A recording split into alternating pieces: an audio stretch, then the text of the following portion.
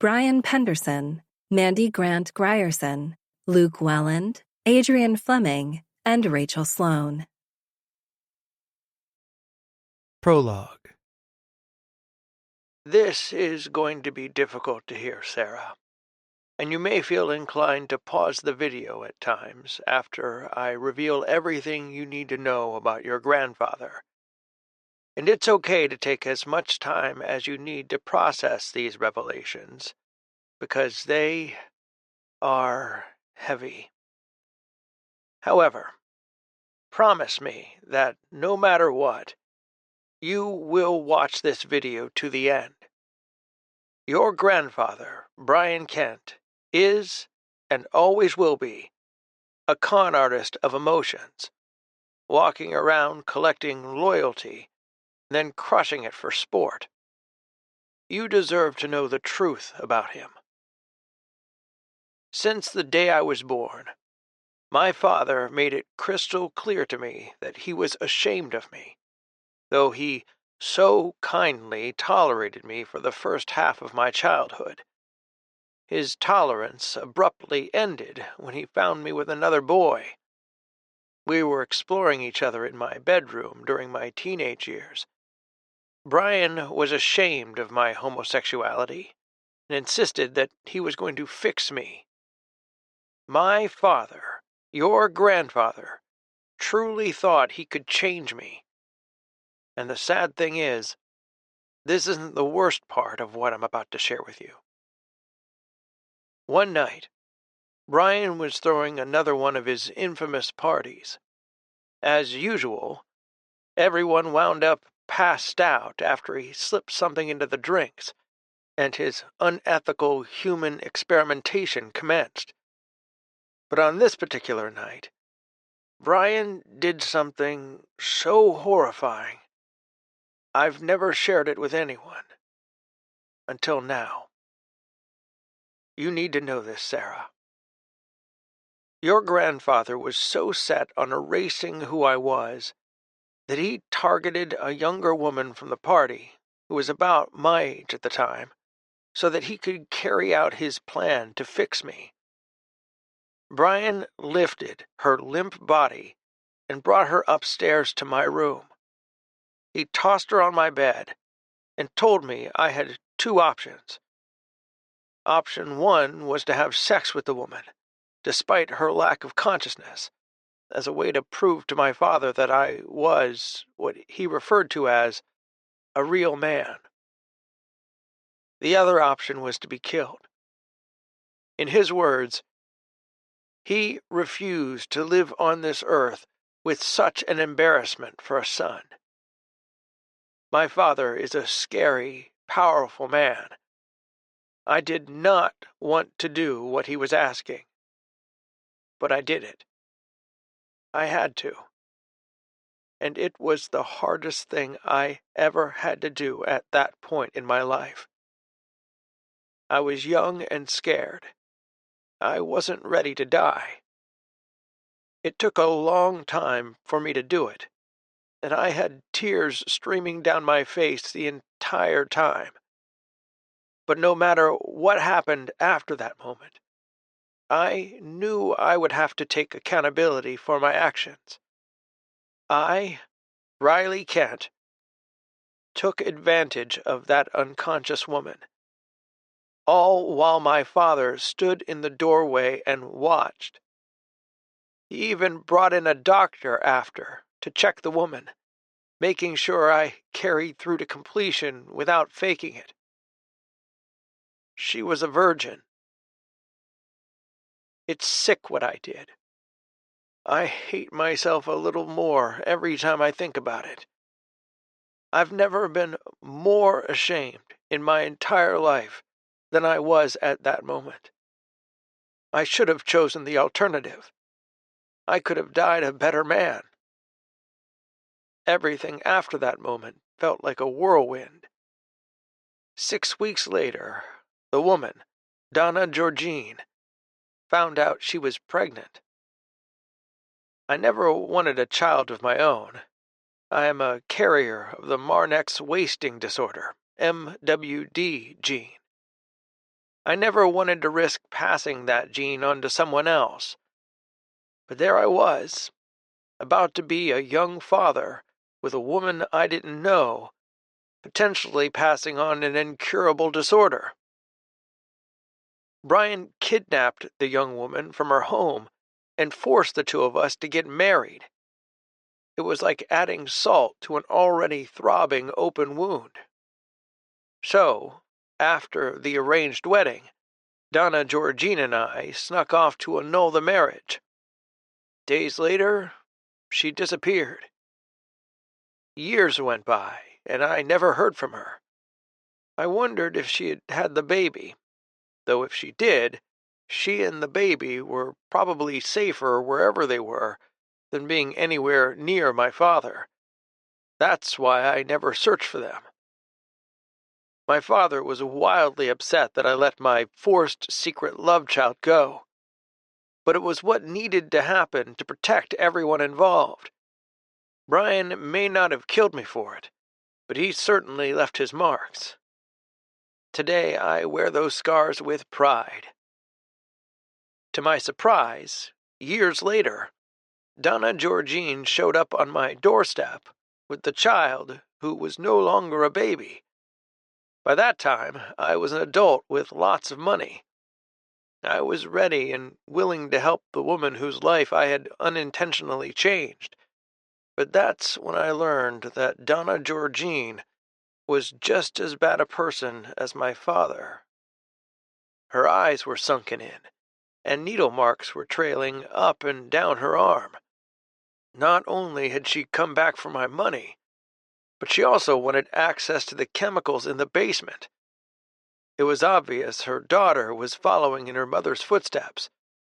The young girl showed no humility in begging for money, with eyes as red as a secret you shouldn't have opened. Her head was lost in drug-infused clouds. You're probably wondering why I'm telling you this and what all this has to do with you, right, Sarah? Well, consider this my warning to you. Donna Georgine died years ago, but her daughter, my daughter, Alessa Kent, is still out there somewhere. She's probably about your age, Sarah. I tried to help her get clean, but the truth is, I never had a good feeling about her from the moment we first met. I tried to support her, even though it was never received. She was a user in every sense of the word. Money, drugs, and everything else. In my death, I've left nothing to Alessa. When she finds out that I left almost everything to you, I suspect Alessa will try to take what she will claim is rightfully hers. Be cautious. I love you more than anything, my sweet niece. I wish I could have met the woman you are now. But with this information, I feel satisfied knowing you are equipped for anything that life will throw at you. I hope you always remember that one of the Kents was truly proud of you. Know that I, your Uncle Riley, love you dearly, Sarah. But after the dust settles, I want you to forget me. I've made too many bad decisions and poor choices in my life to be remembered. Goodbye, sweet Sarah, and good luck. Part 1. West Virginia. 9 years after watching the fully decrypted video. Chapter 1. Sarah. I hid a $100 bill somewhere in this apartment while we were moving boxes. If you have an emergency and need it, just call me and I'll tell you where it is. I'll be fine, Mom. I mean it, Frank. Emergencies only, you hear me? I quirk my brow at my grown son, whom I hardly recognize anymore. And pizza and beer don't qualify as an emergency. Frankie lets go of a quiet laugh. Over the past 9 years, Frankie has transitioned from the insecure, quiet young boy he once was into this hardly recognizable young man. I suppose change was inevitable, and the signs were there. I should have known he was growing up when he started going by Frank rather than Frankie during high school, though he permitted me to call him whichever name I wanted. These days I often toggle between the two names. Honestly, Mom, I'll be okay. Frank interjects. I asked to work a few double shifts at the Data Research Center, just until I get fully settled into my apartment, and my boss approved it. But if I get desperate, I'll just find a roommate to split the cost of everything. He bobs his head, slowly yet confidently, as he speaks. Let's not forget that I just have to make it 3 more years on my own before I'll be able to pull from the savings account you set up for me when Dad died for any emergency. Financially smart. He definitely got that from me, not his father. I might have taken a few more years to move out of your house than Alexis did when she was 18, but I'm 22, remember? Frankie states confidently. I can take care of myself. That's true. Alexis bolted away from the house as fast as she could at 18, but that worked for her. She went out, got a degree in science, and now, at age 25, she is already working in a similar field to mine. We have a great relationship and chat all the time on the phone. The girl simply wanted her independence, so who was I to stop her? Frankie is the opposite. He needed more time at home before fleeing the nest, and I'm okay with that. Actually, I love that he gave me those few extra years of being under the same roof. With a proud smile on my face, I give him an approving nod. Anyway, he adds while shrugging, if I wanted to buy beer, I would just use the credit card Richard gave me for emergencies. He shifts his playful eyes toward Richard and winks. Frank Harrelson, stop that! I gasp, and Richard chuckles as he stands beside me. I turn toward my husband. And you, I playfully swat his arm. Is there ever a moment you two aren't trying to get under my skin? I watch the two of them exchange glances and laugh. Anyone on the outside would never know that there was a time almost 10 years ago now when life wasn't as simple and fun as it is now. My son was trapped in an emotional shell of trauma. I put him in therapy, spent more one-on-one time with him, and did everything else under the sun that I could think of to get him to open up. But it didn't work. I felt hopelessly disconnected from him. I was stuck, and there was nothing I could do. Until Richard came along. Before you go, can you show me how to change that dishwasher trap again? Frankie asks Richard. Doing the dishes was more of Alexis's house chore, so I'm a little embarrassed to say I've never really explored the inner workings of a dishwasher. Richard tosses an arm around my son's shoulders. Come on, son. Let's take a look. They cross the small living room into the kitchen where they get down on their hands and knees. Richard takes his time to clearly explain everything he knows about the appliance to my son. Richard has been the best fill-in father for Frankie since he came into our lives. The two of them get along, and Frankie started smiling consistently again after Richard and I got married years back. While Richard's law practice continues to bring in lots of money, I was never interested in him for the money. I insisted that we sign a prenuptial agreement before getting married, just to prove that I wanted Richard for reasons other than financial gain. His impact on the kids was, and continues to be, so incredibly monumental, especially for Frankie. That's all I ever cared about. Richard insisted we didn't need a prenup, but I didn't like the idea of anyone ever thinking that I was relying on a man to pay my way through life, as my mother once modeled for me. To compromise, Richard and I kept and continue to keep our bank accounts separate. If, God forbid, we ever divorce, I'm confident that we will simply be able to walk away and each be okay. My salary as the director of research at the Varian Research Group is more than enough for me now, and it will be plenty when I retire in 10 years or so. I'm so thankful they were able to give most employees their jobs back after the laboratory was rebuilt, following a fire that had burned it to the ground. "Oh, wow, Rich," Frankie gasps, interrupting my thoughts. "I would have never seen that tiny trap at the bottom of the dishwasher." "If you think that's cool, let me show you the buttons on the sides of the top rack that lower and raise the rack," Richard replies, and his tone is confident. These two need each other.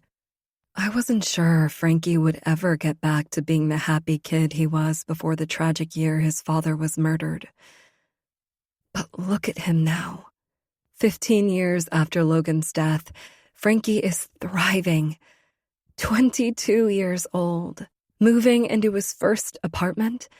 He has a basic college degree in computer science and a job working at a data research center to gain experience while hunting for his dream job. My little boy is all grown up. "Oh, I almost forgot," I say when a thought pops into my mind. Digging deep into my purse, I pull out a new cat collar. "This was supposed to be a surprise for you to find when I left, but I thought you would want to know that I had the identification tags engraved with your information." Frankie's face lights up as he takes the collar and examines the metal tag. He reads the inscription under his breath. "My name is Tonks. My owner is Frank Harrelson. If lost, please return to." His voice trails off and his eyes find mine. "You put my apartment address?" he says softly, then steps closer, tossing his arms around me and pulling me into a tight embrace. "Thanks, Mom. This means a lot." Frankie has always been our cat's favorite person in the house, and Tonks had no shame in hiding the fact that she chose him.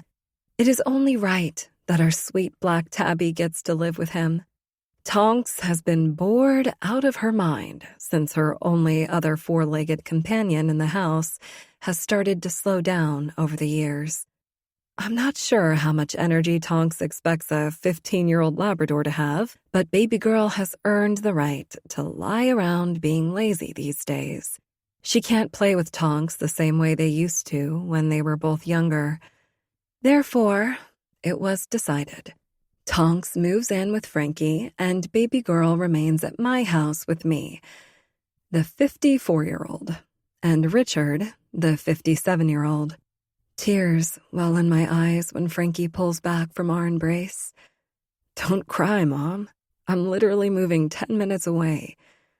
Wiping my tears, I force a smile and nod. "I know, Frank. Someday, if you decide to be a parent, you'll understand why I'm crying right now." Turning to Richard, I pat him on the back. "Come on, old man. We need to get out of here before I completely lose it and decide to move in with Frank." The heaviness in the room is lifted momentarily. We say our final goodbyes, and before I know it, Richard and I are back at our empty nest of a home, sitting on the couch. It's eerily quiet, isn't it? My tone is low, almost a whisper. Richard leans forward, letting out one of those old man grunts that Frankie used to laugh at, then grabs the remote control. "A little background noise will help the transition." He points the remote at the TV and turns on the first thing he sees. "Really? The news?" I laugh. Is this how we're starting day one of our empty nest adventures, by watching the news? Richard's widespread grin is just another reason I know I made the right choice when I married him. He gets me. Breaking news. The TV blares, and Richard looks up at it. Before I break my gaze on Richard, I notice his smile disappears and his face falls flat as he looks at the screen. I quickly bring my attention to the display playing out on the television. The smile falls from my face, too, when I see what he's looking at. In a matter of seconds, the fear, anxiety, and pain I had years ago comes rushing back to me. Chapter 2. Breaking news. We are coming to you live from Tahoe, California, where a horrific event has just taken place. Viewers beware, as the following content and information is graphic and considered not suitable for children. The reporter holds the microphone close to his chest, then opens his stance to reveal a large house behind him. We are standing just outside a home on Whispering Pines Loop, where, just moments ago, the police recovered 2 bodies inside the residence. The bodies have not yet been identified, but they are believed to be the husband and wife homeowners of the property. The reporter takes a few steps to the right. I'm here with the chief of police. The camera pans to Jacob Spencer. Please, Chief, can you tell us anything about what happened here? Chief Spencer clears his throat, then speaks in a rushed tone. At approximately 6 a.m., we received an anonymous call about needing to conduct a routine wellness check on the couple who owns this home. At approximately 6:15 a.m., police arrived at the residence and made several attempts to get the attention of the owners. When no one answered the door, the police located another way inside the house around the back. The window on the back door was found shattered and the door was left open. Upon entry, the police searched the house and found 2 people lying on the living room floor. After closer examination, they were pronounced dead. It was clear that the bodies had been there for a while. He pauses to catch his breath. Evidence suggests the victims were killed intentionally, and for reasons we cannot yet disclose to the public, we believe there is a killer on the loose in Tahoe right now. The reporter can't hide his surprise when he lets out a soft gasp. Thank you for the information, Chief. Any advice for those watching at home? Jacob Spencer looks directly into the camera and says, Stay vigilant, be smart, and lock your doors. A voice is heard in the distance calling out for the chief, and he glances over his shoulder. He brings his attention back to the reporter and ends the interview by saying, This is an ongoing investigation, and we intend to get to the bottom of this. He steps backward. If you'll excuse me, I need to get back. The chief turns and marches back toward the house, where the crime scene awaits him. The reporter's eyes remain trained on the chief until he is out of sight.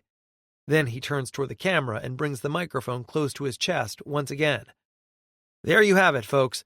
This situation is unfolding in real time. Only T-News 7 brings you the updates as they happen. We will continue to follow this case.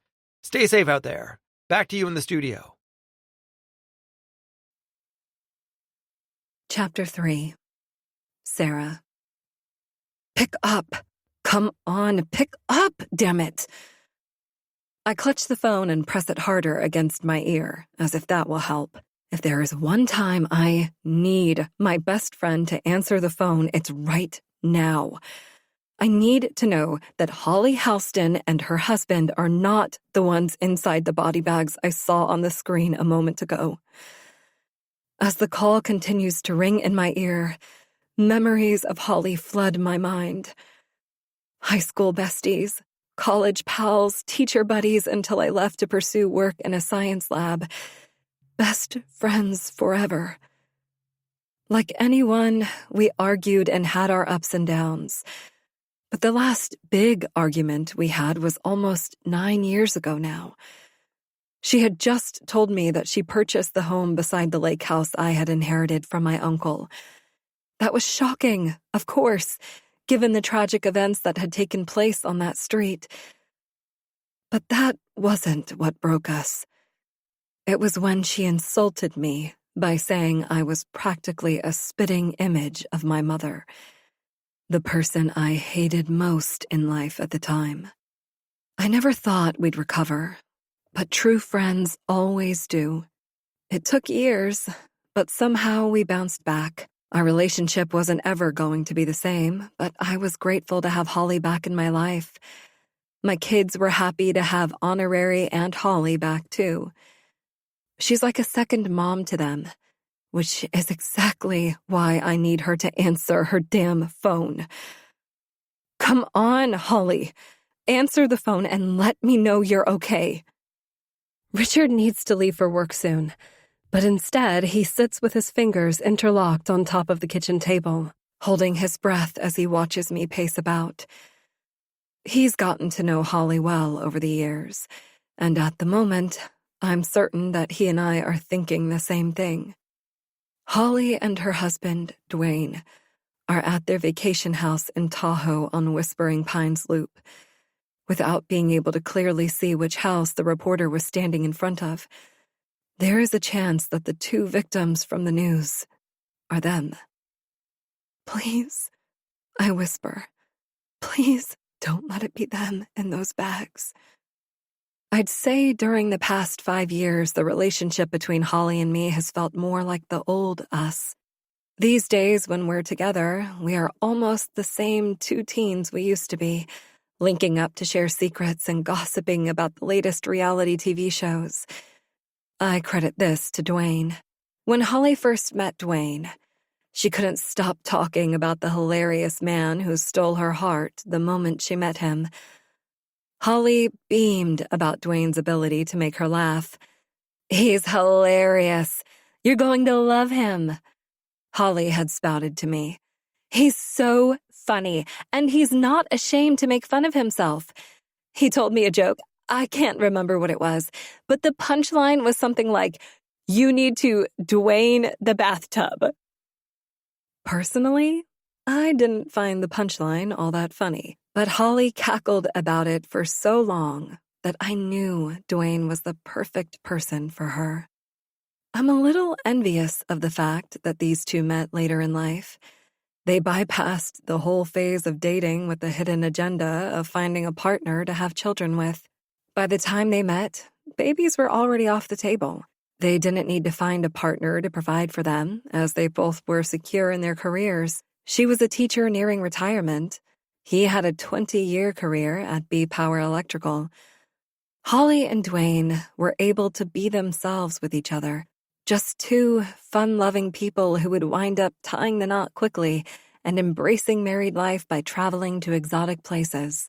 Dwayne occupies just enough of Holly's time to give me and her the right amount of separation we need to keep our friendship strong.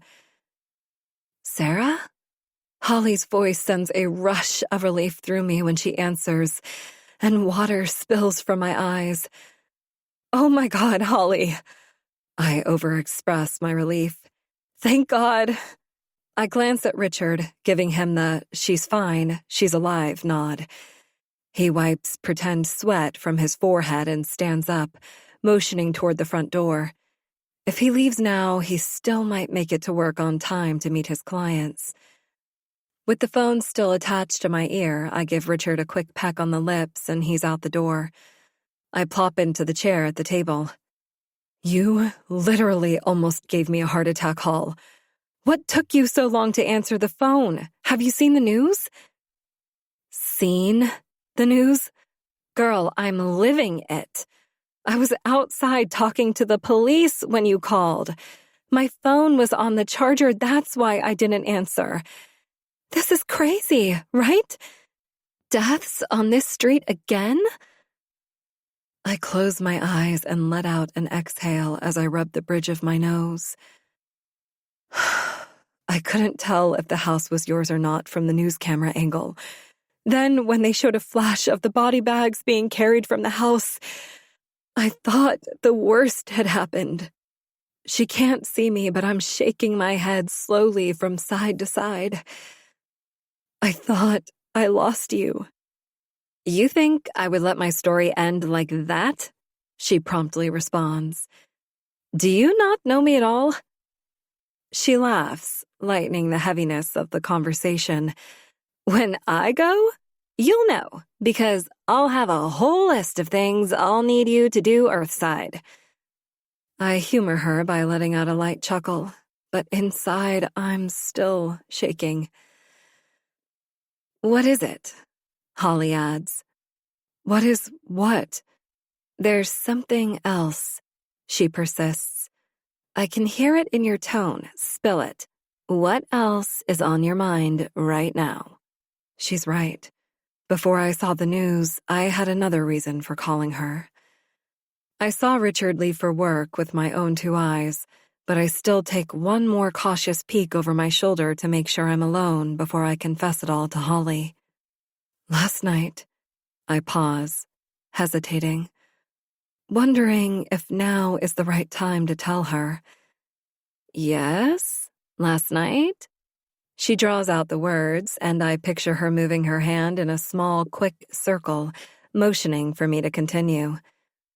Last night, I had a nightmare. I let the words linger as a brief silence sits heavy between us. Hold on. The nightmare? Swallowing the lump in my throat, I confirm.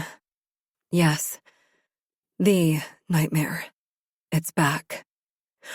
No, she says through her gasp. My nightmares used to happen frequently until one day, years ago, they stopped being nightmares and turned into a reality. My allegedly deceased father suddenly reappeared in my life.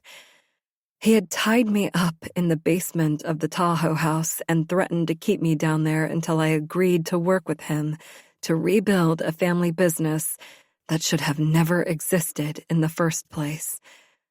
Richard was forced to intervene and ended up killing my father to save me from a life trapped in a basement.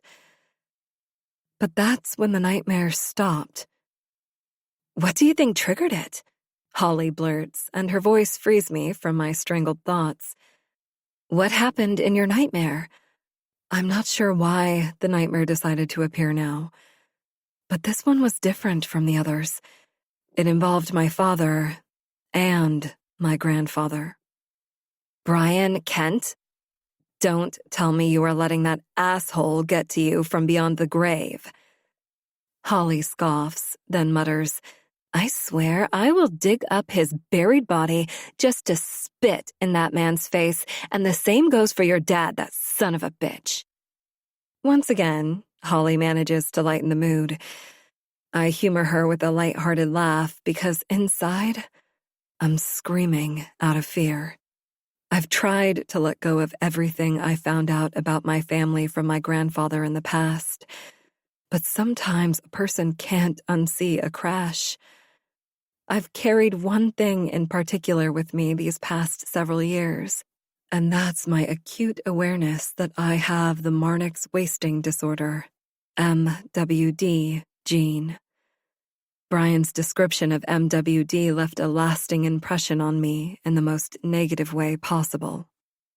MWD, an incurable bloodline-bound generational disease spread throughout the Kent family, a hereditary gene that deteriorates organ tissue over time. Carriers of MWD can appear healthy for years or even decades, until the gene suddenly becomes active. Under the surface, the reality of those symptoms is far worse than any general practitioner diagnosis. Symptoms can masquerade as depression, anxiety, fatigue, hallucinations, nightmares. Those symptoms are the start of an irreversible systemic decline. To put it simply, when those symptoms show up, the death clock starts ticking for the carrier. Unfortunately for you, Sarah, you are a carrier of the MWD gene. As if learning about it wasn't enough, it didn't take long after I left Tahoe for me to start seeing the signs of the MWD gene waking up inside me. I was having nightmares before everything began, but then came the deep depression. At first, I attributed these effects to the trauma I had endured, but when the increased anxiety and hallucinations ramped up, I started putting all the pieces together. The MWD gene has been awake inside me for years now, and I'm not sure how much time I have left. Years, months, days? I must spend as much time as possible living a meaningful life in the time I have left. I hang out with my adult children when they have the time. I travel with Richard as often as possible, and just recently, I've been trying to do more to help out in the community. I'm not sure of my reason for doing this. Perhaps I truly want to make a difference. Or perhaps the guilt from all the horrific things my family did in the past is weighing on me, and I'm trying to make up for it. Helping out a few nights a week at the local homeless shelter makes me feel like I'm making a difference in at least one person's life. And every time I'm there, I think of the real Phil from Tahoe. God rest his soul. So, Holly interrupts my thoughts.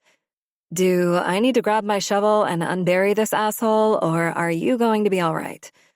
No shovel needed today. I can't help but let out a laugh. I don't know of any 54-year-olds who would willingly hand-dig a 6-foot-deep hole just to spit on someone's bones for a friend. But thanks for always having my back, Hall. You know I would do anything for you. Her response is quick, yet sincere. I do, I reply, though it wasn't necessary. We both know that we wouldn't be where we are today if we didn't have each other. Holly steers the conversation in a completely different direction when she starts talking again. I finally did it. I sucked it up, paid the money, and finally saw it through. I care about what Holly has to say, but I'm having trouble keeping my mind from wandering now that I know she's safe. The clip of Jacob Spencer I saw on the news comes back to me, replaying in my mind. We believe there is a killer on the loose in Tahoe right now. I should just leave this alone. My best friend wasn't murdered at her vacation home, and my family is safe here in West Virginia. I should just forget what I saw on the news. Terrible things happen in the world all the time. People die every day. Just because your family terrorized the community in the past doesn't mean you should feel guilty on their behalf about everyone who dies in Tahoe. This isn't your fault. You have nothing to do with that couple's murder. Let's not forget that you gave away your Tahoe house to your late husband's sisters, who then tried to sue you. There's a reason you don't check in on the house. You don't want to be reminded of what took place there in the past. Face it, you are never going back to Tahoe. So just let it be. Don't start poking your nose where it doesn't belong. Move on. And now I'm waiting for the bottles to come in the mail. Holly continues, and I realize I've missed everything she was saying. The bioenergetic water? Remember I was telling you about it the other day? I scroll through my thoughts, but I can't recall what she's talking about. She continues. You know, the process I went through to find my energy levels through water? The machine sends low-level frequencies through your body to read it, then imprints the corrective frequencies into your water. Oh, right. It comes to me. The expensive scam you were talking about? It's not a scam. I laugh. I'm a scientist, remember? If anything, that process measures your skin's conductivity, not your actual cellular energy. The company is essentially charging you thousands of dollars for filtered water with no proven energy level benefits. That, my friend, is a scam. Holly's quiet for a moment. Well, whatever. Dwayne and I can afford to buy good water. With his salary and my investments, and no kids, we're rich now. She chuckles. That's why we are here in Tahoe, staying at the first investment property I bought when it became available after that old man died. My heartstrings tug. I almost forgot about Artemis Bradford. If things had been different, maybe Artemis would have been able to live a few more years. Which reminds me, she continues, I got so caught up in the police activity outside that I forgot to tell you. There's a for sale sign outside your old place. Looks like your former Tahoe house stands to terrorize its residents once again. Chapter 4. Sarah. It's been 1 week since I saw that news story about the killer in Tahoe on TV. And I admit, it has been a struggle not to think about it. Spending more time at work and having Richard around when I get home has helped distract me. But it's the times when I'm left alone that my thoughts go wild. What if that Tahoe killer is connected to my family? Why do I feel like the Kent family is somehow involved? Where are you going? I call out to Richard when I notice he isn't in the bed beside me. He's getting dressed for the day. I thought you had the day off too. We were going to have a lazy day together. We will, he adds, then approaches my bedside. I just have one thing to do at the office. He kisses my forehead. It won't take long, and I'll be back before you get out of bed. He hurries out of the bedroom, and soon enough, I hear his car tires crunching against loose gravel as he drives down the street. Welp, not going to be able to go back to sleep now. Better get up. I wrap my robe around my body and head to the kitchen to make coffee. As I watch the coffee pour from the pot into my cup, my thoughts creep into my mind. Tahoe. I shake my head to clear the thought. Tahoe House. Murders on Whispering Pines Loop. Stop it, I say aloud to the powerful voices in my head. With my mug in hand, I walk to the kitchen table and sit. Someone will be buying and moving into my old Tahoe house. They won't know about everything that took place there. I felt okay when I left the Tahoe house in the hands of Logan's sisters. They are terrible women who deserve anything that comes their way. But now, an unsuspecting buyer will take on the house and all its demons. A part of me feels like I need to be there when the realtor shows the house, just so I can warn those prospective buyers. I sip my coffee slowly. I need a distraction. As if on cue, baby girl starts barking from the backyard. Richard must have forgotten to let her back inside after letting her out before he left. Thankful for the distraction, I walk toward the back door. The sound of the doorbell stops me in my tracks. Almost automatically, I glance at the clock. Who would ring the bell at 6:30 in the morning on a Saturday? Forgetting about letting baby girl back inside, I turn and walk toward the front door. Clutching my robe closed at the top, I crack the door open with caution. A woman stands on my porch. She's about my height, with blonde hair and sun-kissed skin. She doesn't look threatening, more like maybe she's lost. I pull back on the door and open it all the way. Baby girl is barking wildly in the background, scratching at the back door. Baby girl never scratches on the door. The woman smiles widely when she sees me. Are you Sarah? She asks. I hesitate a moment before responding. Yes. Who are... Thank God it's you. The woman blurts as tears form in her eyes.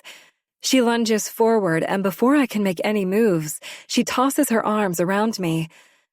It's me, your cousin Alessa Kent. I've been searching for you for a long time. Chapter 5. Richard. I can't believe I actually found you. I mean, you have no idea how long I've been searching for you. I watched the woman who randomly showed up on our doorstep grin at my wife as she unleashes her emotions all at once. When I first walked in after driving back home from the office, I assumed the woman sitting at our dining room table next to Sarah was a friend from work that I hadn't met. It's not out of the ordinary for Sarah to do something like this. She'll occasionally have work friends over for tea while they chat about work-related issues they can't say out loud in the lab. But when Sarah introduced her as Alessa Kent, the name sent a red flag surging inside me. I've been married to Sarah long enough to know that anyone claiming to have her maiden name Kent should be approached with caution. Sarah has indeed made some poor decisions in the past when it comes to trusting people. But she has since learned from those decisions and become wiser with who she lets into her life. These days, Sarah is almost always the first one to sense when a situation isn't right. But today, roles might be reversed. There's been a weird vibe in the room ever since I shook Alessa's hand. However, I'm not so sure Sarah feels it. Sarah's facial expression is unreadable right now. I hope she's just internalizing and processing the situation that's unfolding before her. After everything Sarah has been through over the years, and all the terrifying secrets that have come out about the Kent side of her family, there's no way she would just believe a person claiming to be related to her. Would she? Alessa must have given Sarah the reason she just randomly showed up at our house. Otherwise, Sarah would never have let her in. I'm sure of it. Without being too obvious, I keep my eyes and ears open as this stranger in our home speaks to my wife. I reach into my pocket for my phone. I want to look busy so I can stand here and eavesdrop on Sarah and Alessa's conversation. When I don't feel my phone in my pocket, I quickly remember that I took it in this morning to have the battery looked at. I hope I don't have to get a new phone, but a new phone is the least of my worries at the moment. Right now, I need a reason to be standing this close to the ladies as they converse. I opt for fixing myself a cup of tea. Filling the tea kettle, I keep my ears perked as I listen closely to their conversation. I feel like we have so much in common already, Alessa says, smiling widely at Sarah. Alessa hasn't stopped smiling at Sarah. There was a brief moment when Alessa cast a look in my direction when I introduced myself, where her smile didn't quite reach her eyes. But other than that, this woman has had a deadlocked look on Sarah the entire time. I'm not liking this situation at all. Alessa continues, "We're both in our mid-50s. We both love tea. And from the fresh flowers in the vase on your sink, I see we share the same favorite flower. Yellow roses smell so sweet, don't they?" The more she lists out superficial ways she and Sarah are the same, the more this situation feels forced and unnatural. What is Sarah thinking about right now? My wife's face remains unchanged. I sure hope she's not buying this seemingly bullshit story Alessa's telling her. How did Alessa put it? It was destiny for them to meet and fate that brought them together. Alessa sips her tea, then adds to her list of similarities. "And we both have blonde hair?" "Actually, Sarah dyes her hair," I interject before I can stop myself. The two of them look over at me, standing near the sink with a half-full mug of tea in my hand. "What's that now?" Alessa asks with a hint of annoyance in her tone. I let my voice momentarily trail off, looking to my wife for guidance. Sarah has never been the type to sit back and wait for someone to save her. She doesn't need me to say anything. I shouldn't get involved. But for some reason, I can't shake the uncomfortable knot forming in my stomach about this woman. Alessa's smile falls flat, and her eyes flicker in my direction. For the second time since I met her only 1 hour ago, I sense the darkness in her stare when she casts glances in my direction. There's tension in the air. After about 30 seconds of silence, Sarah chimes in. "Richard is correct." The tension between Alessa and me slowly fizzles. "I'm a natural brunette. I had highlights at one point, but several years ago, I needed a fresh start in every aspect of my life. So I went full blonde, never looked back." Sarah runs a hand through the ends of her shoulder-length hair. I like to think it's helping me keep a youthful glow. Alessa peels her eyes from me and lets her gaze fall on Sarah. Once again, that charming yet malevolent smile reappears. "I wasn't going to say anything, but I'm a natural brunette too." Alessa leans forward and playfully touches my wife's arm. "Really?" Sarah lifts her brows. "I can't tell at all. I mean, look at my roots." Sarah points toward her hairline across her forehead. "It's only been a week since I saw my hairdresser last, and these dark roots are already showing." Sarah examines Alessa's hair. "I can't see any of your roots showing. I just had my hair done yesterday, Alessa replies hesitantly, then tucks a strand of loose hair behind her ear. Again, Alessa's words feel forced and fake. Wow, impressive, Sarah says with a laugh. I'm going to need the name of your hairdresser. Yeah, Alessa laughs awkwardly. Enough about hair. She waves a hand out casually.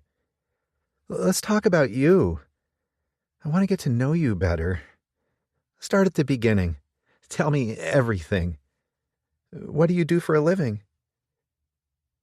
Taking a spoon from the drawer, I insert it into my tea and stir slowly. Sarah gives Alessa a pleased smile, then begins sharing her life story. Well, a long time ago, I was a teacher.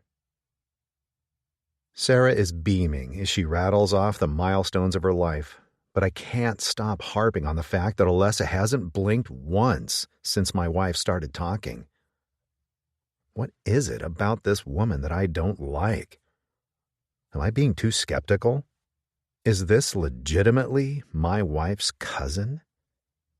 Shouldn't I be happy for Sarah now that her extended family appears to have grown by one? And then Richard came along. My ears perk at the mention of my name. Sarah flashes me a quick grin, but Alessa keeps her eyes transfixed on my wife as she continues divulging her entire private life to this stranger. Dig deeper, Richard. Why are you so skeptical of Alessa? Finally, it hits me like a brick wall. Holy shit, I know exactly why Alessa is on my radar right now. It's been 9 years since I first heard the name Alessa Kent, and now she's here in my house. 9 years ago, Sarah got a call from Alan Cross, the executor of her Uncle Riley's will. The final minutes of the video that Sarah's Uncle Riley had left for her were decrypted after years, so we promptly met up with Alan Cross to watch it. Sarah asked me to go with her that day, something she rarely did at that time. But there was no doubt that I would be right beside her playing the role of boyfriend, lawyer, friend, or anything else she needed me to be in that moment. Alan turned on the video, and I carefully took note of everything her uncle had to say. I had never seen any of the video, so Alan agreed to play it from the beginning. I soaked in every minute, and I remember thinking about how much there was to unpack. But the part that stood out to me as most concerning was the newly recovered part, when Riley mentioned having a secret daughter named Alessa Kent. I didn't connect it when I first met her. But this is her, and I haven't forgotten Riley's warning about her. Wow! Alessa's overly enthusiastic voice pierces my ears. I absolutely love hearing about you. You, Sarah, are an interesting person. I'm willing to bet you have so much more to tell. I can't wait for us to get closer so I can hear everything. I stare boldly at Alessa. Anyone else might sense my deadlocked glare, but it's as if Alessa is purposely refusing to look in my direction. We were warned about her, and my guess is she's aware of that. Up until the moment of Uncle Riley's damning revelation 9 years ago, Sarah thought all of her extended family members were long deceased. Then, all of a sudden, according to the video, she had a cousin? And that cousin was potentially alive and could show up in her life someday? That was suspicious enough. Under any other circumstances, having more family could add something positive to life. But it was how Riley spoke about his daughter that raised suspicion. It was obvious that Riley didn't care much for the person Alessa was and had become when she met him. His skepticism of Alessa potentially showing up in Sarah's life at some point told us everything we needed to know. If Alessa ever showed up, she shouldn't be trusted. But here she is. That teenage girl who Riley initially warned us about is now the 55-year-old woman sitting at our dining room table, drinking tea from my wife's teapot. Whether Sarah wants me to or not, I will always protect her with everything in me. I'll be keeping a close eye on you, Alessa Kent. Chapter 6. Sarah. Are you sure about opening up to her? Richard whispers to me when Alessa leaves the room to use the bathroom. I'm not trying to interfere, but do you actually trust this woman? Her emotions are all over the place, and you, remember what your uncle had to say about Alessa, right? Glancing over my shoulder toward the doorway to make sure we're alone, I bring my gaze back to my overly cautious husband and trail my hand down his arm. Calm down, babe.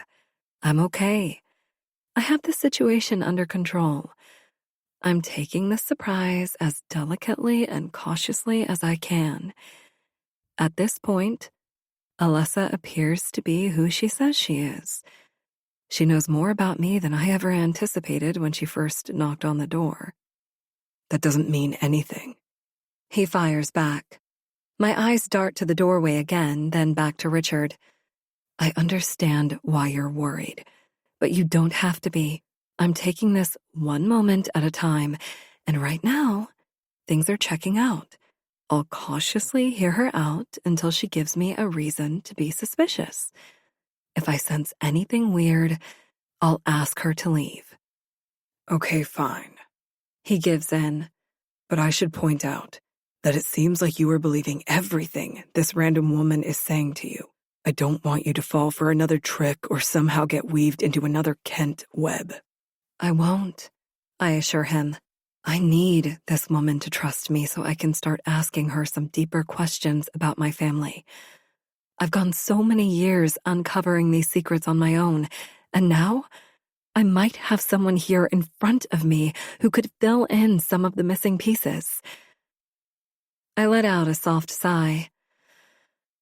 I'm not trying to be Alessa's best friend, but it would be nice to finally have someone to talk to who understands exactly where I'm coming from. Not to say that you haven't been there for me, but he nods. I get what you're saying. He wraps his arms around me and pulls me into his chest, squeezing tightly. I just want to make sure you're okay. That's all. I look up at him and stand on my tiptoes to plant a peck on his lips. You can breathe now. I'm okay. He inhales deeply and forces the air out through pursed lips. You're right. You've got this. I should step back and let you have some time with your cousin. I'll be in the garage tinkering around if you need me. A smile tugs at the corner of my mouth. Thank you. With those words, Richard exits the kitchen toward the garage door. Just as the garage door closes, Alessa re-enters the dining room. I can't overlook how Alessa cautiously scans the room before saying anything. So, Alessa says casually, we've covered most of the current stuff. I was actually hoping we could chat about my dad. Before I respond, she helps herself to another glass of tea. Only this time she opens the freezer door and sticks her hand into the ice tray. She picks up 3 ice cubes without using the scoop and drops them into her glass. I like that she's already feeling at home here with me, but this action does seem a little too comfortable. You want to talk about Riley? I repeat when she takes her seat at the table. You probably know more about him than I do. Not really.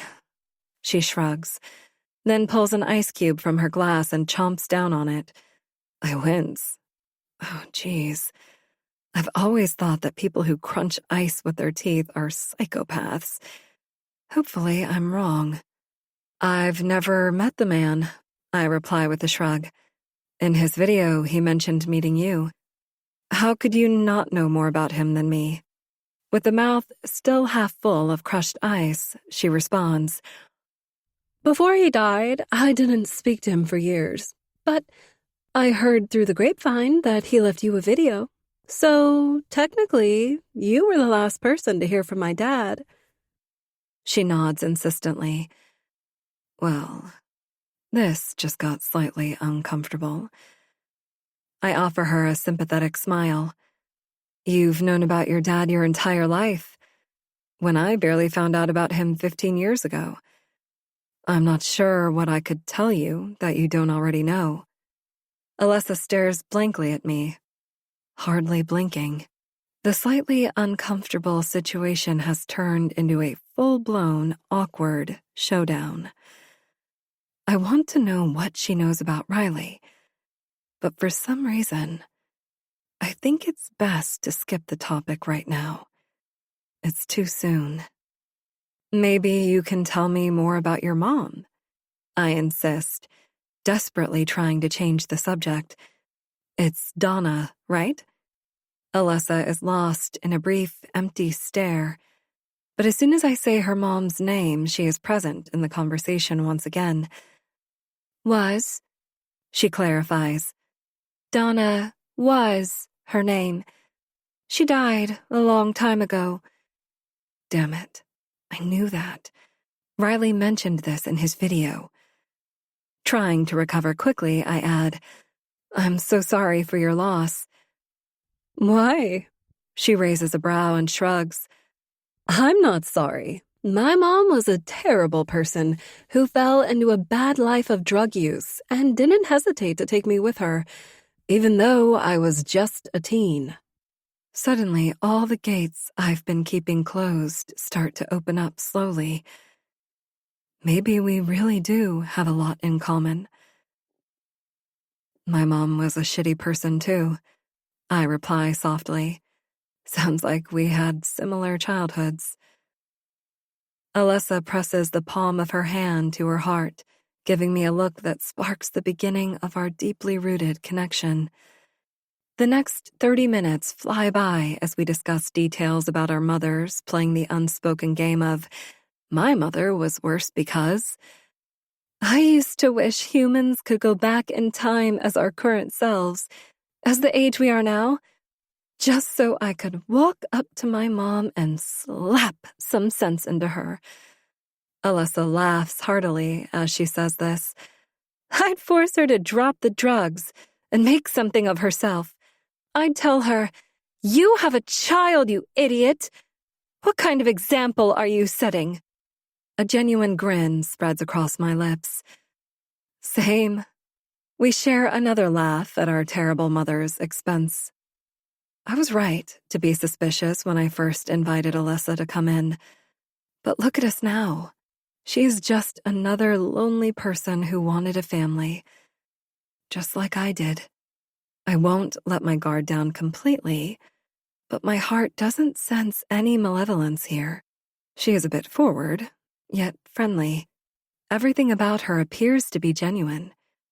Perhaps she's changed from the person she was when Uncle Riley knew her. Hey, can I show you something? I briefly halt the conversation. I think, of all people, you might appreciate this. Yes, of course. I'd love to see. Okay, be right back. I leave Alessa at the table, then hurry to the closet in my bedroom. I crack open the door and push my hanging clothing to the side to get to my old cedar chest that I eventually had the movers retrieve from the Tahoe house. Lifting the lid, I reach inside and remove a stack of photos. You're going to get a kick out of these, I roar from the hallway before re-entering the kitchen. I turn the corner, ready to share some of the pictures I haven't looked at in years, but freeze when I see Richard sitting across the table from Alessa. The whispering abruptly stops when I enter the room, both of their faces scowling at the other as they lock eyes. What's going on? I ask hesitantly. Richard slides his chair backwards and stands up slowly, momentarily keeping his eyes on Alessa. Rich? I say, touching my hand to his arm. He breaks his glare on Alessa and turns to me. We were just getting to know each other a little better. He grins, but it feels strained. I should get back to tinkering in the garage. He takes one more sharp look at Alyssa, then, without saying another word, marches back toward the garage. What the hell was that? Sorry about that. I laugh awkwardly. Richard can come off a little strong sometimes. She opens her mouth to say something in return, but holds back. Anyway, I continue, attempting to change the subject. These are the only photos I have of the family. They're black and white and a bit blurry, but you can still tell who they are. Pointing to a young man in the photo, I add, "That's your dad, standing right next to my mom." Alyssa remains speechless, and her eyes grow watery. I slide a few more photos in her direction, then offer to start another kettle of tea. I figure she'll appreciate some alone time with the photos. After several minutes of standing in the kitchen while the water boils, I see her take out her phone and snap digital pictures of the photos on the table. "I hope you don't mind," she says. "Of course not. Whether you liked the guy or not, they are photos of your dad. I totally understand why you would want them. I wish I had physical copies for you to keep." She snaps one more picture and says, "Actually, I downloaded this really neat app. It's basically a digital photo album app that you upload your photos into, only with all kinds of features. You can edit within the app, then select pictures to create certain albums, and with one push of a button, it gets printed and shipped to you." "Really?" "Uh-huh. And that's just scratching the surface of what you can do with that app. I'm not great with technology, but it's easy to use, so I've been uploading all my photos into the app lately." She nods insistently. "You should download it." I think I just might. She widens her eyes and blinks as she glances between me and my phone sitting on the table, like she's waiting for me to follow through. "Yeah, okay." I lift my brows. I suppose I should do it now so I don't forget. I pick up my phone. What was the name of the app? It's called Black Box Photos. I type it in my search and it pops right up. I click the download button, and as I slide my phone into my back pocket, Alyssa chimes in with a random question, catching me off guard. "My mom always mentioned how exquisite my dad's Tahoe house was. I went there a couple of times when I was young, but Mom and I were never allowed inside, and each time I was secondhand high on marijuana from my mother choosing to hotbox the car before we arrived. The details of my visits, Dad, the house, they are all fuzzy." She points to a house in the background of one of the old photos. "Is this the house?" I take a quick look, trying to suppress the memories of that awful place. "Yep, that's it." She examines the house further. "My understanding is that my dad left this house to you. Is that correct?" Before I can answer, she tosses her hands up in a surrendering way. "I'm not here to hold a grudge or try to take it from you, if that's what you're thinking. I'm just curious. If he left the house to you, I'm sure he had a good reason." Again, this is awkward. "Well," I swallow the small lump forming in my throat. "Yes, that's correct. He left it to me, but I've since passed it on to someone else. Actually, my best friend just told me she saw that it went up for sale again. The movers were there for a few days clearing out the furniture, but Holly made it sound like they finished and left already." "Oh, really?" She stretches the words. "Interesting." Her eyes never leave the picture.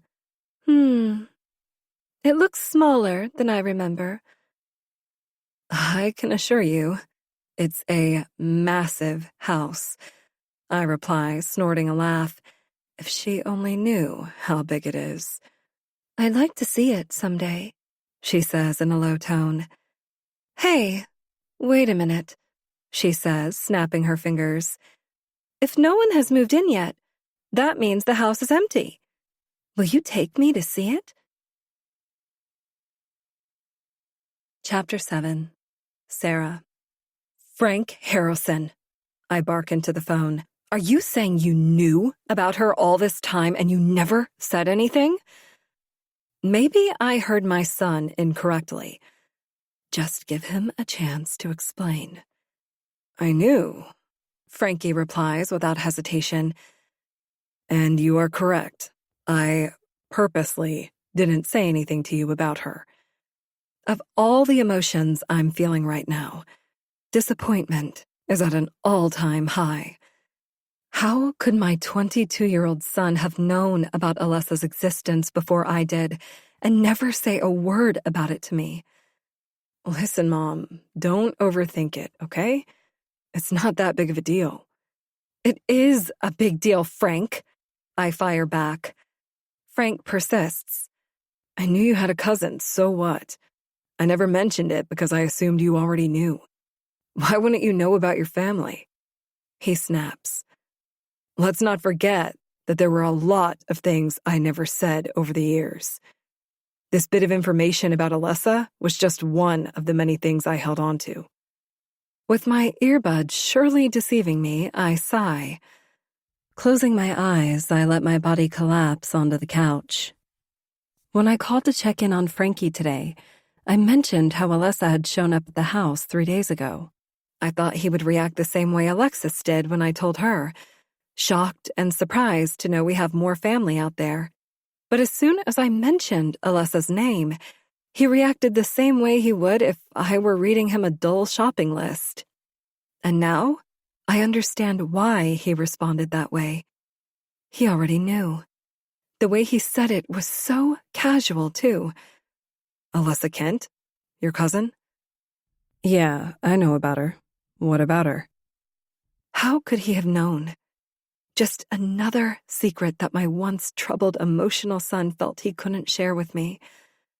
I hate that my son had to endure so many traumatic events in his young life. I hate how long it took for him to open himself back up again. I thought we were past that hurdle. How could he not talk about this with me? If you're mad about it, you should be talking to Richard about all this. He's the one who bought me that laptop when I was 13. Frankie explains.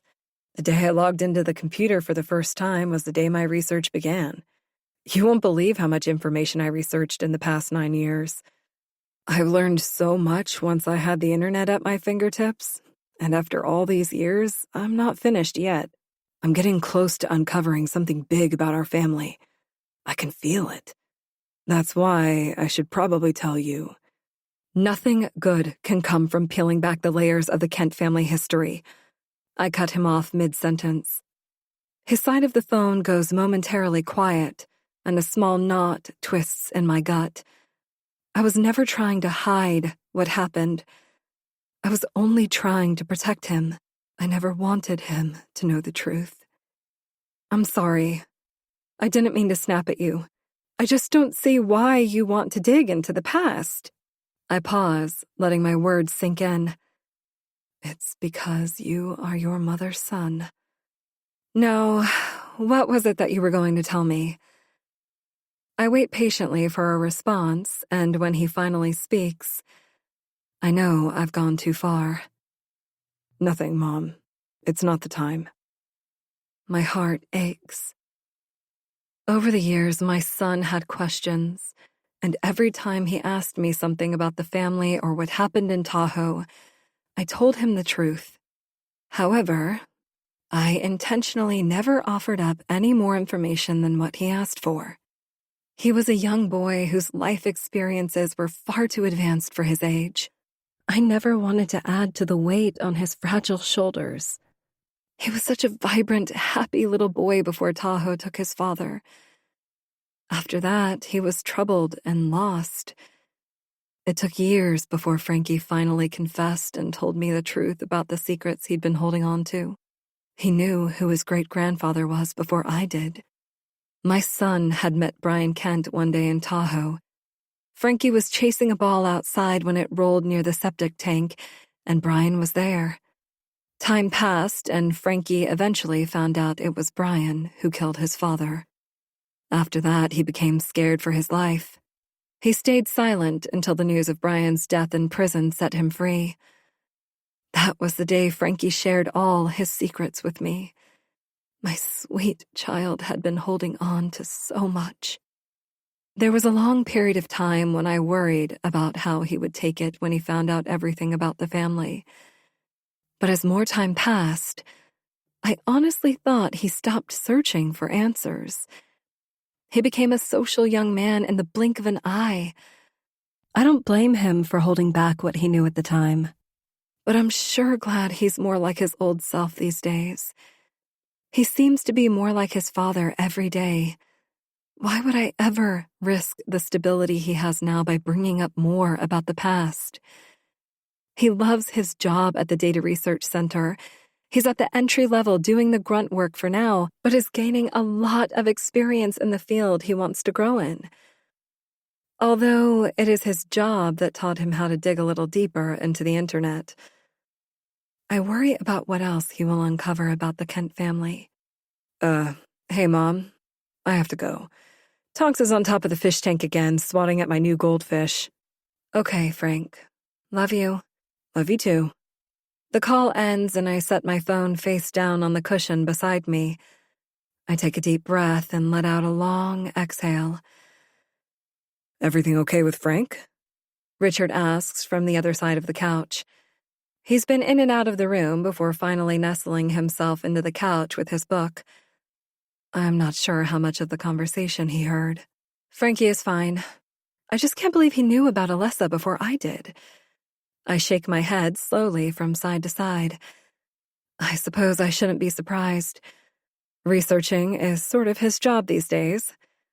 But if my son found out about her on the internet, how could I not have known about her?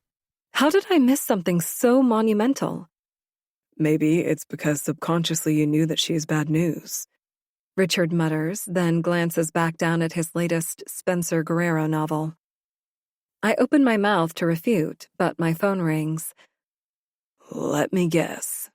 Richard says. It's her, isn't it? His tone grows snarky. Alessa has been calling non-stop since you met her. That's weird behavior. Doesn't this woman have any boundaries?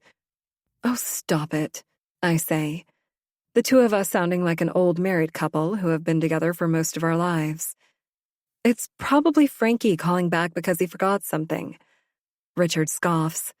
Just ignore the call, Sarah, and come sit over here with me. I pick up the phone, expecting to see Frankie's name, but it's not him. And it's not Alessa either. It's Holly. Hey, Hall. Oh my God, Sarah. Her voice is sharp, and I sense a hint of concern. Holly, are you okay? Yes, I'm fine. But guess what? Dwayne and I were just taking a walk, and you'll never believe what I saw. Guess whose old house on Whispering Pines Loop has a sold sign on it? She pauses momentarily, and my heart races. It was bad enough to know that the house that ruined me was on the market. But to know someone else is about to sign on the dotted line for that nightmare makes me physically ill. No, I whisper. Tell me it was a bank or that the house has been condemned or is in foreclosure. No, Sarah, she confirms. Someone just bought your old house. Chapter 8. Sarah. It's a young couple, I announce to Richard when he shuffles into the kitchen to make coffee. He flinches. Jesus, Sarah. You scared the shit out of me. What are you doing up so early? He glances around the dimly lit room. And what are you doing sitting in the dark? He walks over and flips the switch. The overhead lights cause us both to squint as our eyes adjust to the brightness. He rubs his eyes and looks down at me sitting on a bar stool at the kitchen counter. Don't tell me you've been up all night thinking about this. Not all night. Just since 2. I reply coyly. In the morning? He inquires, and I nod. He shakes his head disapprovingly, but I expected him to do so.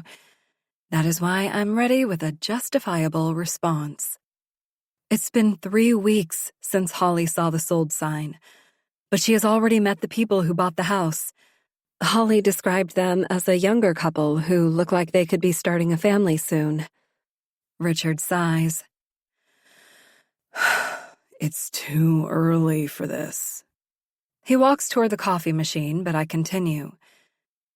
Isn't all of this too coincidental? I mean, think about it.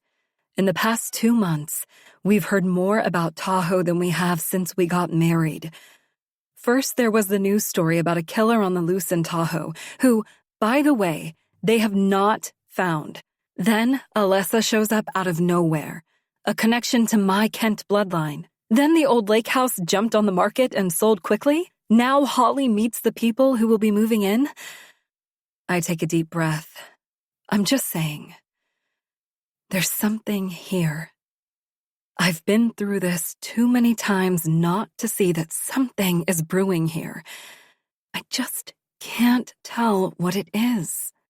The smell of strong coffee reaches my nose, and suddenly it dawns on me just how tired I am. I need coffee right now, too. I'm exhausted. My eyes are burning. I'm not sure I'm making any sense. Richard lets his head roll back on his shoulders. He grips the handle of his coffee mug and stands across the counter from me. It's a stretch, babe. But okay. We'll walk through this. Let's say these one-off occurrences are somehow linked together. What does any of this have to do with you? Why should any of those occurrences make you lose sleep at night? My response bursts out of me. Because I feel guilty, okay? Richard's sleepy eyes widen, and I immediately retreat. It's just that I feel bad for this unsuspecting couple who will be moving into that house. I spout, still a little bit too aggressive. Well, that, and I'm tired. Richard sets his cup on the counter and walks toward me. He wraps his arms around my shoulders from behind. All my tension melts away when the heat of his body surrounds me. Even without saying anything, Richard knows exactly what I need. He has been my rock for years, my voice of reason. You might feel guilty because your family was behind everything that took place inside that house. But you did your part, Sarah. You gave the house to your late husband's sisters because they deserved what was coming to them. And then you separated yourself from Tahoe. Anything that happened after that has nothing to do with you. But I feel like anyone else who enters that house needs to be warned. My excuse is lame and exhausted. But I can't fight how I'm feeling inside. Why? Richard interjects.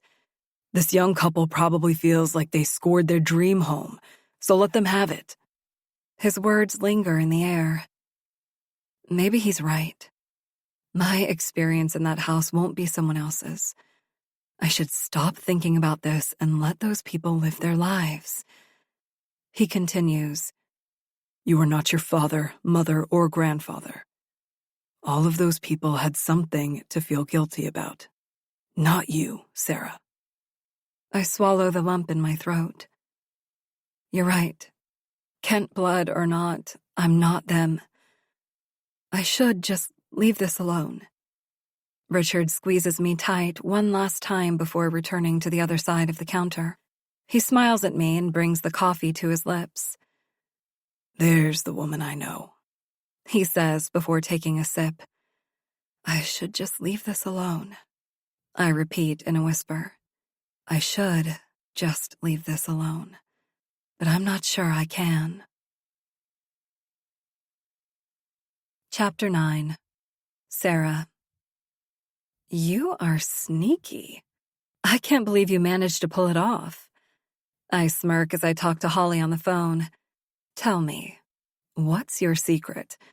How are you able to get the phone numbers of the couple moving into my old Tahoe house in just 2 days when they haven't even officially moved in yet? Come on, Sarah. Did you ever doubt me? Well, no, not really. We share a high-spirited laugh. However, the situation is anything but playful. I called Holly a few days ago, knowing she had extended her vacation in Tahoe despite the danger currently happening there.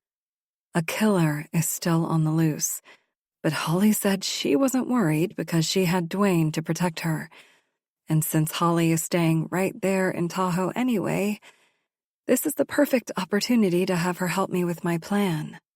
I haven't stopped thinking about the new couple who purchased my old home on Whispering Pines Loop since the moment Holly told me about them. A young couple, ready to start a family in that dreadful home. It's terrifying to imagine what might happen to them. Richard and I talked about it twice. Yet the guilt from what the Kent family did for decades continues to eat at me every day. Technically, I'm so far removed from the situation at the moment that this shouldn't be my problem. Only it is. If anything should ever happen to that young couple, it would be my fault for holding on to information that should have been shared. I'm not sure I would be able to emotionally recover if I had any more blood on my hands. Through her sleuthy ways, Holly discovered that no one, not even the realtor, had planned to divulge the dark truths about what took place in that house to the new homeowners. And that just isn't right. The only way I can move forward is to inform the couple myself. What they do with the information is up to them. But I'll feel better knowing they received the full history of the house before officially settling in. And since Holly is such a talker, I gave her the task of retrieving the phone numbers of the couple so I could personally connect with them for that difficult yet necessary conversation. Unsurprisingly, Holly came through with the numbers. I don't know how she does it, but I'm grateful. Thank you again, Hall, I say as our conversation ends. Of course, babe. You know I always have your back. I would have simply told the couple about everything in person when I saw them, but somebody wouldn't let me. I stifle a laugh. I couldn't let you do that. It's not your family that tarnished Tahoe. And besides, you currently own a house right next door. If I let you tell your new neighbors about the death and murder that occurred within those walls, things would be awkward for you every time you saw them. I mean, I sure as hell would hide from a new neighbor if our first interaction was centered around a discussion of murder.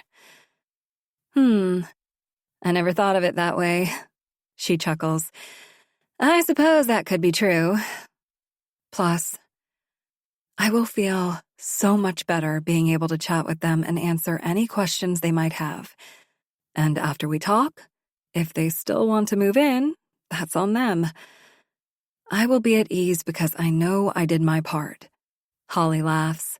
I don't always agree with you, Sarah, but I'll always understand you. Thanks. After another minute of reconfirming the strength of our friendship, we end the call. I immediately scroll to the phone number that Holly texted me during our chat. Carly. I mutter the woman's name aloud when I see the number. I dial her number and bring the phone to my ear. Okay, Carly. Answer the phone so I can stop you from making the biggest mistake of your life. I wait impatiently, pacing the kitchen for her to pick up, but she doesn't. You've reached Carly Coop. Leave a message. At first, I wait for the beep, thinking I'm going to leave a message. But as soon as I hear it, I hang up. I can't leave a life-changing message on someone's voicemail. It wouldn't be right. I'll try again later. Hours pass, and I call again. You've reached Carly Coop. Leave a message. Growing more impatient, I try again after another hour. I almost expect to hear several rings before the triggering voicemail automatically clicks on, but I don't. Instead, the call immediately clears, going directly to voicemail without the chance of ringing. Did they seriously just ignore my call? Don't they know how critical this conversation will be? After my call is ignored again, I'm certain that they're not going to take my call. When I call for the last time, I leave a vague voicemail, stating my name and how I was the owner of the house years ago. I ask them to call me at their earliest convenience to discuss some critical matters. A week passes without a returned call. It's all I can think about. I've become obsessed with my phone, jumping at every sound it makes. I'm getting all kinds of notifications, texts, calls from other people, but nothing from the Coops. I've taken the last 3 days off work because I can't focus on anything else right now. I normally have a steady hand, but after I carelessly spilled chemicals on the floor in the lab, I knew I needed to face it head on in order to get past this. "You're not seriously going out there," Richard exclaims. I have to. With my head in my hands and my heart on my sleeve, I need my husband's support. I'll never be settled unless I meet Carly and her husband and tell them everything. Richard and I have circled this conversation for a week. I don't have to lay out my detailed explanation of why I'm doing what I'm doing. He knows. He doesn't like it, but he knows. He lets out a heavy sigh and rubs his forehead. "Fine. But before that happens, we're dropping baby girl off with Alexis. If you're traveling to Tahoe again, this time I'm going with you." Part 2. Back to Tahoe we go. Chapter 10. Sarah. Our bodies rock slightly side to side as the rental car's tires crunch over the loose rocks beneath the snow on the ground when we turn onto Whispering Pines Loop. As we near the house that changed everything, I spot the "for sale" sign with a "sold" sticker stuck diagonally across it in the ground. I take a deep breath and stare out the window as Richard rolls the car forward. Here we go again. I can do this. Richard makes the turn into the drive and hesitates before continuing the path up the driveway. He turns and gives me a look. "Last chance. You don't have to do this," he whispers. "You don't have to put yourself through emotional hell again. You don't have to reopen this door." Swallowing my fear before it reveals itself, I nod. Yes, I do. Holly said the Coops were discussing the moving truck arriving today. I need to meet them here and tell them everything before they unload one household item off their truck. He draws his lips inward. The air in his lungs comes out in a burst through his nostrils.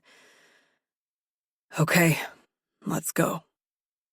The rental car slowly rolls up the unkempt driveway. The snow isn't plowed and there aren't any tire tracks, so I'm almost certain we have arrived before the couple and their moving truck. The bare tree branches stretch out along the sides of the driveway. Their pointed finger-like tips extend just far enough to brush against our rental car's windows, making a scratching noise. The sharp sound isn't helping to ease my nerves. Darkness began chasing me the minute our plane touched down in Tahoe. Up until this moment, I thought that I had outrun the deeply rooted shadows. But now that we are nearing the house, the wickedness is catching up with me. We pass the once dark, now blinding white, snow-covered forest, and there it is. The infamous house that somehow keeps calling me back.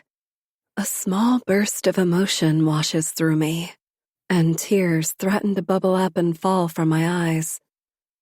Swallowing the angry knot of hatred I have for this house and everything it stands for, I hold my tears back.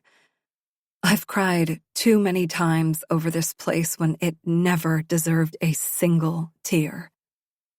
As I stare up at the house coming into view, I realize I've seen it in every season except winter. The white banks of snow are piled a foot high on the roof and a foot deep on the surrounding ground. They give the house a fresh look. At first glance, it's beautiful. The house itself has always been a stunning sight.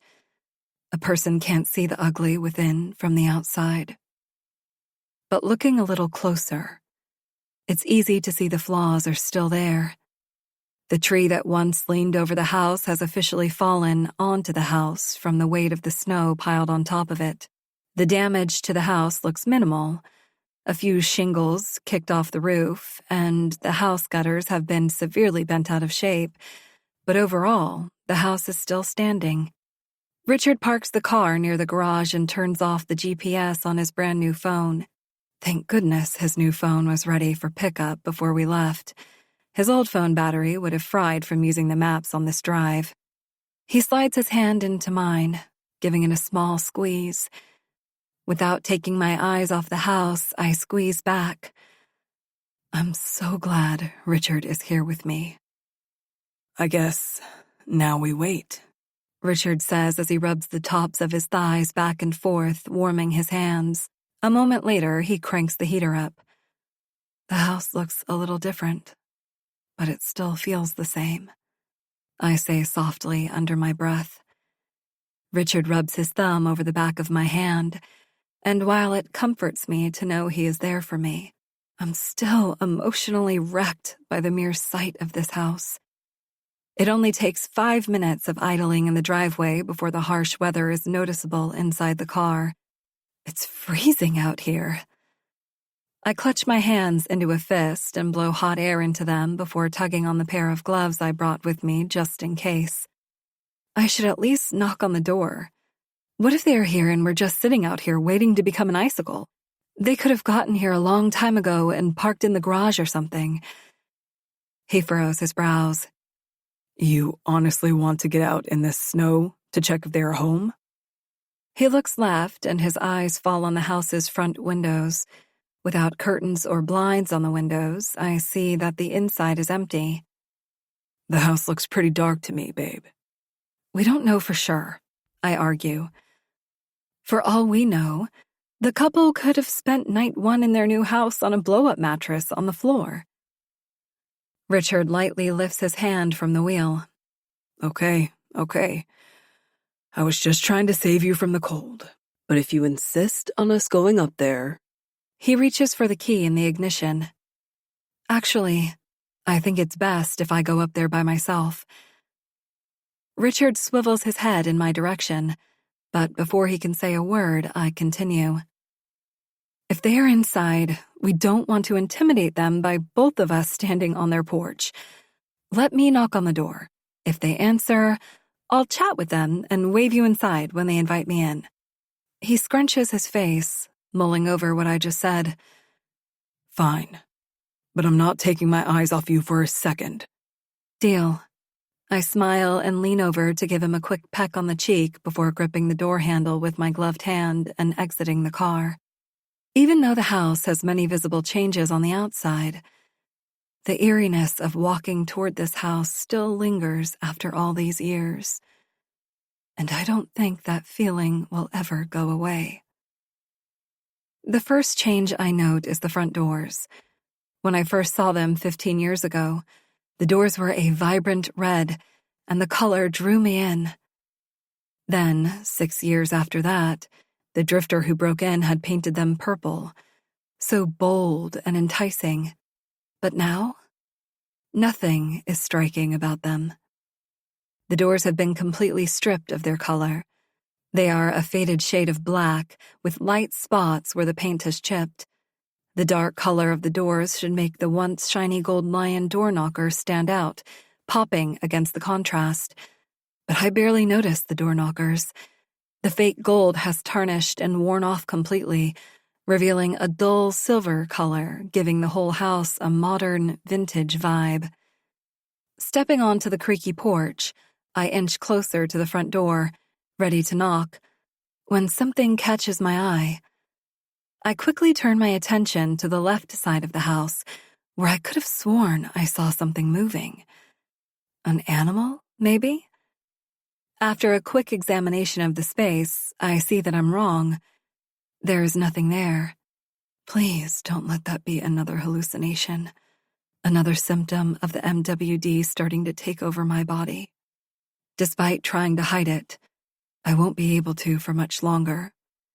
The symptoms of MWD have been appearing more frequently in my life, getting stronger each time. I'm fighting it the best I can, but how long can I keep this up? I've been close to creating the cure during trial experimentations at work when I'm alone in the lab, but I've never actually gotten it right. Yet. Reaching up toward the knocker, I lift the metal ring. I hold back, glancing one more time to my left just to double-check that there wasn't anything moving close by. Instead, I notice something near the shed just off the side of the house. Is that a car? I say under my breath. I let go of the metal ring quietly and walk toward the end of the porch to take a better look. It's a white car, hardly noticeable under the pile of snow. But it is, in fact, a car. I'm not sure why it would be parked here if it didn't belong to one of the owners. Looking back at Richard, I point toward the car. He rolls down the window, and I call out to him. I think someone is here. The new owners, maybe? They must have gotten here well before the snow started falling. Clomping along the porch, I'm back at the door. I knock once using the knocker, but no one comes to the door. I knock 2 more times using my knuckles. Nothing. Peeking into the window, the house is dark except for a slightly dim light coming from down the hallway. If I weren't looking for it, I would have missed it. That dim light is coming from under the basement door. Chapter 11. Richard. Oh, who cares if they open the door or not?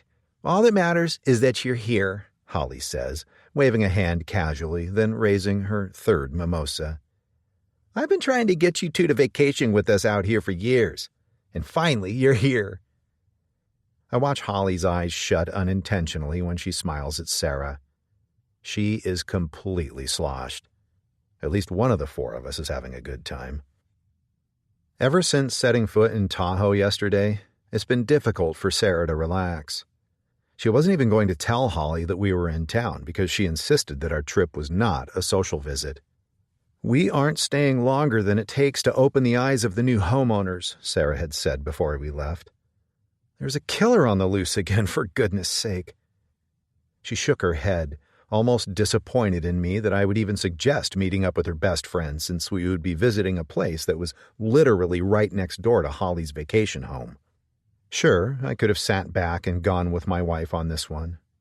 But every once in a while, Sarah needs to be nudged out of her comfort zone, and I love being the one who does it. Now, we are here. Bundled in snow jackets, we sit around a fire pit on the patio of a restaurant in South Lake Tahoe. I couldn't convince my wife to take a moment to relax, but I knew her best friend could. It only took a few text messages to Holly letting her know Sarah was in town to make the bottomless mimosa brunch with Holly and her husband happen. There was a short message exchange to explain to Holly that the texts were coming from me. This new phone of mine came with a new number when the phone store, for some reason, couldn't transfer my old number to my new phone. Regardless, once Holly knew it was me texting, she hounded Sarah until she agreed to meet up. Sarah needed this more than anyone. Holly removes her snow jacket and hangs it on her chair back. Wearing just a thin scarf and a long-sleeved cotton t-shirt, I shiver for her. These mimosas are good, but not so good that I'd be willing to risk frostbite by taking my jacket off. Holly is crazy to unbundle while surrounded by all this snow. As if Sarah and I were thinking the same thing, she says, "My goodness, Hol, it's freezing out here. Aren't you cold?" Holly doesn't respond right away. She gazes at us from the other side of the fire pit. At first, it seems that Holly's face is the same shade of glowing orange reflecting from the flickering fire that everyone else's face is. But a careful observer can see there is more to it. Holly's face is more of a shade of red. The glowing red shade that one turns when their insides are burning from alcohol intake. I chuckle to myself. She's not cold at all. Those drinks must be hitting her hard now. I still don't know why you two insisted on getting a hotel when you could have just stayed with us, Holly chimes in before taking a sip of her drink. We just had the entire back half of the place completely renovated. We now practically have an entire guest wing in our vacation home. You two could have been occupying a luxurious, spacious room with amazing nearby house guests. She gestures toward herself and winks. But instead, you're sharing a tiny, cramped hotel room. It doesn't make sense. I have to agree with Holly on this one. It would have been a good idea to stay with Dwayne and Holly. Not only would it be fun to stay with friends, but there's more safety in numbers, and we'd be locked inside a home rather than a one-way in, one-way out hotel room. For many reasons, Sarah did not feel the same about the idea. Too close to her old house. Didn't want to sleep anywhere near her old street, especially not with a killer out there, potentially lurking in the shadows somewhere. Sarah obviously won this little argument. As Sarah and Holly switched topics, discussing a favorite TV show of theirs, I turned to Dwayne and forced an awkward grin. It's not that I haven't been around him before, but every time we hang out with Holly and Dwayne, we mostly have group discussions rather than individualized ones. It's always a little uncomfortable to chat with Dwayne one-on-one. The guy is socially awkward. I'm not sure how much he knows about Sarah's past with Tahoe, and I'm certainly not going to be the one to tell him if Holly hasn't shared the information with him. I better stick with a neutral topic. Keeping our conversation at the surface level, I ask, "So, how's work, man?"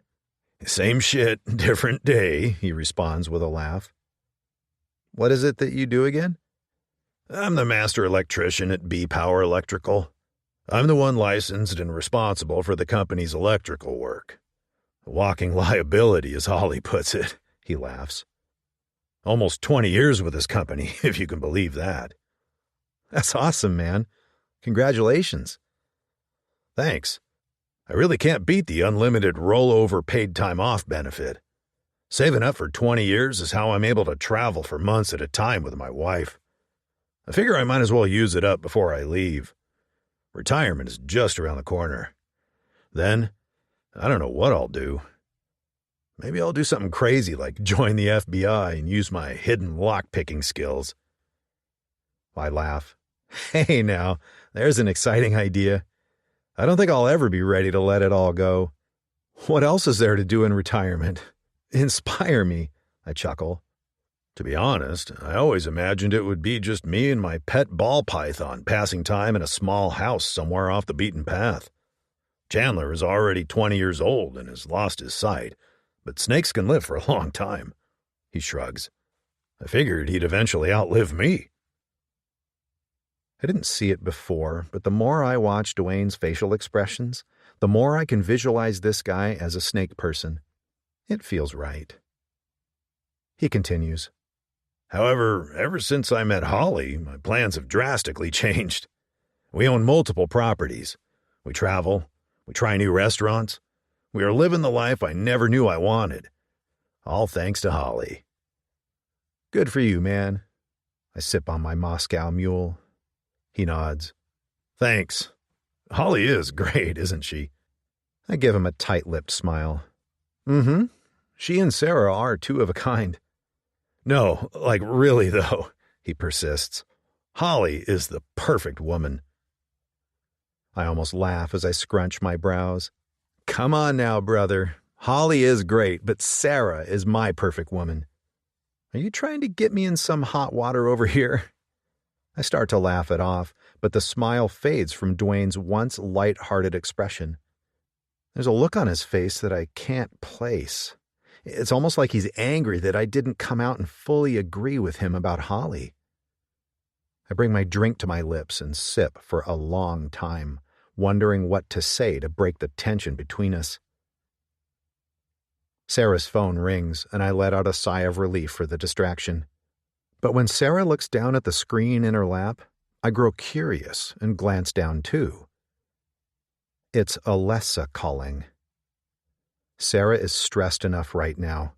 The last thing she needs is to add a confusing call from her somewhat intrusive, newly discovered cousin in West Virginia. As Holly continues the long story she's sharing with Sarah, I discreetly reach over and put my hand on Sarah's. She glances at me, and without saying a word, We exchange a message. I'm signaling for her to ignore the call and enjoy herself right now. As if Sarah picks up on my clue, she turns off the ringer and lays the phone face down in her lap. Good. This is how it should be.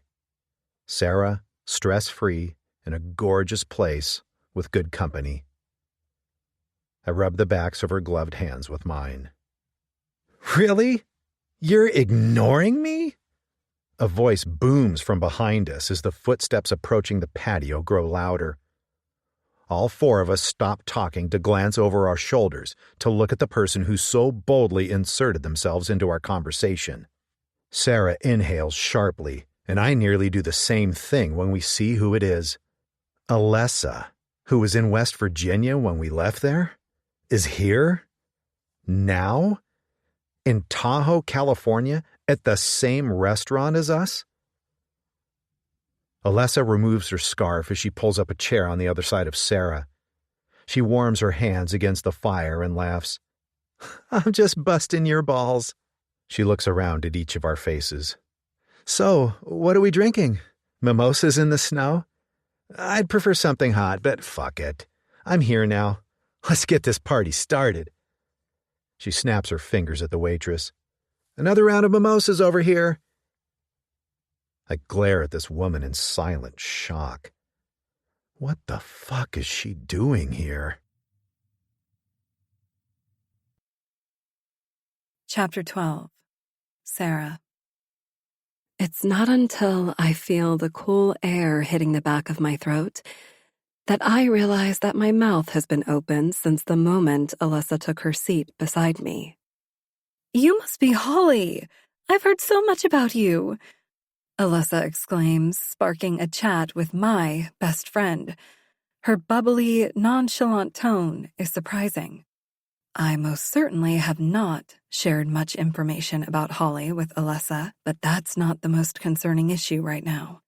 How and why is Alessa here? The trip to Tahoe wasn't thoroughly planned. It was a trip created through necessity and circumstance. It came together so quickly, we didn't even tell the kids we were headed out of town until I called Alexis asking her to dog sit. Even if Richard and I had planned this trip, I certainly wouldn't have mentioned it to Alessa. She has been constantly bringing up how she wants me to take her to the house on Whispering Pines Loop, and there is no way I'm ready to do that. I barely mustered up enough courage to come here to help. There is no way I would have come back to Tahoe for the sole purpose of showing my cousin the house for no reason. Alessa laughs as she converses with my friend, and I can't stop staring. Why is she here? An overly friendly, drunk Holly seems to be enjoying the conversation with Alessa. So, Alessa, what do you do? Alessa scrunches her face and avoids the question. You don't want to hear about little old me and my low-paying job. She balances her glass on the short ledge of the fire pit and pulls out her phone.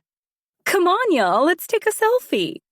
Before I can stop what's happening, Alessa wraps an arm around me, then leans toward Holly, bringing me together with her. Tahoe, baby! She extends her arm and snaps a photo. Immediately, she looks at the screen, and by the beaming smile on her face, I'd guess she is satisfied with the picture. Before she does or says anything else, she opens that photo app that she insisted I download, then uploads the photo. Holly watches her in amusement and ultimately takes the bait. That looks fancy. What app is that? Alessa's face lights up when Holly asks. I'm so glad you asked. Just as she did with me, Alessa goes on, and by the end of her spiel, Holly has taken her phone out and is downloading the app too. I'm not quite sure what Alessa does for work, but if she is in sales, she could probably make a killing. Once their phones are put away, Holly slurs her words as she brings the conversation back to finances. I was in the same boat as you know, she says to Alessa. Really? Alessa's eyes widen, and I notice the brief once-over she gives Holly. Her eyes quickly move from face to the wedding ring, to Holly's bracelets, down to her name brand shoes, and eventually back to her face. A few years back. Holly nods, completely unaware she's being carefully observed by Alyssa. I was broke, with no retirement in sight.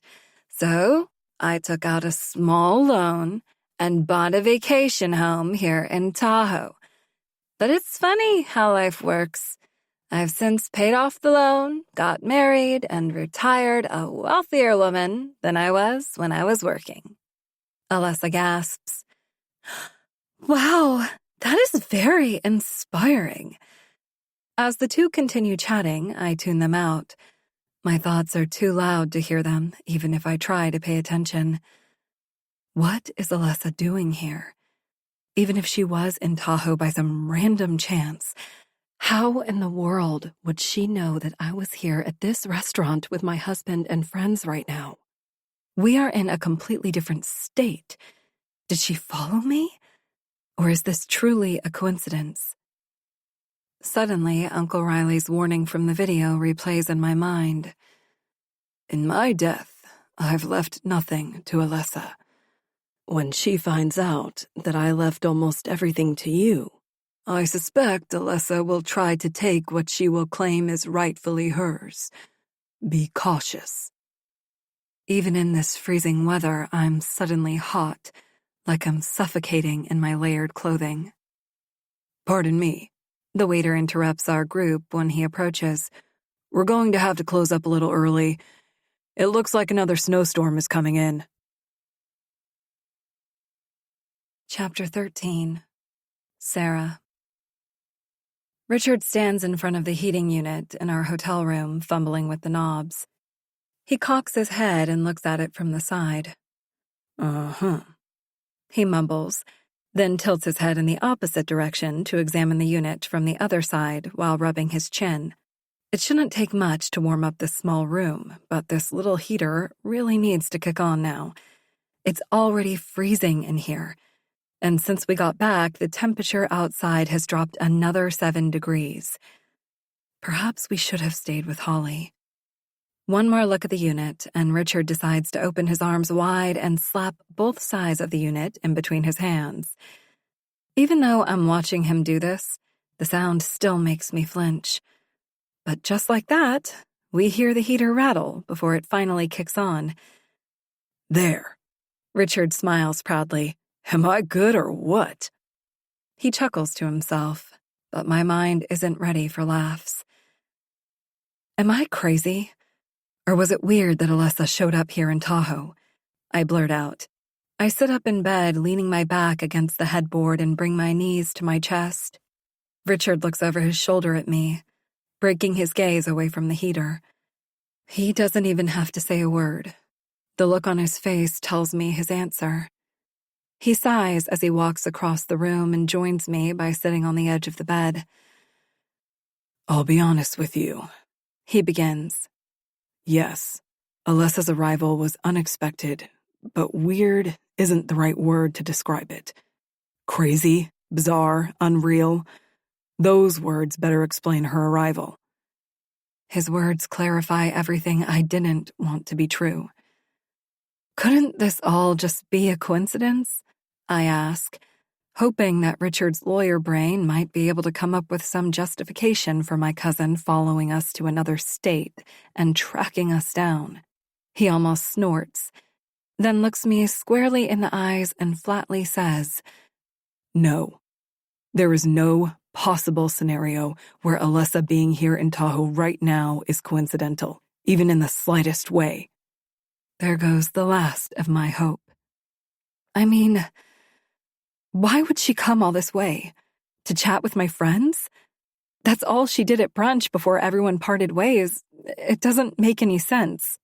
Richard shifts his body towards mine and takes my hand gently in his, in the way he only does when he is about to tell me something I won't want to hear. This might be difficult to hear. And there it is. You have been asking yourself all the wrong questions. You shouldn't worry about why Alyssa talked to Holly.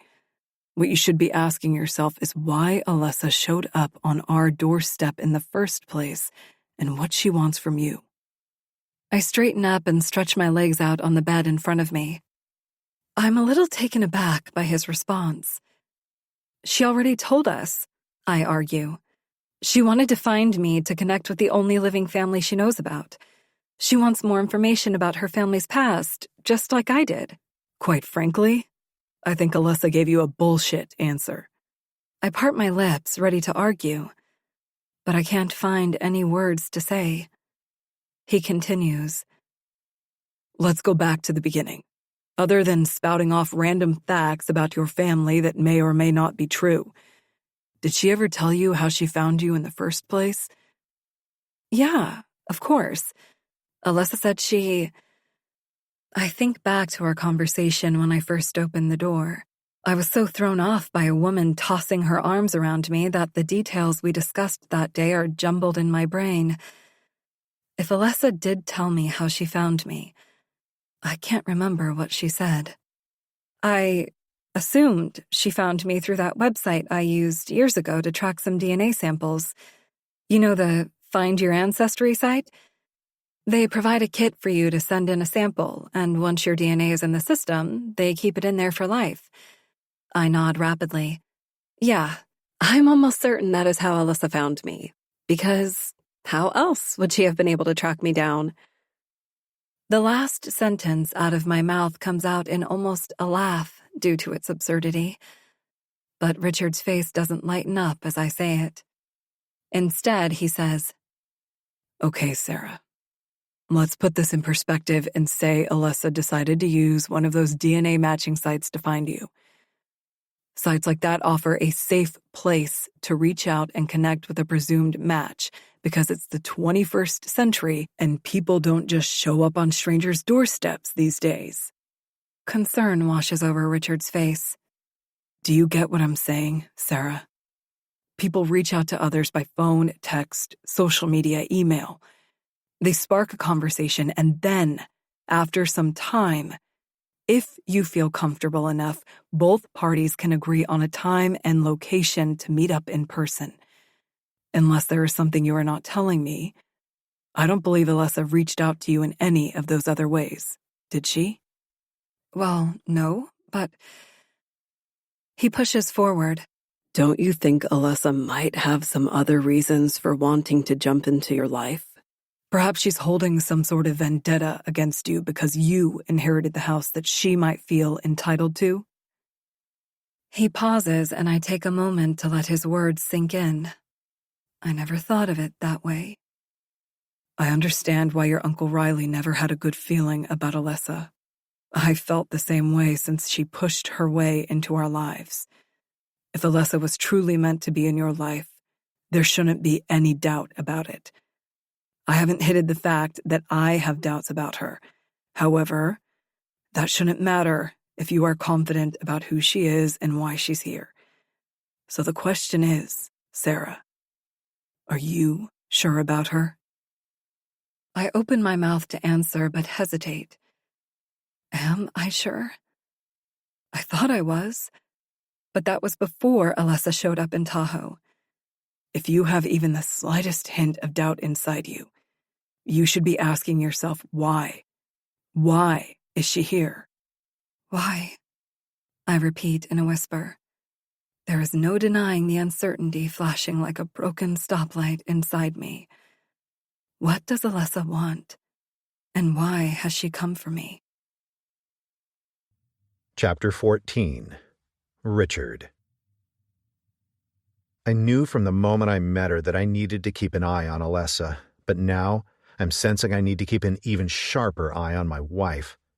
Sarah is the most brilliant woman I know, but even the elite can be coerced into something that isn't morally sound every once in a while. I'm still not sure what Alessa's motives are, but I'll be damned if she tries anything on Sarah. It looks like Alessa wants me to meet her for breakfast. Sarah scrolls through her text messages in the bed beside me. You've got to be fucking joking. Sarah continues. And she wants it to be just the two of us at breakfast. She wants us to get to know each other better. You're not seriously considering this, are you? I won't allow it. Alessa is bad news. I know it, you know it. Let's close the door on her right now before anything horrendous happens. I want to share all my thoughts aloud with Sarah right now, but I can't. No one can tell a grown woman what to do or how to feel. I can't control her life. My part is to stand beside her as a supportive husband and hold her hand through the ups and downs. Oh my! Sarah inhales deeply as she reads aloud. Then she wants to follow me to Whispering Pines Loop to see the house. Fucking terrible idea, Sarah. It's a hard no. Don't do this. Clearing my throat gently, I give the best unreactive performance possible. So, my stunning, intelligent wife, what are you going to tell her? Well, she lets the word loiter momentarily. You and I probably shouldn't go back to the house this early, just in case the couple is there now and sleeping in. Technically, I do have the time to go to breakfast with Alessa. My shoulders sink. But, she adds, and I straighten my posture, even if I could, I wouldn't take her to see the house. I can't do that. It's far too uncomfortable. Whew. That's all I needed to hear, I mutter under my breath. Giving her a quick peck on the cheek, I head toward the shower. Walking toward the bathroom door, I hear Sarah add, Then again, should I just take her and get it over with? I freeze mid-stride and look back at her. She shrugs. I was never going to take Alessa to see the house when it was empty, but now that someone else owns it, I wouldn't be alone in the house with Alessa. This might be the perfect time to take her. Sarah nods as if she has really hit the nail on the head with this idea. Sweetheart, I'm not so sure. Yes, she insists. Alessa and I could meet for breakfast, and then she could trail me to the lake house. I sigh. Babe, Sarah gazes into my eyes. You and I wanted to make it to the house before the new owners started unloading their moving truck, right? Now we can. Well, I can. That is, assuming the truck arrived yesterday, sometime after we left. It would have been too late at night for the couple to unpack it, don't you think? We'd have both cars there, so I could leave immediately after I do what I need to do, and she can stay as long as the coops will allow her to. She brings her fingers to her chin and taps them in a slow, repetitive manner as if she is actually weighing her options and deciding whether or not to go. I did my best to hold back a little, but I vowed to always protect my wife. If upsetting her now by speaking the truth keeps her safe, then that's what I have to do. You're not actually considering taking Alessa to the house after she just barged on into our double date yesterday, are you? I keep the tone light but serious. You are going to say no, right? She hesitates in her response. Is there a better time to do this? We are already in Tahoe, and once we leave, I never want to come back. Sarah, she holds a hand up to stop me. Hear me out on this. Alessa obviously knows who I am and where I live. She knows about my family, both past and present, and she has made it clear that she isn't planning on leaving our lives any time soon. Sarah places her hand on my back and rubs gently. Alessa doesn't appear to have anyone else right now. This house is the only connection she has with her late father.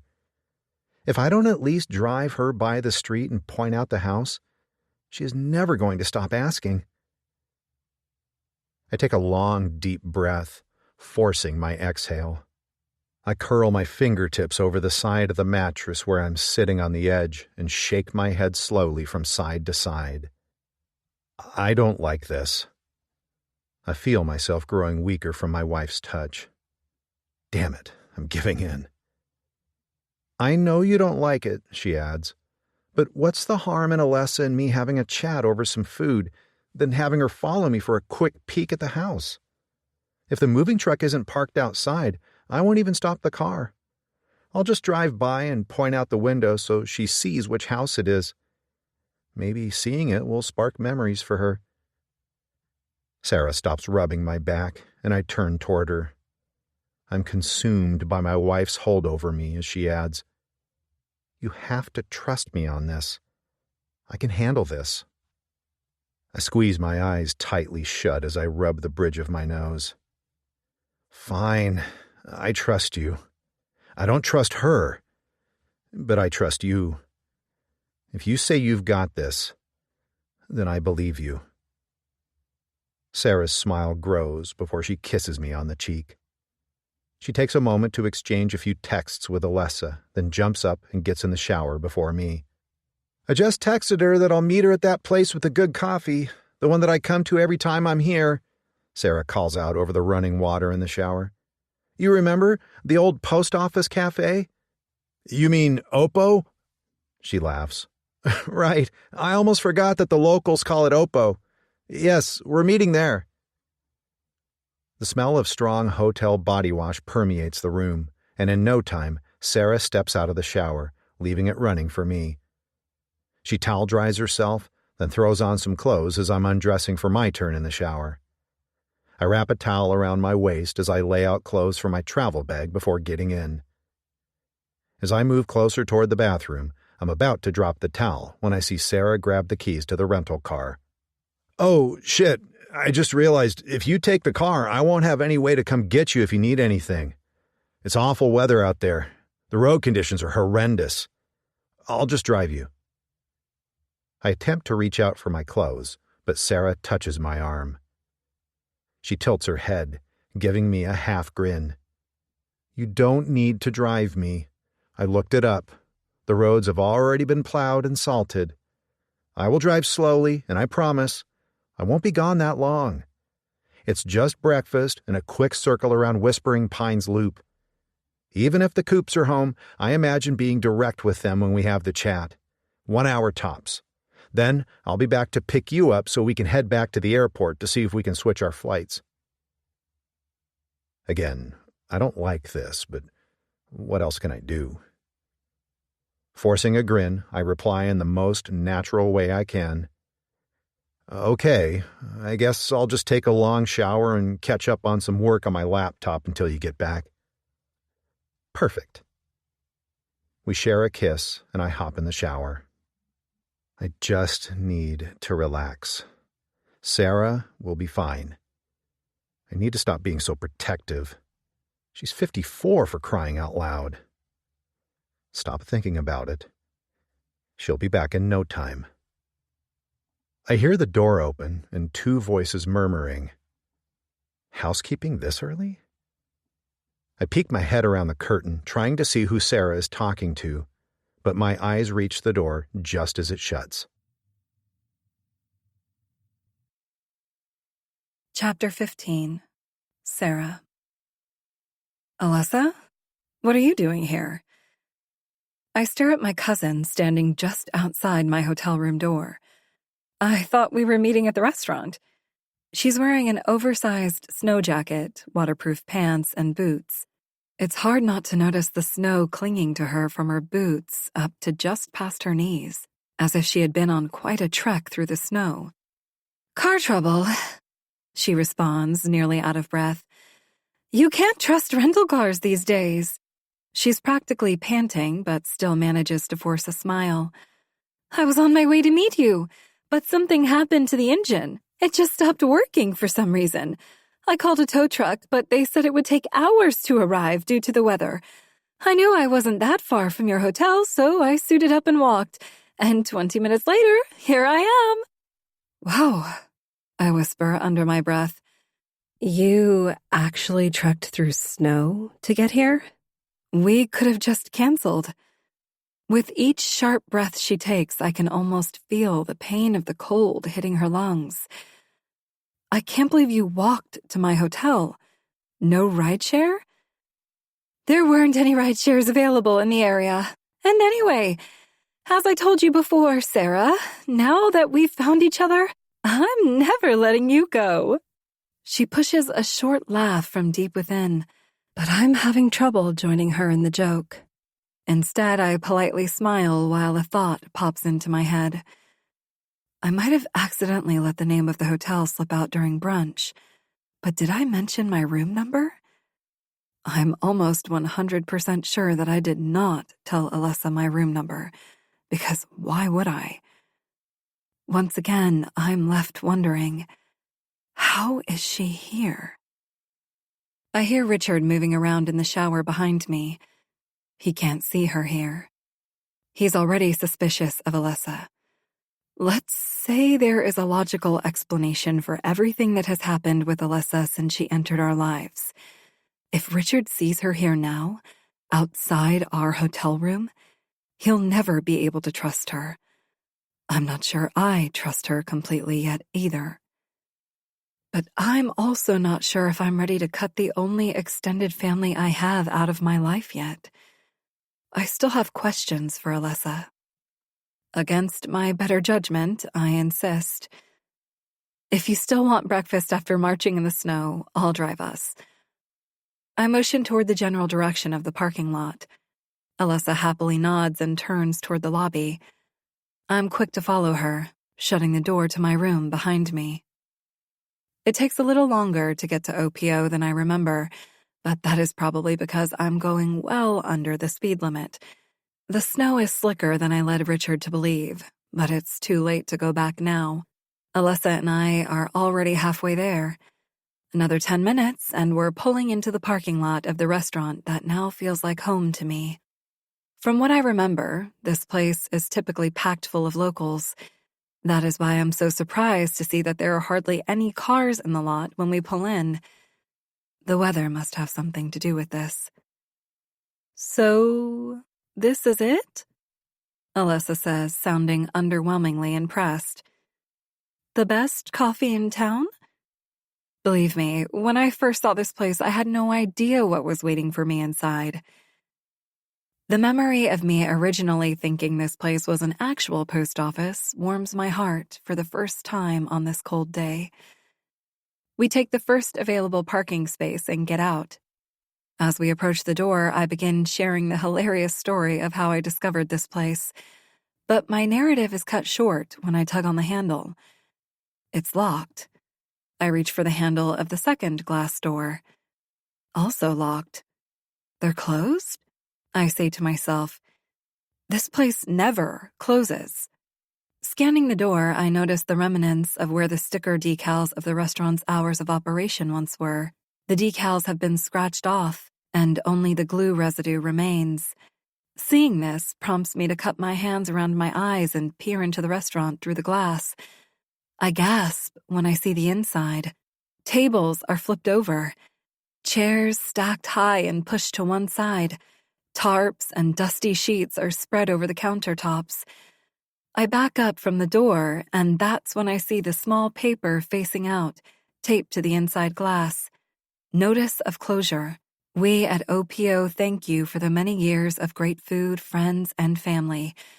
It is not by choice that we are having to cease operations, but due to the economy and finances, we are forced to make this decision.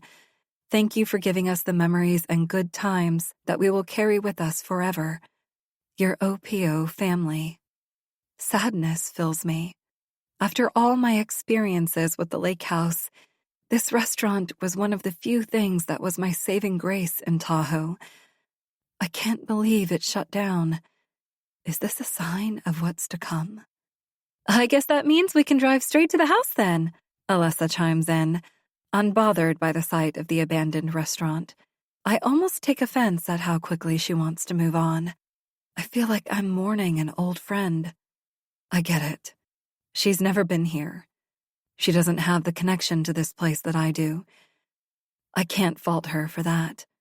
Perhaps we should get on the road to the house sooner rather than later. The weather almost looks like it could take a turn for the worse soon. I place my hand on the door for the last time. Thank you for the memories. A minute later, we are back in the rental, driving toward Whispering Pines Loop. As soon as I make the turn, I can tell it's been a while since the plow has made it to this street. The snow on the pavement is significantly lower than the fallen snow on the sides of the road, but a fresh layer has begun to pile on top again. If this rental weren't all-wheel drive, I'm certain we would be sliding right now. Wow! Alyssa gasps when she looks at the large houses as we pass by. I've never seen such massive homes before. Maybe my mother was right about something after all. My father must have been rich. Uncle Riley was a very wealthy man. This might be one of the only facts I know about him. However, I don't want things between Alyssa and me to get any more awkward than they already are. So I choose not to respond to her comment. We arrive in front of the house, and chills scatter down my spine. No moving truck? No other cars parked outside? Looks like I'll be making a trip back here with Richard after all. I slow to a roll but never stop the vehicle. There it is, I point. That is Uncle Riley's, your dad's old house. Like a puppy, curiously exploring the world, this woman in her mid-50s stares wide-eyed out the window in awe. We continue rolling past, and when we reach the end of the property, she swivels her head back at me and scoffs. That's it? You're not even going to stop? The annoyance in her tone booms. We will drive by it again, I insist. I'm just making the loop. I circle at the end of the street and head back toward the house. Once again, I roll by slowly so she can soak in the sight. Can you at least pull into the driveway so I can see the front of the house? I can't see all the details from this far away on the street. How can I break this to her nicely? We can't do that, Alyssa. A couple bought the house, and I'm certain they will be here soon if they aren't already. It might look odd for us to be sitting outside their house when they arrive. Are you kidding me? Alyssa suddenly snaps. I come all the way to Tahoe from West Virginia to see the only piece of my father that's left, and you drive me to this street, but you're refusing to pull into the driveway so I can take a quick look at the house? She scoffs again, this time rolling her eyes and folding her arms over her chest. It's rude, Sarah. I'm not quite sure what to say right now. I haven't seen this side of Alyssa in the short time we've known each other. I'm taken aback in the worst way. Her reaction is childish. I stop the car and turn to look at her. I'm sorry, but I don't really know what you were expecting. Were you wanting a full tour? I scoff. You can't just knock on a new homeowner's door and tell them that the father you never really knew used to live here almost 2 decades ago. Then expect the people to let you inside. Her jaw drops, and fury flashes in her eyes. Really? Is that what you think? She grasps the door handle. She swings the door open, hops out of the car, and begins marching up the snowy driveway. What the fuck is she doing? What do I do now? Follow her up the driveway and coax her back into the car? I can't just leave her here to freeze. Can I? A sudden bout of fatigue hits me as I sit behind the wheel. It could be from the stress I'm feeling from being with Alyssa right now. Or it could be another MWD symptom kicking in. Hopefully, it's not the latter. Conflicted and panicked, I make the decision. Turning the car into the driveway, I roll toward the Tahoe house again. Alyssa is fast. She's already nearing the porch as I get close. I roll past the driveway until I'm parked directly in front of the porch steps. She's closing in on the front door. Is she going to knock? There's no one here. At least, I don't think there is. I didn't see any cars or a moving truck. I hold my breath as she reaches out toward the door, but she doesn't knock. Instead, she appears to be fumbling with something. What is she planning to do? Break in? She looks suspicious beyond belief at the moment. I'm certain the new owners are either here or going to be here soon. Alyssa needs to either knock like a regular visitor approaching a stranger's home, or she needs to get the fuck off that porch and get back in the car. When she shifts her body slightly to the left, I see she has her hands on the black box that's looped around the door handle. It's the box that realtors latch onto the door containing the keys to the house. I didn't notice it last time I was here. The realtors must not have come back for it yet. A flash of Alan Cross handing me the keys to this place for the first time crosses my mind. I was shocked to see the ring of about 20 keys, but Alan had insisted that each key unlocked something significant inside. It took me forever to figure out which one opened the door. I imagine the locks have been changed since I owned this house. All those keys wouldn't fit into that tiny black box. As my memories fade and reality sets in again, I don't have a chance to turn off the car before Alyssa yanks on the black box and it opens. The harsh cold must have made the lock brittle, because the keys just fell out of the bottom. Alyssa picks them up, looping the ring over her finger as she turns back to look at me. A smirk creeps over her lips as she holds up the keys for me to see. I take one sharp inhale. Oh shit. We're going inside. Chapter 16. Sarah. Temporarily paralyzed in fear, I watch through the windshield of the rental as Alyssa inserts the key into the front door of the place I once thought I would call my home. She's breaking into a house that holds more secrets than she knows. I should have just told her everything I've uncovered about our family. She would never set one foot inside if she knew the truth about her dad and all the horrific events that took place within those walls. My gut reaction is to turn this car around and speed as fast as I can down the driveway. But something inside is stopping me from doing that. Can I blame Alyssa for being curious? Personally, I spent over a decade searching for answers to the same questions about my parents. Maybe Alyssa's approach is a little bit forward compared to how I've tackled issues my whole life. But at our ages, people are more resistant to change. I know that because I feel the same way.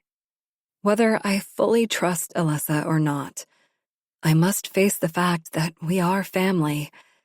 We are similar. Curiosity is in our blood. Alyssa won't stop searching until she finds what she's looking for. Perhaps I should approach this differently. I can help Alyssa get what she needs faster than watching her go through this alone. Isn't this the reason she's around? So we can lean on each other? Still conflicted with that thought in mind, I decide to turn off the car and march through the snow toward the house after Alyssa. Everything is familiar along the way. Every inch of this place has a memory attached to it. The bottom porch step, where I saw my late husband's body being carried down to the ambulance by stretcher. The wooden planks of the porch just outside the front door that, to this day, continue to creak loudly when stepped on. I cautiously push on the front door, letting it swing all the way open before crossing the threshold. "Alyssa!" I hiss in a whisper, then wait. No response. Scanning the front room and down the hall, I don't see or hear any movement inside. Shit, I mutter to myself. Now I have to go inside. Setting one foot inside the door, I glance over my shoulder one last time at the powdery clearing where the rental is parked, and then make my way inside. Fear and anxiety rush through me all at once. The hesitation to be here, walking into this house, is strong for obvious reasons. At the same time, I'm actually delighted to see the improvements that have been made over the years. The last time I was inside this house, the walls were covered with graffiti. I can still remember when it clicked into place that the seemingly random letters and numbers splashed on the wall weren't so random after all. R.I.P. Logan, 110718. My Frankie's birth date. Welcome home, Sarah. It was clear that the graffiti was a message to me. Besides the graffiti, the rugs were stained with dark, crimson splatters, and the entire house felt like it was in disarray and disheveled. All of that is now cleaned up, gone, as if this house never claimed any lives at all. From where I'm standing, it looks like Logan's sisters did a great job with the restorations and upgrades. Fresh paint coats the walls. New rugs are scattered about. A new floor-to-ceiling built-in bookshelf stands out in the living room, along with large pieces of modern art hanging on every wall I can see. I've forgotten how stunning this place was when I first set eyes on it all those years ago. It's too bad my lens on this place never stayed clean.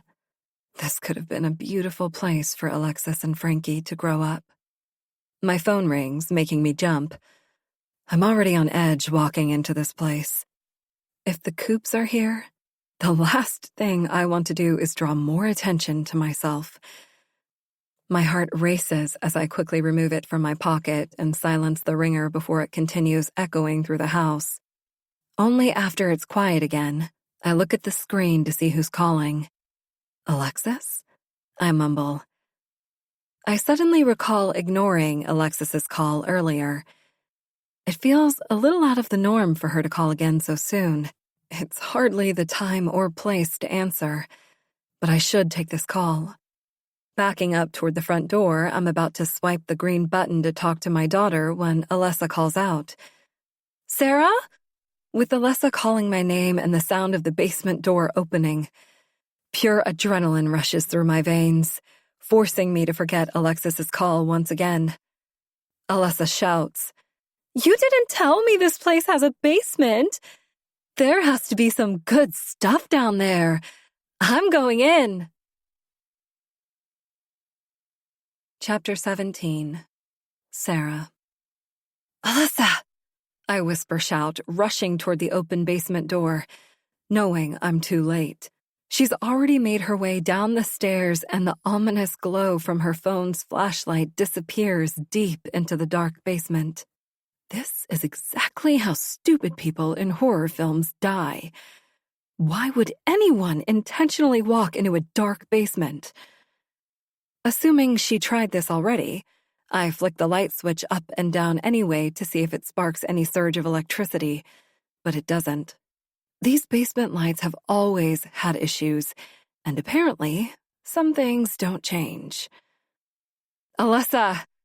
I call out in a louder voice than I had been using thus far, but she doesn't respond. She either didn't hear me, or is choosing to ignore me. I should leave. This is the line I refuse to cross. Every time I've been in this basement, something terrible has happened. I won't go through it again. I just won't. I pace the area in front of the basement's entrance, willing her to come out on her own. But of course, she doesn't. That would be too easy. My heart is racing so hard that I feel it pounding in my throat. Come on, Alessa, I say aloud to myself. Get out of there. For 5 solid minutes, I don't hear a sound. No footsteps, no shuffling around or rifling through things. Nothing. Then I hear Alessa's blood-curdling scream. Alessa! I shout. Acting on sheer impulse, I move quickly down the stairs, fumbling with my phone to turn on the flashlight. It's a large basement, but I know all the ins and outs by now. I don't care what she says or thinks. I'm grabbing her, pulling her upstairs, and we're getting the fuck out of here. Alessa, where are you? I reach the bottom step, and just as I shine my phone light in the direction of Alessa's scream, all the basement lights turn on. I momentarily squint until my eyes adjust to the bright overhead lights. Looking around, I don't recognize this basement at all. It's not the dark, unfinished, sinister basement that I remember. Everything down here is different. There's furniture. The floor is no longer concrete, but a sort of laminate. The wall colors are freshly painted a cherry lavender color. The basement has been finished out and remodeled. If I didn't know better, I would say the space is pleasant. I could live down here, Alyssa squeals when she approaches me from the right side. I force an annoyed exhale. Oh my God, Alyssa, you scared the piss out of me. You have no idea how close you came to... Seriously, Sarah, she interrupts. You said it was big, but I had no idea. This house is massive. She drags her fingers along the wall and soaks in the side of the room around us. What do you think the square footage is of just this basement alone? She waves a hand out casually. Actually, who cares? Square footage doesn't matter.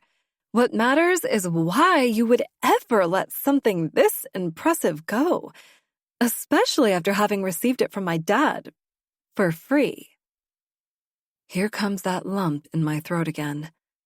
She continues, if my father had gifted this house to me, I would have never let it go, regardless of what happened here. She tilts her head and looks at me curiously, and suddenly I'm fully aware of just how alone we are in this basement. Chapter 18. Sarah. It's been 2 solid minutes since the lights came on. I haven't moved an inch. I've inhaled and exhaled 78 times. I began counting my quickened breaths the moment my foot touched the basement floor, just like my doctor taught me to do when I feel a panic attack coming on. This basement may look different now, but the atmosphere is still the same here. Death is still here. I can smell it. Hello? Earth to Sarah. Alyssa snaps her fingers in my face. Jesus, girl, are you all right? I could respond, giving Alyssa the standard, I'm fine, and breeze past this moment as if it never happened. But I won't let myself do that because nothing about this situation is fine. Bringing Alyssa here was a mistake, and I see that now. I should have stayed out of this. I never should have followed her inside this house. Alyssa is a beyond middle-aged woman like me. She has a navigation app available right there at her fingertips, just like everyone else. I could have given her the address and sent her on her merry way, avoiding having to drive by this house or risking Alyssa getting out of the car to break into the house and then the basement.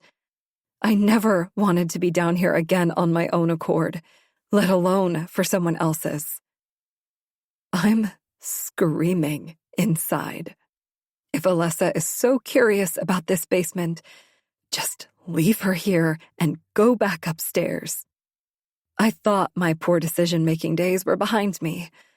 How can I be intelligent enough to create new compounds and solutions in the lab every week at work, yet somehow never be able to just go with my gut instinct in dire situations?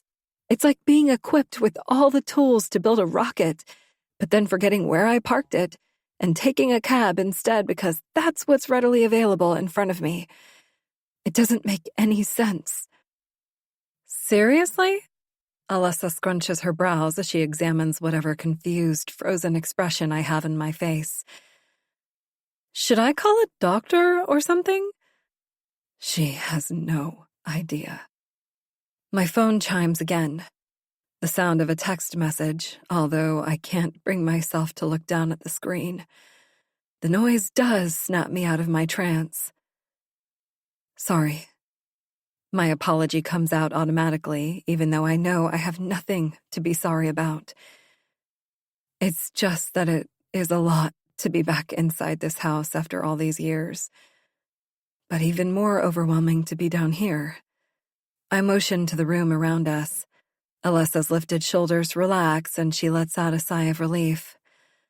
Ah, is that what's happening here? Finally, she gets it without me having to explain. A grin spreads across Alyssa's face. Don't worry. I used to have a little anxiety myself back when I was a teenager. My dress strap snagged just before prom. It was a borrowed dress I took from the store for free 99. Know what I mean? She uses her elbow to nudge me playfully, but I'm not in the mood. Come on, Sarah. Don't give me the "I can't believe you stole" look. She scoffs. I was going to bring it back after the dance until that snag happened. My night was completely ruined. Alyssa is almost chuckling at her story. So please believe me when I say, I know exactly how you feel. Tightening my lips into a line, I force air through my nostrils. I don't think you know how I feel right now. I add, not hiding my annoyance. This situation is more intense than a teenager breaking a strap on their stolen prom dress. You have no idea what I've been through. I snap. She raises her brows and tosses her hands up. If you want space, all you have to do is ask. She turns on her heels and walks deeper into the basement. Suddenly, all I can hear is the sound of my own heavy breathing once again. I can't be down here anymore. I turn and lift my foot onto the first step toward ascending the stairs when I hear a clinking sound coming from the back of the basement where Alessa just disappeared to. The sound is familiar, like pulses of lightning jolting my veins with every clink. There's no mistaking what it is. The sound grows louder as it gets closer. Look at this! Alessa turns the corner, partially holding and partially dragging a long, thick metal chain. The same metal chain that my late father clasped around my ankle when he threatened to keep me locked in this godforsaken basement. No, I say under my breath as my chest caves in and out rapidly. Alessa is all smiles as she holds up the end of the chain with the metal cuff attached. Looks like something straight out of a horror movie, right? Clutching my hand to my chest, I gasp for air. Without giving her an explanation, I bolt up the stairs and out of the basement. Chapter 19. Sarah. Other than the few old bar stools at the counter, a couple of random metal chairs, several empty wooden bookshelves, and mattresses on the floor in the bedrooms, all the other furniture that came with the house when I lived here has been removed. I'd rather not sit on this questionable wobbly bar stool that may or may not hold me, but I need to sit down. I rush toward the chair and sit, folding my body forward. I rest my head between my knees and focus on my breathing. Another way my doctor showed me to regain control when experiencing a panic attack. Inhale, 1,000. Exhale, 1,000. Repeat. Alessa's footsteps echo as she climbs the basement stairs. I don't look up when she approaches me. Oh my goodness, Sarah! 1 minute you were standing there, and the next you were looking like you were going to vomit or pass out. I thought you said you were okay. Do you need water or something? She comes to her own conclusion before I have the chance to say anything. I'll bet there are some extra bottles in the fridge left from the realtor when they did the open house, she says, marching toward the refrigerator. I hear the door swing open and she squeals when she peers inside. Oh, goody! We have water and some prepackaged cookies. I hear her tug on the freezer door, and her voice muffles when she talks into the cold space as she examines it. We also have 2 empty ice trays and what looks like a Ziploc baggie full of ice, straws, and mini plastic bottles. Weird. With my head still between my knees, I can only assume the crinkling of bottles and wrappers is the sound of Alessa removing items from the fridge. Focus. Breathe. Focus on your breathing. Overlooking that she has not only broken into this home but is now stealing from the new owners, I realize that Alessa is only trying to help. If she were the lunatic I started to suspect she was, would she be taking the time to help me through my panic attack? Here, Alessa says, holding a cold water bottle against my forehead. Drink this, then put the cold bottle against your head. That'll help. For the first time, I glance up at her and she smiles down at me. Alyssa is an odd duck. Her reactions to things seem backward to me. She's unfazed when something is catastrophic, but has an explosive reaction to the little things. She's weird about people touching her phone, and I feel like she has been purposely lying to me. But right now, she seems completely normal. I take the bottle from her hand and bring the cool liquid to my lips, then sip. I briefly close my eyes and focus on the present rather than the past or future. The water quenches my thirst while simultaneously melting my anxiety away. For the first time since she walked into my life, Alyssa is actually helping me. Her constant calls and texts are tiresome, and her forwardness can be slightly intimidating at times. But at this moment, it's as if she knew exactly what to do to pull me from this suffocating place I'm in, and I'm grateful that she's here. She waits for me to settle before she asks, "Better? Do you need one of those cookies, too?" A warm smile spreads across my face when she says this. I'm okay. Thank you. She steps back to eye me from head to toe. That's what you said in the basement, and then this happened. She rests her hands on her hips. I let out a light laugh under my breath. I'm sure. I promise. I'm okay now. Thank you. The water helped a lot. She raises one eyebrow, as if she doesn't believe me. I let out a soft sigh of relief. I'm good, Alyssa. She finally concedes with a nod. I had my doubts about her, but I'm starting to rethink the impression Alyssa is making on me. I don't think she's the crazy person I'm expecting her to be. She had a few rather impulsive moments, but who hasn't? She seems like a run-of-the-mill, average, normal person. As genuine as I can be, I add, I'm glad you found me. I'm not sure how I would have gotten through that had you not stepped in. You handled that situation like a pro. Alyssa puts a hand over her heart. That might be the nicest compliment I've ever received, she replies, tilting her head. Water builds in her eyes and she turns away from my gaze. Oh, damn it, she says with a hint of sarcasm. Now I have to go track down some tissues in this big empty house. I smile as Alyssa leaves the room, walking down the hall. I hear the bathroom door open, then shut. None down here. Going to check around the house, she calls out before I hear footsteps ascending the staircase.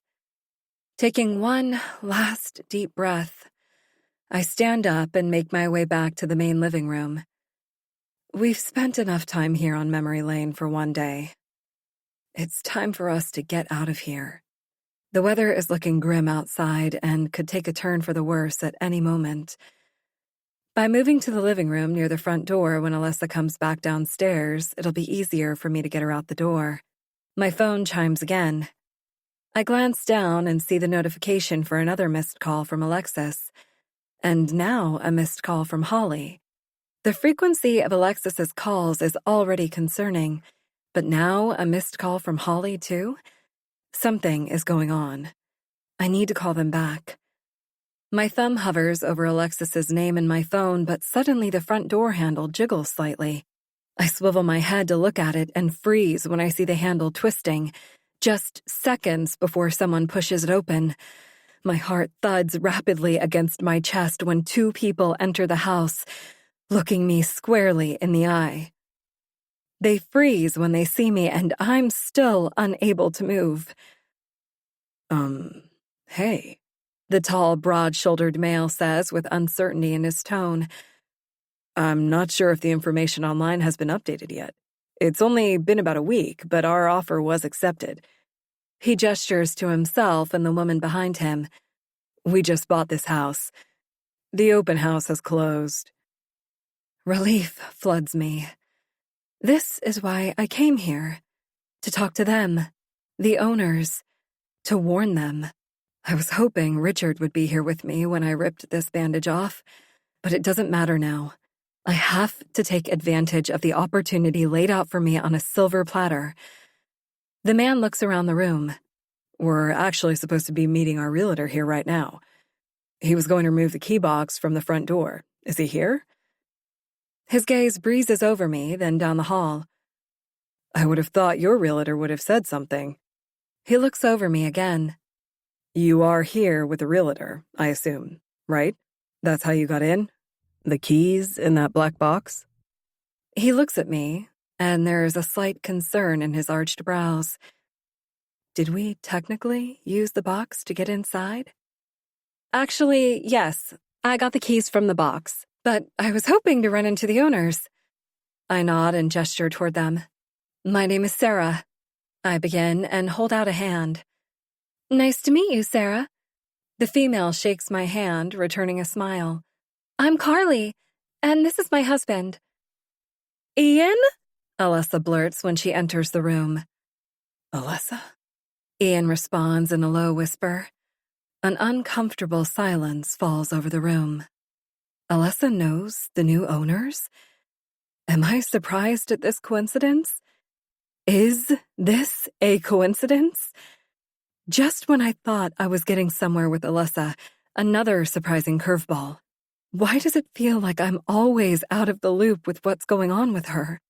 Furrowing her brows, I watch Carly's eyes dart back and forth from her husband to Alessa. Looks like I'm not the only one out of the loop. Chapter 20. Sarah. So, Carly drags out the word. Is someone going to share how you two know each other?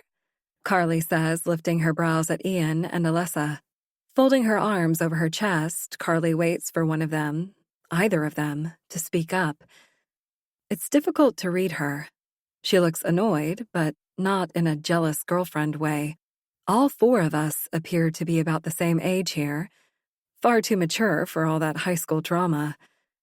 Her unwavering glare in her husband's direction is giving, I can't believe it has been 3 minutes and no one has voluntarily offered up this information, vibes. Honestly, I'm just as curious as she is. How does Alessa, the woman who traveled here from West Virginia, know Ian, the new owner of my old lake house in Tahoe, California? It's too convenient. Could it be another coincidence? I doubt it. Something feels very wrong here. Alessa's eyes shift from Ian to Carly, then back to Ian. She's giving him a worried look, as if they're trying to decide what to say. They exchange messages without words. Finally, Alessa takes a deep breath and lets out an awkward laugh. It's a funny story, really, Alessa begins. You see, Ian and I, She tucks a rogue strand of hair behind her ear and sways from side to side. I know what she's doing. I've used that same tactic before. She's stalling. We met years ago. All the words come out at once, and she nods insistently, as if this answer should be enough to satisfy Carly's question. Uh-huh. Carly widens her eyes and bobs her head up and down slowly. Her sarcasm is transparent. Carly continues. Right, yeah. It seems clear that you two know each other from the past. We covered that when you called out my husband by name. Anyone care to share how you two know each other? Carly shifts her gaze to her husband. Ian? Ian shifts the weight of his body from one leg to the other. Of course, babe. He smiles at his wife, then drapes his arm over her shoulder in a protective way. Alessa and we went to the same high school, Alessa blurts, and Ian's body stiffens. Just a couple of high school acquaintances. Carly furrows her brows. Okay. That doesn't help because I went to the same high school. She puts a hand on Ian's chest, claiming him. High school sweethearts? Glaring at Alessa again, she adds, I don't remember you. Well, we are in our 50s now. Alyssa laughs uncomfortably. High school was a long time ago. You don't have to have perfect vision to see what's happening here. Alyssa and Ian are hiding something. Carly doesn't appear convinced. Freshman year, Ian clarifies. Alyssa was at our school the year before you transferred in. He looks down at his wife. She was only there for a year, then transferred out sophomore year, the year you transferred in. You wouldn't remember her because you never met. The air is suddenly so thick it feels like I'm starting to suffocate. And I'm not even a part of whatever this is. The three of them are just staring at each other as tension fills this room. If I have ever wondered what it would feel like to be a fly on the wall, I sure know now.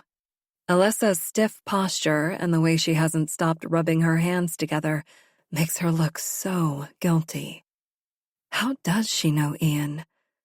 What were they involved in? Just when I sense the conversation might take a wrong turn, my phone chimes, giving everyone in the room the distraction we all needed. 3 pairs of eyes look in my direction as my phone starts ringing. I smile politely. I'm so sorry. I glance down at my screen and see Alexis's name. My daughter has been trying to get a hold of me all day. I should take this. I hold up a finger and walk toward the opposite side of the room with the phone to my ear. The conversation behind me continues. As much as I desperately want to know the truth about this uncomfortable triangle of people in the room with me, I need to check in with Alexis. Mom? Hey, Alexis. I'm so sorry I haven't been able to get back to you. I whisper into the phone, then glance over my shoulder at the group. You wouldn't believe where I am. Mom, she thunders, cutting me off. I don't care where you are, Mom. You need to listen to me. I've been trying to get a hold of you, but you weren't answering. I called Richard and his phone said disconnected. There is no mistaking the worry and panic in her tone. Sorry, sweetie. Richard got a new phone and a new number just before we left. I guess he hasn't really had a chance to send out the new number to everyone yet. Alexis? What's going on, sweetheart? Is everything okay? She begins spouting into the phone, but she's saying everything so quickly I'm only catching about every other word. Driving, apartment, Tonks. Whoa. Slow down. I can't understand you. Alexis starts crying. My daughter is a strong 25-year-old woman. I haven't heard her cry in years. I need to figure out what she is trying to tell me. Whatever it is, it can't be good. Alexis, take a deep breath and say it again. A few more sniffles, and finally she speaks. I drove to visit Frankie at his new apartment because I told him I would. I brought a housewarming gift for him and for Tonks. He knew I was coming, so I thought it was odd when he didn't answer the door when I rang the bell. I tried knocking, but when my knuckles touched the wood, the doors swung open. It wasn't latched. I walked in and called for him, but he wasn't home. Tonks was quick to find me and rub against my legs, so I set the gifts I brought on the counter and bent down to pick Tonks up. She pauses and sniffles one more time. Her voice grows weak as she says, When I stood back up and took Tonks' gift off the counter, that's when I saw the note. What note? A note from Frankie telling you where he is? No, she says, and her voice nearly gives out. A note from the kidnapper. My heart races a million beats a minute, and I'm breathless as I fear my worst nightmare coming true. What are you saying? I gasp. He's missing, Mom. Someone took him. She lets out a cry. Frankie was kidnapped. Part 3. Where is he? Chapter 21. Sarah. Don't worry, everything is going to be all right. Alyssa gently strokes my hair as she stands beside me. No, it won't, Alyssa. I snap. My son is missing, kidnapped, and I'm here miles away. I have to get back to West Virginia immediately. Stay here or get your ass in the car because I'm leaving. The new owners stand temporarily frozen in their living room, holding each other tightly. Carly grips Ian with one arm and has her other hand on her heart. Her eyes are filled with sorrow and concern, but she doesn't say anything. Neither of them says anything. What could they say right now? In a way, I appreciate them staying out of the situation. It was never supposed to be like this. I genuinely believed I could come here, find the new owners of this house, and tell them the truth. That's it. That's what was expected before I would jump back on a plane and jet out of this town again. Giving Carly and Ian a warning was the goal. But now, they are literally right here in front of me, and I can't accomplish my task. I don't have the time or mental capacity to get my message across. Present situation. My son has been kidnapped. That is all that matters. My kidnapped son takes precedence over telling strangers about the harrowing events that took place years ago in their new home. My 22-year-old son, who is living on his own for the first time, has been taken by someone who I can only pray is not related to the Kent side of my family. Another horrific thought.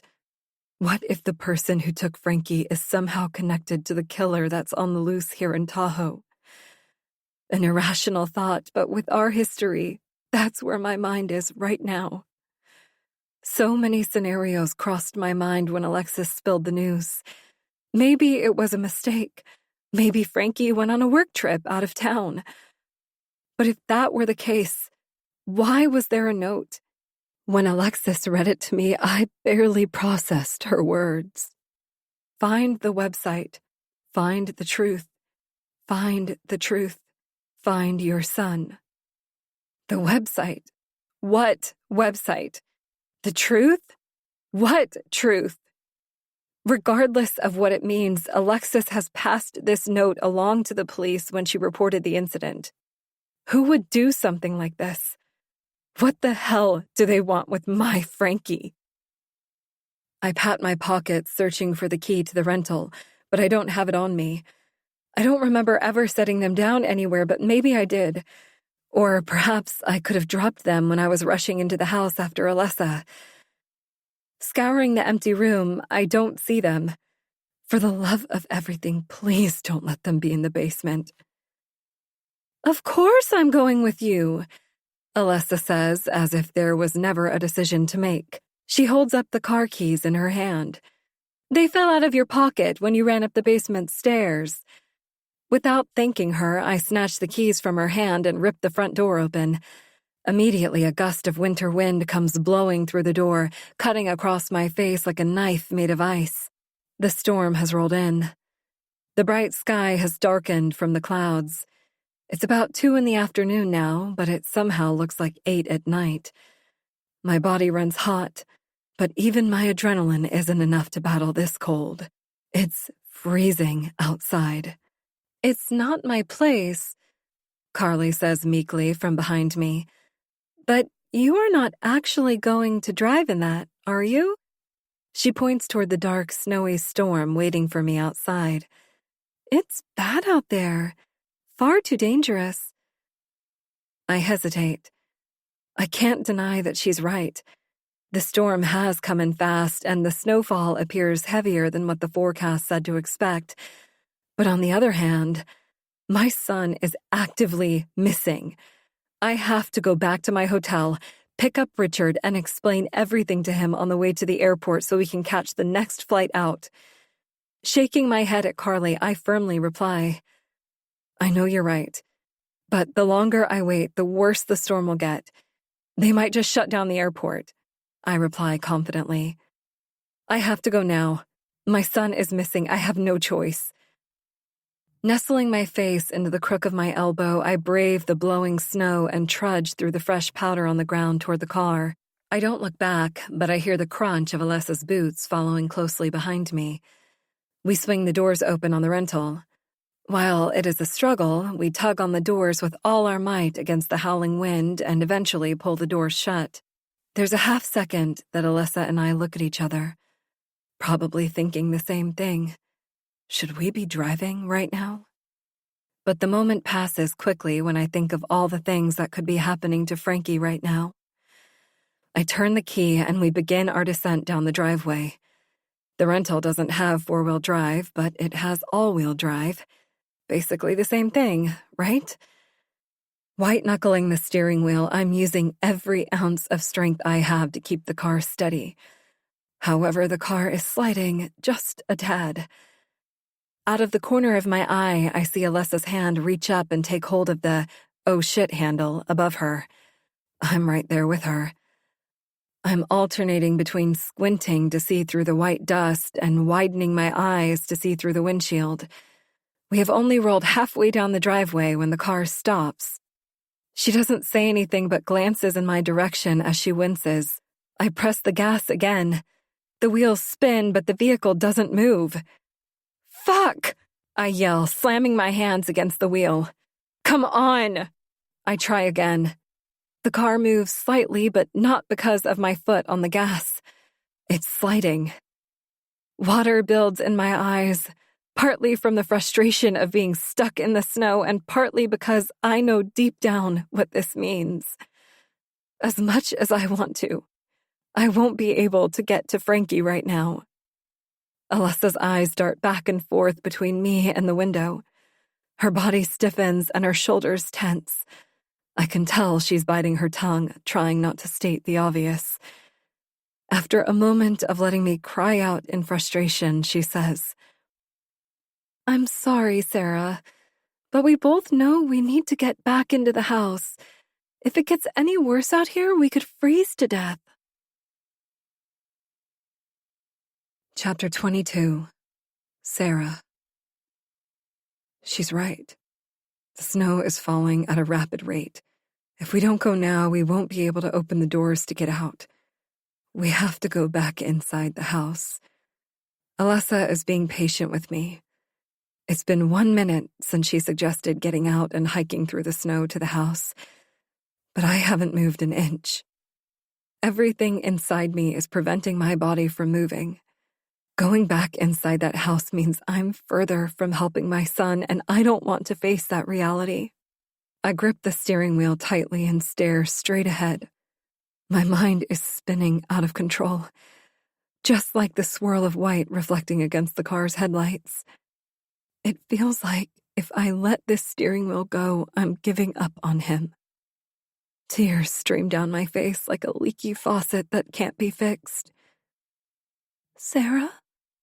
Alessa says softly, then gently places her hand on my arm. Her touch frees me from the tight chokehold that my thoughts have me in, and I quickly swivel my head toward her.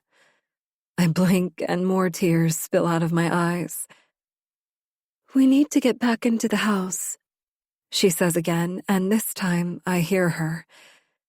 "If we wait any longer, we might not be able to get through the snow on foot. It's coming down fast and heavy." For a moment, I consider whether making the trek to Holly's vacation house would be more beneficial than going back inside this house. There would be food and water, and she might have a vehicle that could get me back to the hotel to pick up Richard on our way to the airport before the weather interferes with the flight schedules.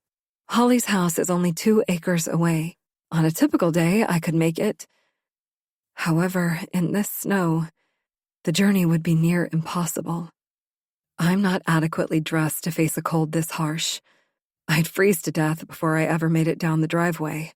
What good am I to Frankie if I die out here in the cold? I never thought I would say this, but you're right, Alessa. We have to get back to the house. Alessa straightens up and scoots to the edge of her seat. We each grip the handles of our doors and simultaneously prepare for the blast of negative temperatures to hit us. I glance at her one last time, but before I open the door, something outside her window catches my eye. A man is standing in the middle of the white snow, just before the forest's entrance. I gasp, and Alessa turns to look out the window. "What is it? Do you see something out there?" Her breathing quickens, matching my reaction. I don't see anything. She looks back at me. Sarah? I'm paralyzed by what I'm seeing. The man is facing us as snow piles at his feet. Flashes of the years of terror this forest has brought me come to mind. I remember Phil, the man who lived in this forest. I remember my first husband, Logan, always questioning what was in this forest. I remember feeling just as terrified about this forest then as I do right now. No, this can't be real. This isn't real. I squeeze my eyes and shake my head gently. When I open them, the man is gone. Another hallucination. Another reminder that the MWD gene inside me is waking up and my time is getting shorter. The effects are happening more frequently. I used to be able to control them better. However, this hallucination is so real that I can't help but question it. Is the man actually there? Or are the effects of MWD getting stronger? Ready? I say to Alyssa without giving her an answer to her question. She tilts her head curiously as if she's wondering what just happened, but she lets it go and nods. Stay close and move quickly, I add. We push the doors open and march uphill through the snow back to the house. Fighting the sudden, strong gusts of wind, we get closer to each other, locking our hands together and tugging each other up the short distance. By the time we reach the porch, we don't even have to knock. The Coops have already opened the door and are waiting with blankets in hand.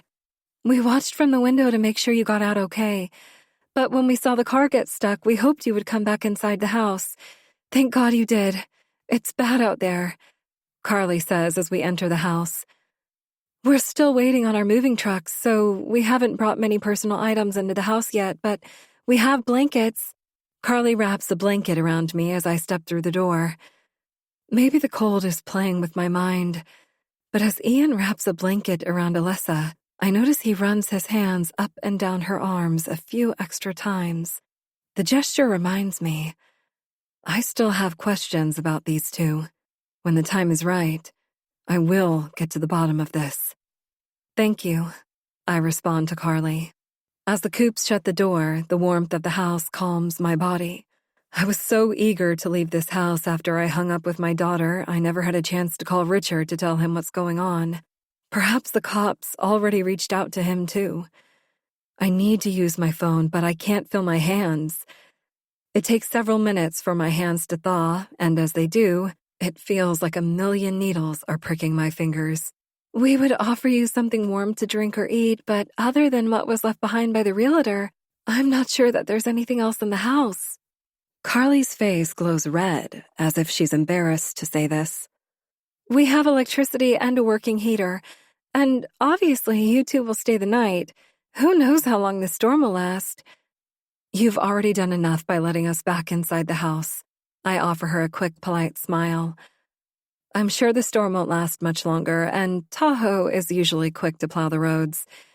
It's still early enough for us to get back on the road after the plows come. We won't need to sleep here.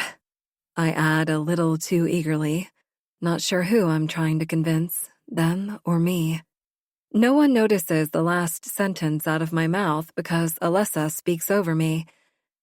Yes, thank you both again. I think I have a few snacks in my purse if we get desperate. That sparks a good idea. We should probably look around and check our inventory, just to see what supplies we have in case we are here for a while. Ian follows up. I noticed one bundle of wood sitting inside that fireplace. That might help if the heater goes out. If we all looked around, I'm sure we could find more emergency supplies. Good idea, babe, Carly confirms. The kitchen is a good place to start. She turns toward Alessa and me. Would you two mind looking around for candles or matches in case the day turns to night and the power goes out? No problem, Alessa responds before I can say anything. We've got this. Actually, I need to call Richard first. I'm looking at Alessa when I say this, hoping she will leave the room so I can talk privately with Richard. Right, I've got this, she clarifies. Take your time. With those words, she leaves the room. Finally able to feel my fingers, I take out my phone. Before I dial Richard, I quickly scroll to check the outbound flights. Dread bubbles inside me when I see red on the screen. I'm too late. Every flight is delayed and some are already canceled completely. My stomach grows queasy as I dial Richard. I'm not sure I'll be able to tell him everything right now without freaking out or breaking down. I glance around one more time to ensure I'm alone, then put the phone to my ear and wait. "Sarah?" Richard answers on the first ring. "Oh, thank God you're okay. I've been trying to reach you since I saw the first snowflake fall from the sky. Is everything okay?" "Richard? The cops haven't called you?" "No. Why would they? Has something happened?" "It's Frankie." That's all I get out before I begin sobbing. I spend the next 10 minutes keeping my voice low as I fill Richard in on everything from Frankie's kidnapping to being stuck in this house with 3 strangers. Richard's initial silence tells me he is just as shocked as I am, but he's trying to be calm for me. I wrap it up when I add, "I thought since the flights are all canceled, we could drive." "We can't do that, Sarah," he says bluntly. "Flights are canceled for a reason. You think driving in these conditions would be any better? You said the rental didn't even make it down the driveway before you had to get out and walk back." "Rent a bigger car with 4-wheel drive," I argue. He sighs. "Even if I did that, I don't have a way to get to the rental office. You have the car, remember?" Sometimes I hate when his answers are so logical. What he's saying obviously makes sense, but my emotions are outweighing the logic. I need to believe there is still a chance to get out of here. "I'm going to figure something out, Sarah. I bet the cops couldn't get a hold of me because of this damn new number." He mumbles under his breath. "Anyway, in the meantime, it doesn't look like anyone is going anywhere at the moment. Let's just be thankful you're in a warm house during this storm. I don't know what I'd do if you were caught in the storm, stuck on a road somewhere." A beeping sound from an incoming call interrupts my conversation with Richard. I pull the phone from my ear to see if it's the cops calling to tell me they found Frankie. But it's not. It's Holly. She must sense that something is wrong. Holly's on the other line. I should fill her in too. Maybe she'll think of a way to get out of here. "Okay, babe. Keep me updated with what you find out from the police, and I'll work on finding a way to get to you. I love you." "Love you too." We end the call. I'm about to swipe and take Holly's call, but the flashing red battery symbol in the upper right corner of my phone screen stops me. 10% battery life remaining because of that stupid black box photos app that Alyssa had me download. It's been draining my battery, and I keep meaning to uninstall it. I would plug my phone in and take Holly's call if I didn't leave my fucking charger in the rental. I need my battery to last. What if the police call back about Frankie? What if Alexis calls and my phone's dead? I can't take Holly's call right now, but she will understand when I explain it to her later. But what if she's calling because something is wrong? I quickly shake the thought away. I'm sure Holly is okay, and if she's not, she has Dwayne right there to help. I'm confident in my decision to save the last of my battery. Swiping the opposite way, I ignore Holly's call. Chapter 23. Richard. There has never been a court case I haven't won. There has never been a distressing situation I couldn't handle. I've never been in a position so ghastly that I couldn't figure out a way to get through it. But right now, I'm mentally and physically trapped. Pacing the hotel room back and forth, I'm practically pulling my hair out, racking my brain for ideas on how to remedy the current situation Sarah and I are facing. "Come on, Richard," I talk aloud to myself. "Figure this out. Sarah is counting on you." I'm used to working under pressure in court, but that's only because I'm not emotionally connected to the clients. My wife needs me right now. I refuse to let her down, but for some reason, I don't feel equipped to carry this insurmountable weight for her. How can I get us through this? Okay. Inhaling deeply, I play the scenario out. If this were a client, I would start with the facts. What do I know? Fact. Frankie has been kidnapped from his new apartment in West Virginia, while Sarah and I are both in California. Fact. Sarah has the rental, and I have no way of getting to her. Even if I did, the snowstorm is an extreme barrier that neither of us can cross. Fact. Tahoe has shut down, and there are currently no ride shares or taxis willing to brave the treacherous weather. And even if we somehow made it to the airport, all flights have been canceled. Fact. Sarah is stuck. Stuck at the center of an empty shell of a home that caused chaos in her life. She's stuck with people she hardly knows. The new owners of the house and Alessa, the suspicious woman who appeared on our doorstep claiming she is related to my wife. Of course, I am concerned for Frankie, but the reality is, even if we made it back to West Virginia right now, there is not much we can do. The police have been notified, and they are currently exhausting resources and doing everything they can to bring Frankie home. Traveling there to wait around for the police isn't as urgent in my mind as Sarah's safety is right now. She might be safe from the storm, but is Sarah truly safe in that house?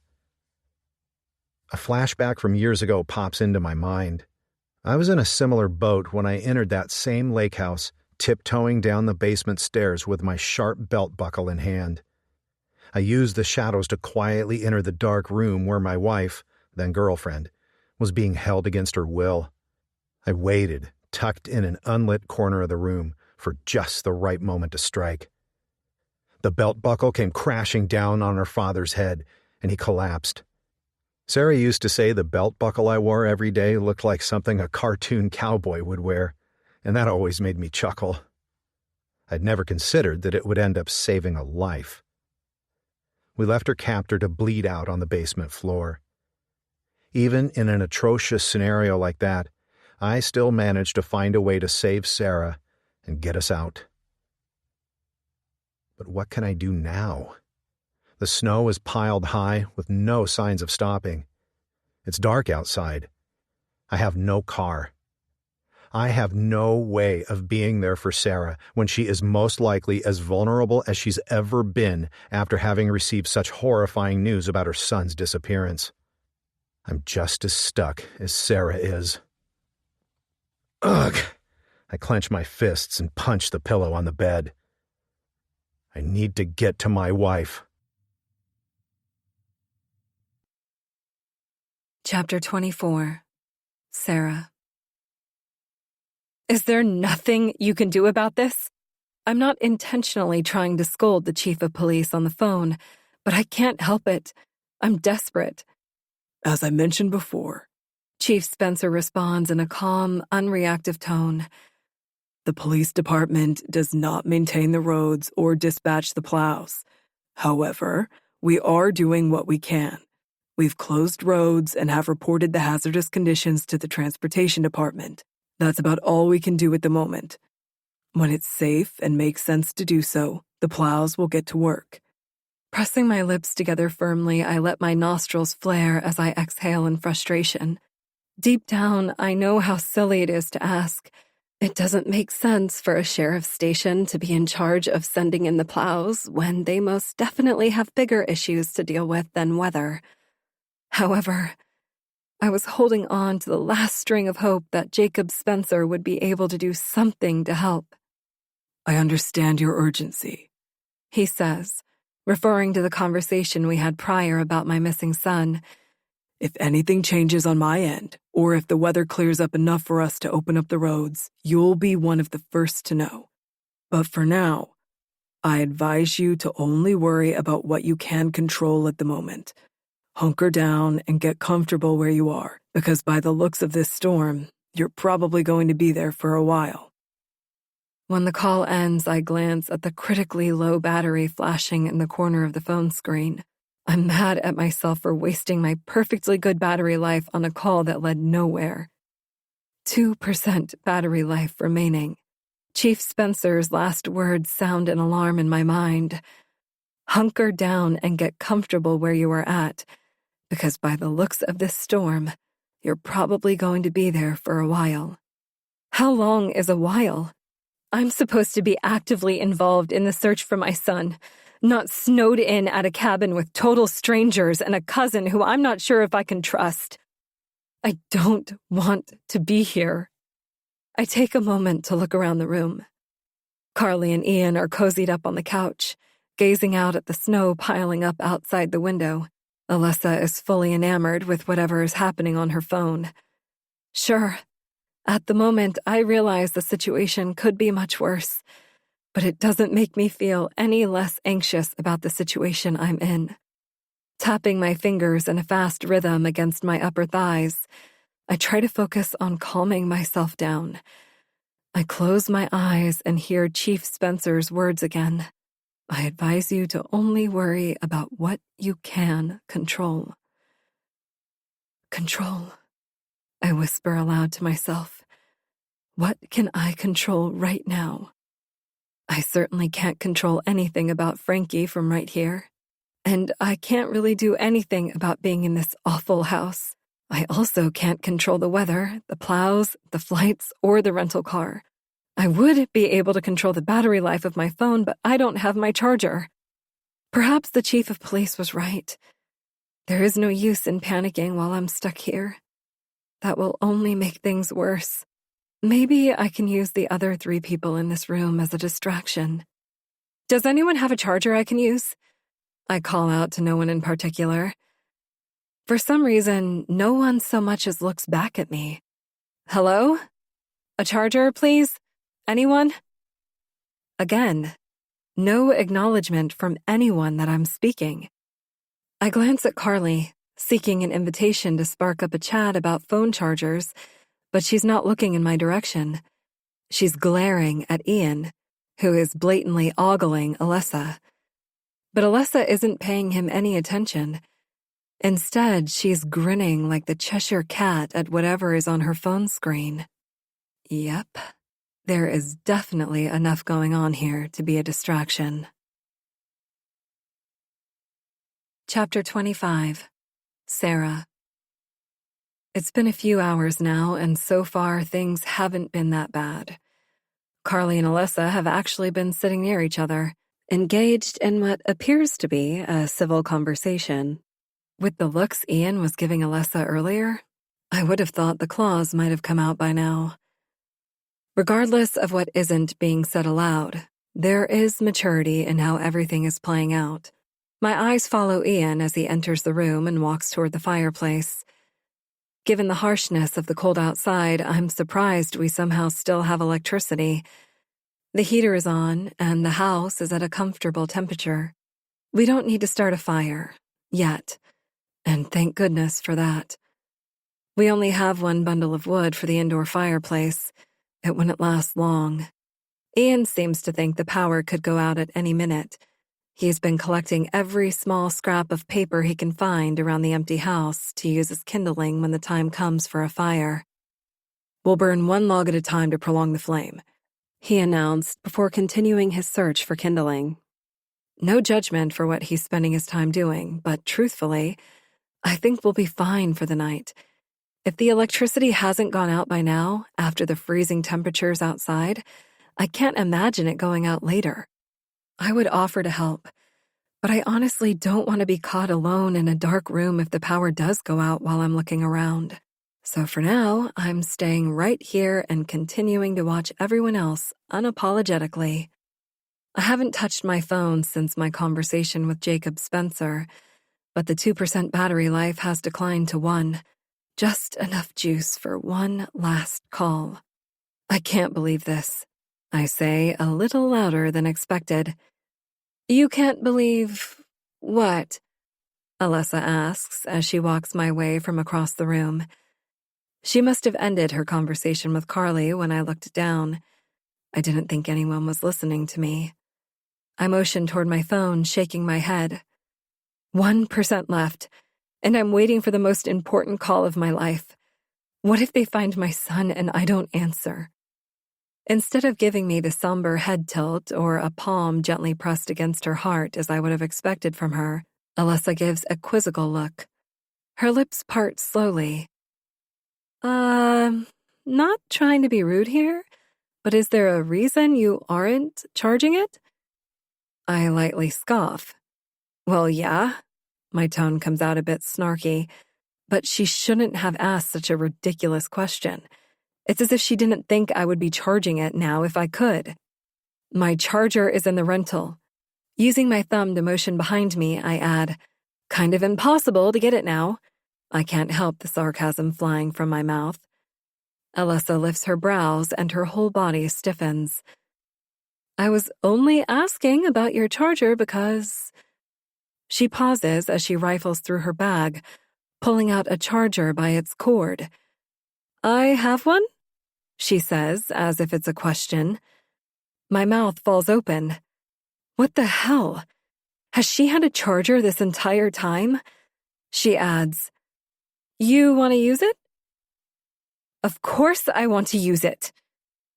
I fire back an automatic response. Is she serious right now? Why didn't you say so? Her tone is judgmental. She shifts her weight from one leg to the other, then holds out her hand. Here, she says, curling her fingers in toward her. Give me your phone. I'll plug it in on the kitchen counter. I have a right to feel annoyed. Just when I think I've figured her out, Alyssa is still a walking question mark to me. Why would she wait so long to offer a charger that she's not even using? Anyone with eyes could see that blinking red icon in the corner of my phone screen. Didn't she know my phone was dying? I said it aloud. I'm sure of that. I asked for a charger. Couldn't she sense my desperation? Gripping my phone tight, I hesitate to hand it over. The last time I let this woman near my phone, she installed that damn black box photo app that I never use, yet somehow always seems to drain my battery. I don't need her downloading anything else. That's all right. I'm fully capable of plugging in my own phone. I hold out my hand for Alyssa's charger, but she doesn't give it to me right away. There's an awkward standstill between us, as if we're in this weird, unnecessary showdown and neither of us is willing to concede. Hey, Sarah, Carly calls out to me from behind. I look over my shoulder at her, and that's all the distraction it takes for Alyssa to snatch my phone from my hand. Alyssa marches toward the kitchen, and I'm about to follow when Carly calls for me again, this time touching my shoulder. Hey, can we talk? I look into Carly's eyes, then briefly glance toward the kitchen. Alyssa walks to the counter, finds the outlet on the backsplash, and plugs in my phone. Let it go, Sarah. Your phone is charging. Alyssa didn't do anything to it. Bringing my gaze back to Carly, I force a smile. Sure. I relent by bringing my hands together. Let's talk. What's up? Alyssa remains the center of my focus until I hear Carly whisper, I think there is something you should know. Chapter 26. Sarah.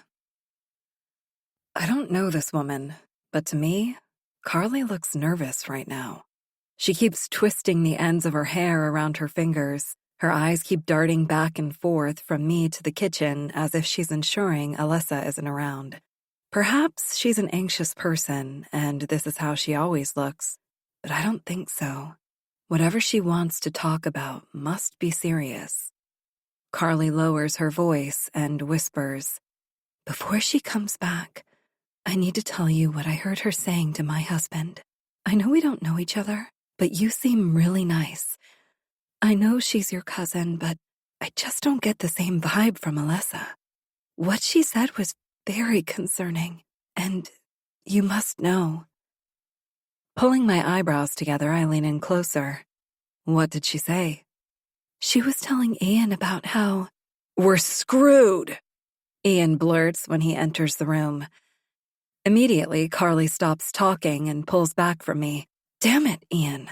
I need to know what Carly was going to say. What concerning thing did Alyssa say?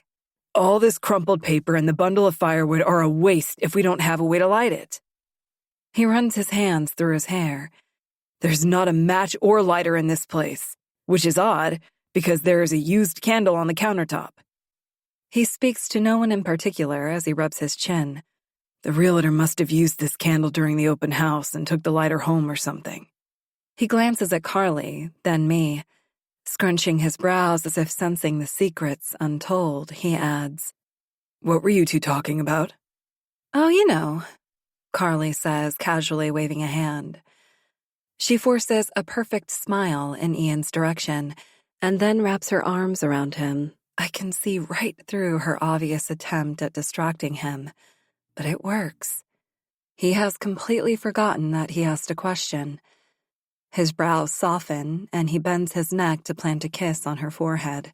Carly continues, "I was just trying to comfort Sarah about her situation with her son."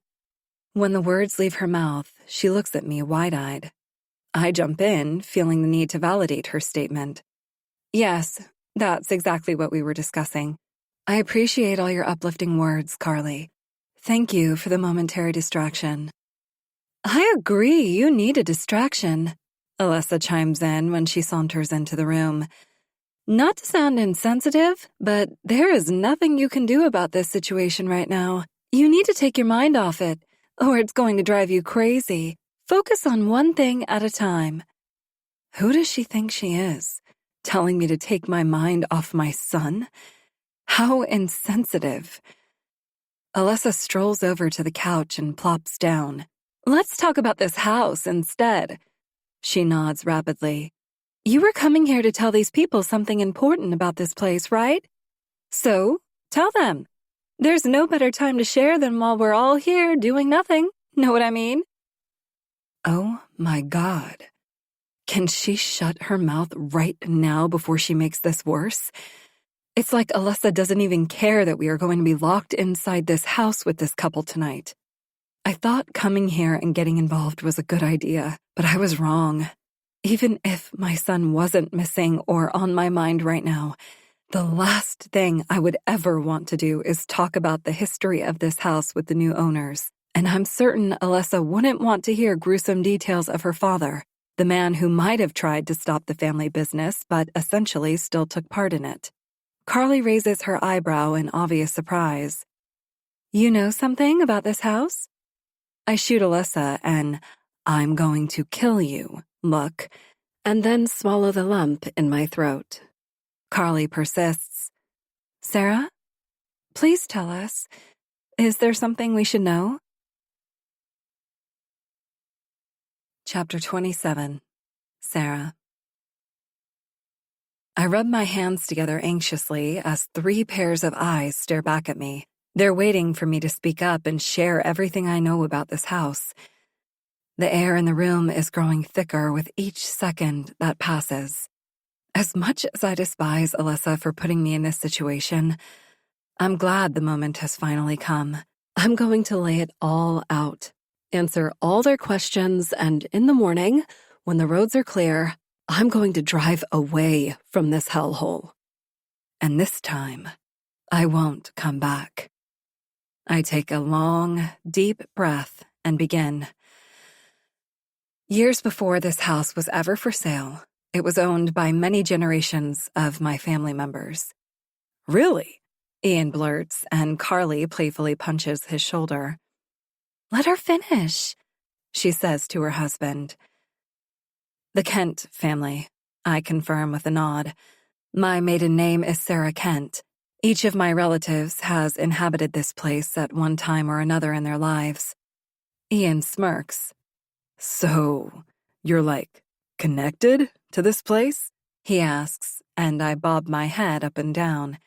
"That's badass." "Ian," Carly shushes him, then looks at me. Turning her palm up in front of her, she calmly says, "Please, continue." Alyssa is my cousin. She's also a Kent. Her dad was the last one to own this house before I did. I glance at Ian. Of course, you probably already know this since you two go way back. I thought that revelation would help lighten the mood, but it seems I've accidentally stirred the pot. Before I can get out another word, Carly chimes in. "Did you know that about your friend, huh?" Carly prods Ian with underlying aggression. Were you aware that Alyssa here is connected to this house? She glares at Ian. Again, Carly doesn't seem jealous of the connection between Alyssa and Ian, but rather angry that Ian might have withheld some information from her. Either way, I would not want to be Ian right now.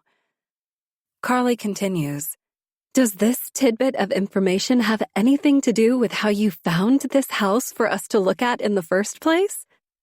"No." Ian tosses his hands up in a placating way.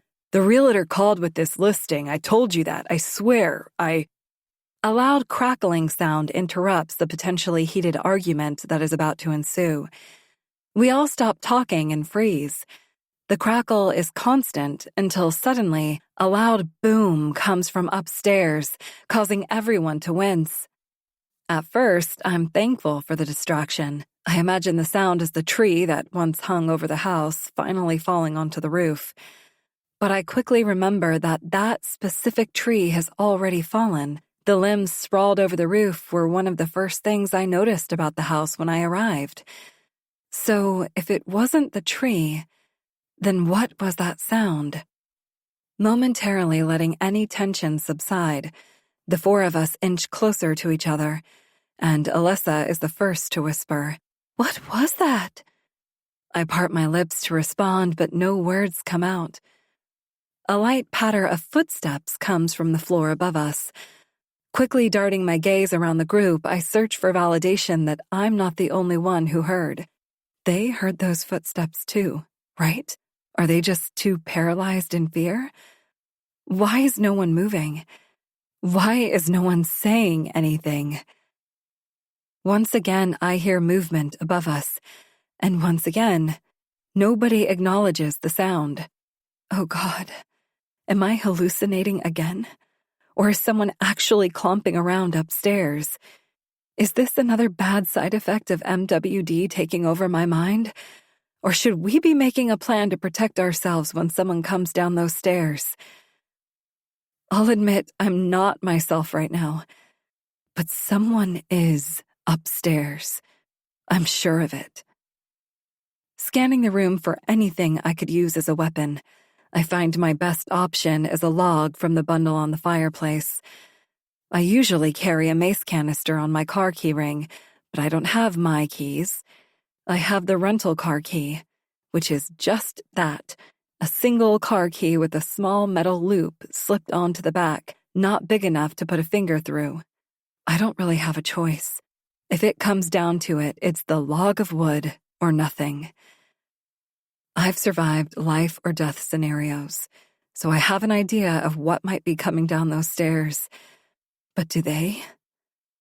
Shifting my eyes over each face, I question their survival skills. If Alyssa, Carly, and Ian were fight, flight, freeze, I'd guess they would fall in line respectfully. Alyssa doesn't seem like the type to go down easily. She'd be the fight.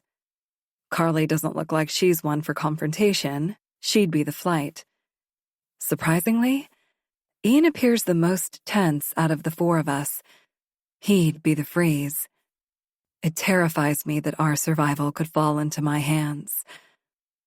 I close my eyes, hoping to hear and visualize where the footsteps are on the floor above us. We need to get a better idea of how much time we have to prepare, but my loud thoughts keep interrupting. What if something happens to me this time? Who would find me? And what about my son? What if I die never knowing if they found him?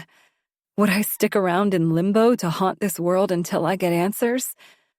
What if the unthinkable happened to Frankie? Would I see him in the afterlife if there is one? Then again, what if Frankie is just pulling another one of his stunts again? He went through years of doing extreme things to get attention. Oh God, what if that's all this is? No. He's far too old to play such childish games like that again. I think. But why is he missing? What if I die in Tahoe and he really was taken or murdered by some demented person several states away? What if I never find out what they want or perish before answering the ransom call? Stop it. Stop getting in your own head, Sarah. Focus on the now. Get out of this house alive. I come back to reality and listen again for the footsteps. I don't hear them anymore. Something is definitely off. The four of us exchange worried glances. It's up to me to prepare these amateurs for the battle we're about to go up against. As quietly as I can, I lean closer to the group and whisper, "We are not alone in this house. This person has been here the whole time without us knowing." My words are intense, and each person is captivated by what I'm saying. Our lives are at stake unless we figure something out.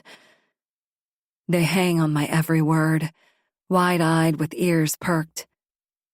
Lucky for you guys, I might just have a plan. Chapter 28. Sarah. But it's empty, Carly whispers as her brows pull together with concern. This house was completely empty before we got the keys. We're screwed. I stare blankly at Carly as her words sink in. Part 1 of my plan was to send everyone to different areas of the house to search for items we could use as protection. But Carly might be right. If we don't find anything, we might have a problem. Alyssa shakes her head briefly. We're not screwed, Carly. We have the best chance at getting out of here because Sarah knows this house better than all of us. Alyssa pats my outer shoulder. If Sarah's plan is for us to find items in this house to use for protection, then all she has to do is tell us where to look. All three people look at me, and Alyssa follows up in a continued whisper. So, Sarah, are there any secret places in this house? Maybe some places we overlooked? Secret places? Of course.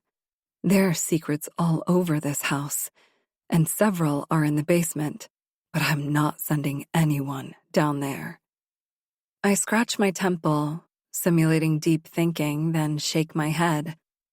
Nothing comes to mind.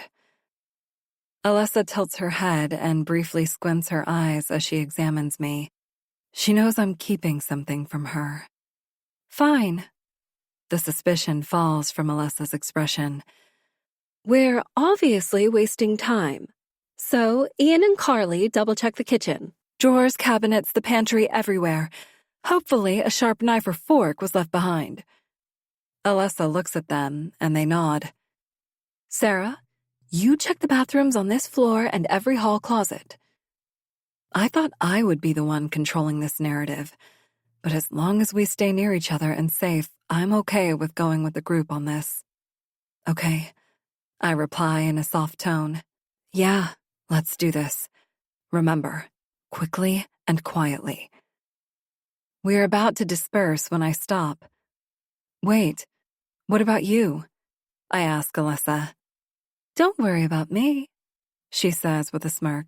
I'm going to check the basement. No, don't.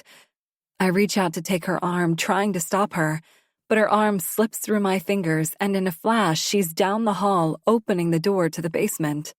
An ominous orange glow washes over Alyssa when she opens the door. Then suddenly light bursts through the doorway and flames stretch out toward Alyssa. As if she had just opened the door to hell, a fire blazes from downstairs, nearly reaching the top step. Oh my God, I say through a sharp gasp. Ian and Carly are considerably quiet. I swivel my head in their direction, but the look on their faces says it all. There is no way I'm having another hallucination. It hasn't been that long since I had the last one. That would mean the MWD effects are stronger now than ever before. It can't be. The flames are nearly clawing at Alyssa's face. This isn't real. I try desperately to convince myself. If the house were on fire, Alyssa would not be walking into the basement. This is not real. I squeeze my eyes shut as tight as I can, hoping that when I open them, I'll wake up from this awful nightmare. But when I slowly open them, the flames are even higher than before. I gasp, but say nothing as I watch this scene. which I'm certain is not real, unfold in front of me. With one hand on the door handle, Alessa turns her head to look at the three of us one last time before stepping into the flame-ridden basement and disappearing down the stairs. Chapter 29. Sarah. It doesn't take me long to scour the bathroom, searching for anything that might be of use to us. 2 minutes later, I'm in the living room with the bobby pin I found in the back of one of the bathroom drawers and the travel-sized can of hairspray that was tucked away underneath one of the bathroom sinks. Ian and Carly are quick to return to the living room after me. Ian is carrying a small plastic grocery bag filled with bottled water, and Carly is holding a single matchstick. Well, this is all we could find. She holds up the match. I figure if we use it correctly, we might be able to light one of the logs from the fireplace, you know? People have used fire as a weapon before, right? She shrugs. That works. I grin, feeling slightly breathless. Definitely better than nothing. I look up at Ian and then down at the bag in his hands. We don't really have food, so we'll need to stay hydrated throughout whatever happens. Thought it was important to bring the waters along with us. He presses his lips together firmly and nods with confidence. Or we can use the weight of the bag to knock out whoever is waiting for us upstairs. Okay, I add, looking back toward the basement door. I impatiently wait for Alessa to come back through the door. Carly interrupts my concerned thoughts. Do you really think that someone is here? It's just that I haven't heard any movement upstairs in a while. Maybe it was a snow animal that got in through a window or something, like a bird that flew in and freaked out because it was stuck. It could have flapped around, knocked over something, then found its way out. The innocent look in her eyes tells me that Carly desperately wants her theory to be true. If I didn't know any better, perhaps I could be swayed. But I know what my gut is telling me. The noise upstairs wasn't made by an animal. Could have been an animal. I gently clear my throat, trying not to completely scare Carly. Maybe that is what happened. Carly tilts her head slightly, and I wonder if she senses my hesitation. But before she has a chance to second-guess anything, Ian interjects. So once Alessa gets back from searching the basement, the next part of your plan is to go upstairs and investigate the noise? Ian asks, and I'm sensing a slight hesitation in his tone. I mean, we could do that. Or not. Wouldn't all of us be safer down here? Away from all the creepy sounds coming from the floor above us? Why go looking for trouble when we don't have to? Hate to break it to you, but if we don't find out who is upstairs, we could all be dead by morning. Now, how can I say that in a nice way? Taking a quick breath, I begin. Ian, I don't think you understand how serious this situation is. Hear me out, he interjects without listening to me. We lock ourselves in the rooms on this floor, sleep through the night, then wait for the plows to come in the morning and call the cops to investigate instead. He lets out a slight scoff. Call me crazy for not wanting to risk my life by going upstairs. Something could happen and no one would find us for days. We have to go together, I spout, and Ian stops talking. I'm not trying to be an asshole, okay? But I'm aware of things that happened in this house that you do not know. People have died in this house. Ian's eyes widen. And I'm not talking about people dying from natural causes, okay? People were murdered in this house. He is silent. This is not how I wanted to breach the topic, but I can't stop. Every time this house comes back into my life, unspeakable things happen to the ones I love. I catch a glimpse of Carly's horror-stricken face from out of the corner of my eye.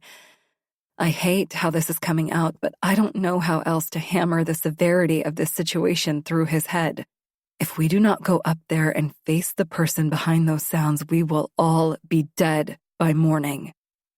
The sound of footsteps coming from the kitchen catches our attention. Carly and Ian are right here. Alessa is in the basement. Who's in the kitchen? We cast our eyes toward the doorway just in time to see Alessa stroll through with something in her hand. She has no burns, no bruises, no marks. She's completely unscathed as she comes from the kitchen. Not the basement. The flames were a true hallucination, but now I'm wondering if Alessa ever went into the basement at all. I don't notice the smirk on her face until she moves in closer to us. You guys have no idea, but we're saved. Look what I found. She reveals a dirty brown square of burlap in her hands. She unfolds it once, twice, 3 times, and when I finally see it, something twinges in my stomach. A gun? I gasp. Alessa smiles proudly. Uh-huh. She picks up the gun by the handle and holds it up for us to see. I was never around guns that much in my life, so just the sight of them makes me squeamish. By the way Carly is backing up with her shoulders raised, it's easy to see that she is also uncomfortable around guns. Ian can't take his eyes off the rusted metal, but never asks to touch it.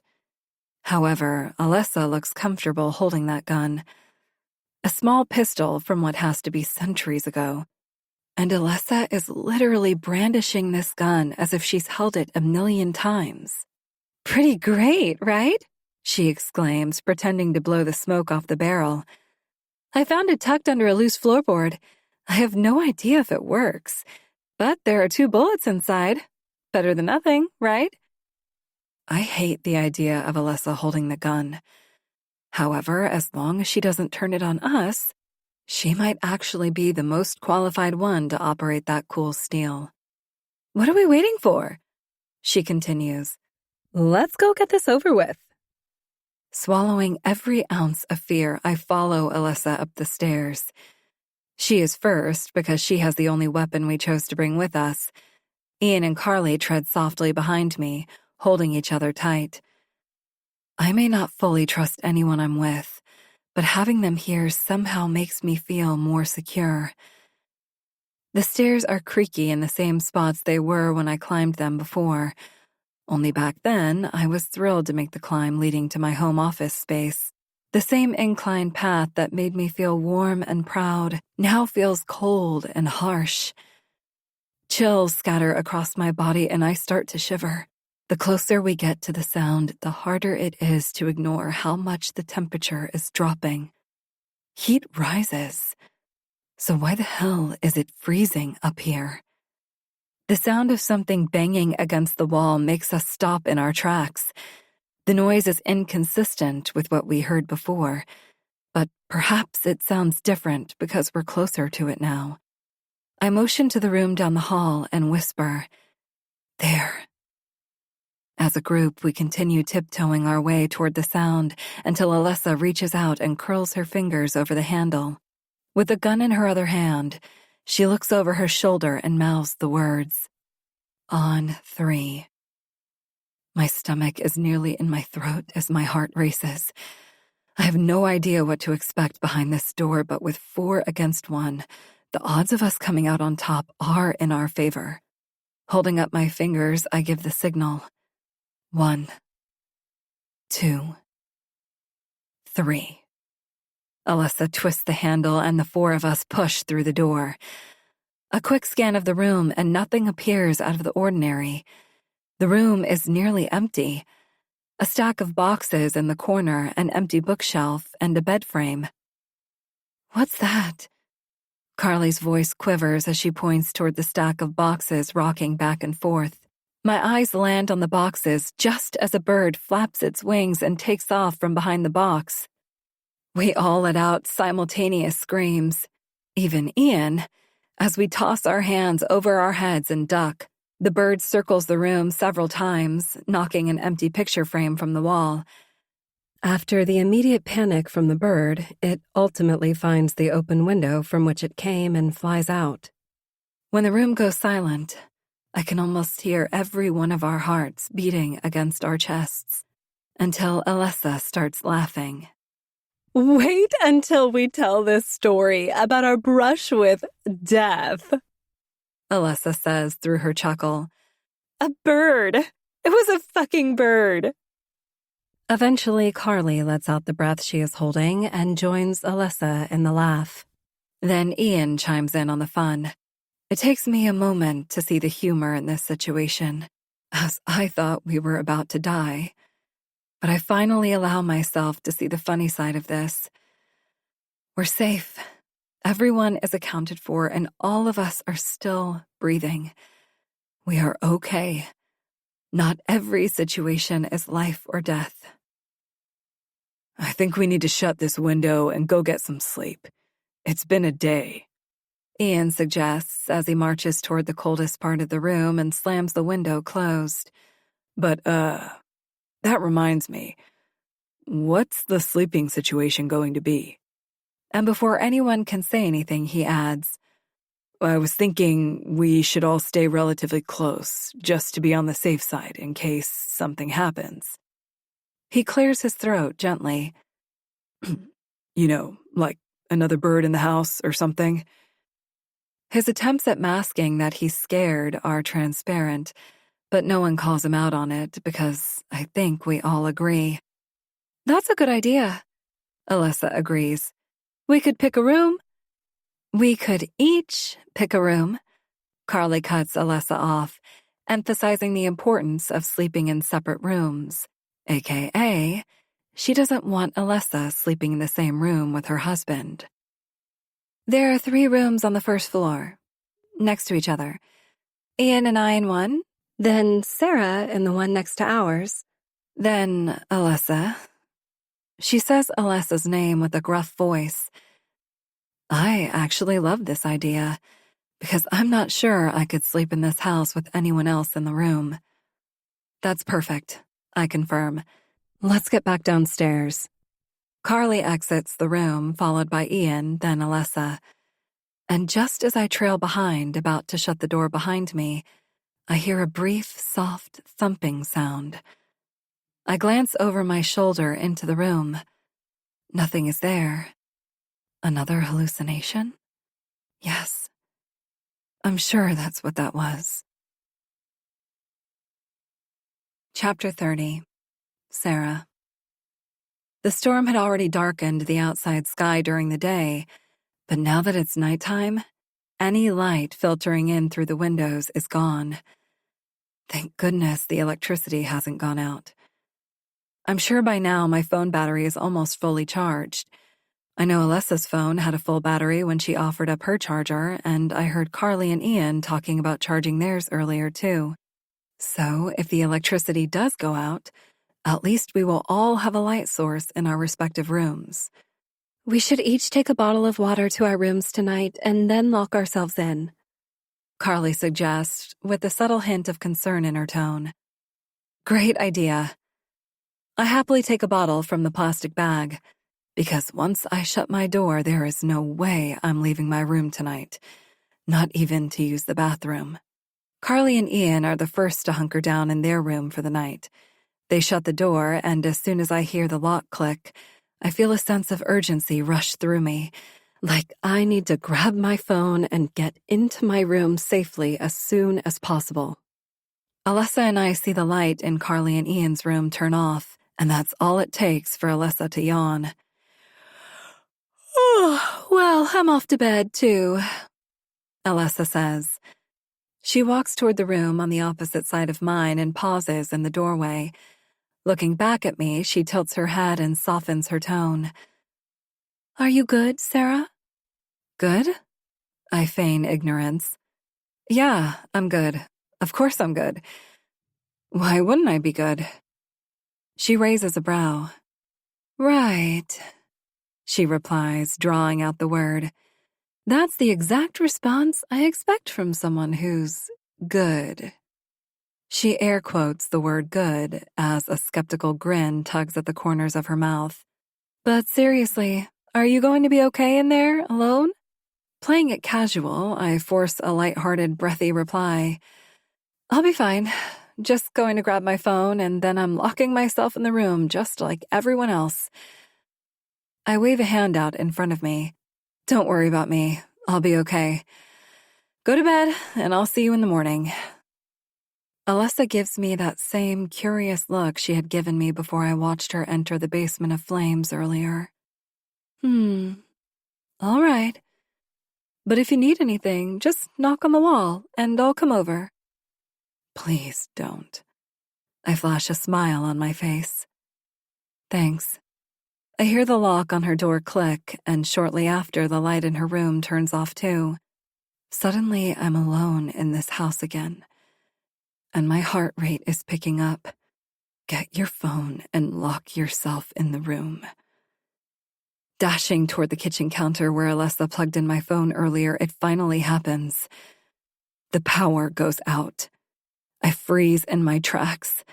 I don't hear Alessa, Carly, or Ian moving around, scrambling to get their phones. But they probably don't realize the power is out. Both room lights were already turned off. It's no big deal. The house isn't any more terrifying now that it's dark. I quietly try to convince myself. It's just a few more steps to the kitchen. Squinting, I try to let my eyes adjust to the darkness. But it's no use. It's pitch black. I can't even see my hand in front of my face. Taking a deep breath, I take one step at a time in the direction of the kitchen with my arms extended. Using the wall as a guide, I'm in the kitchen, running my fingers along the countertop in no time. Where are you? I mutter aloud to my phone. Come on. After a moment, my fingers trail over the rectangular device. Gotcha. I've never been so happy to have my phone in my hand. I imagine getting back to the room and calling Richard immediately to finally fill him in. I grip the phone in one hand and prepare to unplug the charger with my other hand. Only the charger is not plugged into the bottom of the phone. What the hell? I tap the screen and a familiar red symbol appears on the upper right corner of the screen. No, I gasp. The battery is at 3%, not 90, not 100, but 3. All this time that my phone could have been charging, it wasn't. It's been sitting here unplugged on the counter. Alessa said she would charge my phone. I saw her plug it in. Didn't I? I know I did. My phone was at 1% when Alessa took it, and now it's at 3%. The phone had to have been plugged in for at least a little bit. So how and why did it get unplugged? Oh my goodness. Is this where Alessa disappeared to earlier? I've been with Carly and Ian this whole time. It couldn't have been them. But Alessa, she was the one who came strolling out of the kitchen when she came back with that gun. Did she unplug my phone along the way? She knows how critical it is for me to have battery life right now. I'm certain she plugged it in. So the question is, why the fuck did she unplug it? Chapter 31. Sarah. My body is shaking with fear. What game are we playing here, Alessa? Trust you or don't trust you? Is that the question? Erring on the side of caution, I'm going with the latter. There must be a reason I have so many doubts about her. If she were trustworthy, I would know it.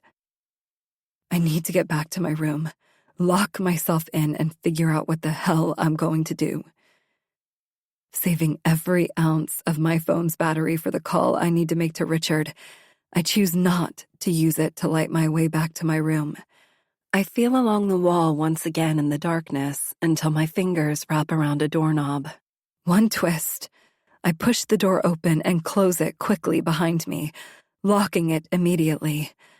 I rest my back against the cool wood and begin trying to catch the breath I didn't know I lost. 10 seconds in the room, and that's when I hear another person breathing close by. Unfamiliar fingers wrap over my forearm, and I let out a blood-curdling scream. Whoa, calm down, Sarah, it's me. Alessa's voice shoots through the darkness. It's just me, silly. She lets out a laugh. Gasping for air, I fold in half, my body still trembling. Alessa, what the hell are you doing in here? I look into the darkness and the direction I heard her voice, even though I can't see a thing. As I wait for her to reply, I can't help but sort through how I'm feeling. Should I be relieved that it's not someone else waiting for me in this room? Or should I be terrified because it's her? Turns out I wasn't feeling all that great about sleeping in the dark room by myself. Is it okay if I sleep in here with you? There's no way I'm letting this happen. Alessa disappears momentarily, and then I hear her plopping down on the mattress on the floor. I knew you wouldn't mind. I listen to her unfolding the blanket. We could sleep head to toe if that makes you feel better. But does that even matter? We are family, after all. I hear her yawn one more time, and in a sleepy tone she says, "There's nothing to be afraid of when we're together." As if she were winning a talent show for falling asleep the fastest, her rapid breathing immediately slows, then grows deeper and more constant. She's asleep in my bed, and I'm awake in the corner. This is going to be the longest night of my life. Chapter 32. Richard. This is Sarah. Leave a message. Straight to voicemail. Damn it! I dial my wife one more time, but I'm almost confident I know what's happened. This is Sarah. Leave a message. Yep, I knew it. Her phone battery is dead. I hate being this useless. Years later, and it feels like Sarah and I are right back in the spot we never wanted to be, and we are quite literally in the same spot. Just like before, I have a bad feeling about all of this. Frankie is missing. Sarah is in that house. I refuse to just sit here tucked in nicely to my hotel bed while my wife is most likely on the verge of a panic attack. I have to figure out a way to do something. I already tried calling Holly to see if she and Dwayne could go check in on Sarah, but she didn't answer after repeated attempts. Perhaps I can get a better estimate of the road openings if I call Sarah's trusted confidant at the sheriff's station. A quick internet search on my phone, and his name and number pop right up. "Jacob Spencer," a deep male voice says when he answers. "Chief Spencer, this is Richard Pence." I respond boldly. "You know my wife, Sarah." His tone softens slightly. "Ah, yes, Richard," he says, recollecting the history between our connection. Removing any chance of small talk, I cut right to the chase. "I need the update on the road closures and dispatched plows. Sarah is back at the house on Whispering Pines Loop. She is snowed in with a few strangers, and I believe one of them could be dangerous." He sighs into the phone. "As I told Sarah hours ago, I have nothing to do with the plows.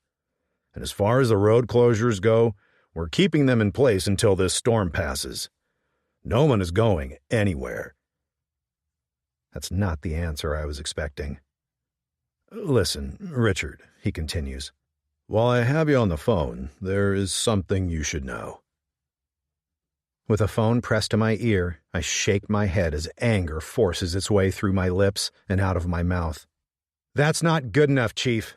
You mean to tell me that there is no way you, me, or anyone else can get out there to help my wife? You're the chief of police, for God's sake. You know Sarah, and you know how she must be feeling right now to be stuck inside that house.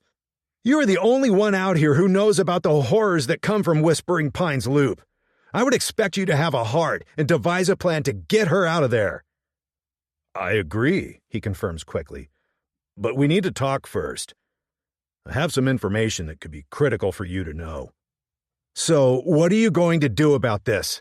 I cut him off again as anger fuels the words firing from my mouth. "Richard, please. I need you to listen. Let me share a story with you." Something in his tone stops me from jumping through the phone to argue with him. "Fine. What is it?" "Years ago," he begins, "I received a phone call from Sarah's then neighbor on Whispering Pines Loop. He was an 80-year-old man who had his fair share of calling the authorities for situations that didn't always warrant police involvement. So when I picked up the phone that day, I was only half listening to what Artemis Bradford had to say. It wasn't until he mentioned something else that my ears perked up. "Oh, right." I nod even though he can't see me. "Artemis, the neighbor who found the body of that drifter who broke into Sarah's lake house." Just thinking of that man makes me sick to my stomach. He was the main reason for Sarah coming back to Tahoe all those years ago. He is the reason I followed her here and had no other choice but to kill the man who was keeping my wife hostage in that basement. Yeah, I continue. I remember everything so clearly about that situation. Sarah told me you had called her and that Artemis was the one who found the body. Yes, but there was something Artemis said at the time that I could not divulge to Sarah. I swore to myself that I would never repeat what I heard come out of his mouth, and up until this moment, I've held true to that. I hear Chief Spencer taking a deep breath through the phone. Not that he didn't have it before, but Chief Spencer has my full attention now. I stop pacing my hotel room, as if that will help prepare me for what he is about to say. Then I listen closely. What could he possibly need to say right this minute? Chief Spencer takes another deep breath into the phone. I understand that you are a lawyer, Mr. Pence, but let me assure you that enough time has passed that I cannot and will not be held liable for the information I was privy to during the investigation over a decade ago. Now I'm even more curious about what he's going to say. To be frank, I don't give a rat's ass about what you said or didn't say, or what you did or didn't do back then. I care about helping Sarah now. So if this story helps us get closer to helping Sarah, then please, won't you say it already? Interrogating you and collecting evidence wasn't the reason I called. I bite my tongue before I continue. I'm not trying to lash out at the chief of police, but we've been on the phone for several minutes now, and we're still nowhere close to finding a way to get to Sarah. On the day Artemis Bradford found a deceased body in Sarah's lake house, the victim was the focus. Who was the drifter? Why was he there, etc. But we all seem to overlook one question we should have been asking. He pauses, making room for curiosity. Why was Artemis inside Sarah's house that day in the first place? A valid question. Jacob Spencer continues. When Artemis called to report the body that day, he also called to confess. Confess? I thought the drifter's killer was revealed already. Artemis wasn't confessing to murder. He was admitting to stealing. My mouth drops open slightly. I have a million questions, but I choose to let him finish. Artemis was an elderly man, and while his house and property had been paid off for years, he was living on a fixed income. Property taxes were getting higher, and inflation was making it difficult to keep food on his table, which I found out later is why Artemis was so particular about maintaining his garden. That was his main source of food. I remember Sarah mentioning the creepy doll heads in Artemis's garden. It is all starting to make more sense. Artemis said he felt bad about taking things from Sarah's house, but he only took things when he needed them. At least that's how it started. First, it was some canned goods from the pantry, then clothing left behind in the closets, and then it gradually shifted to furniture. Eventually, he had a routine. He would go every week, taking anything he could get his hands on, just in case he needed it someday. A posthumous sweep of his house revealed that Artemis was what people call a hoarder. Oh? I mutter under my breath. It's not that I care about an old man stealing from my wife decades ago, even if she had no intention of ever returning to that house. But it's the secrecy around it all that bothers me. This man acted like a concerned neighbor when he came knocking on Sarah's door, when he was probably just worried that someone else decided to move in, ruining his routine of thieving. Anyway, I'm sharing this whole story to bring us to this point. He clears his throat. In one of his scavenging hauls, Artemis took home a box filled to the brim with loose papers. At first, it looked like old past due bills and receipts from plumbing issues, but after digging through every piece of paper, he found something critical. A letter addressed to Sarah. "From who?" I blurt. He sighs. "From Teresa Kent." Sarah's mother? Teresa has been dead since Sarah was 16. She died at the hands of her own daughter. If that letter was addressed to Sarah, then that means it was written before Teresa died and has been hidden in that house for decades. What could Teresa Kent have possibly written in that letter that would be relevant to anything today? Now, Artemis hid that letter in his house, knowing he would return it to Sarah someday, but he was killed before he ever had a chance to get it to her. However, I retrieved it from his home after the detective units left for the evening. I never told anyone I found the letter because I wanted to see what was in it first. He hesitates briefly before continuing. I took it home and read it. "And," I interject, tapping my foot anxiously. My lawyer brain is curious about the contents of that letter. However, the letter isn't my priority unless it's somehow connected to everything Sarah is going through right now. And seeing how we're dealing with a decades-old letter, I'm not sure that's even possible. At the time, I didn't understand what it meant. But now, years later, it all makes sense to me. I interrupt before he can continue. What could a decades-old letter from my wife's deceased mother have to do with my wife's current situation, being snowed in at that old house with her cousin? There's a slight pause before Jacob Spencer responds. The letter has everything to do with Sarah's current situation. It's been 30 minutes since Chief Spencer read me the contents of that letter, and I'm still processing the information. I'm not sure what to make of it.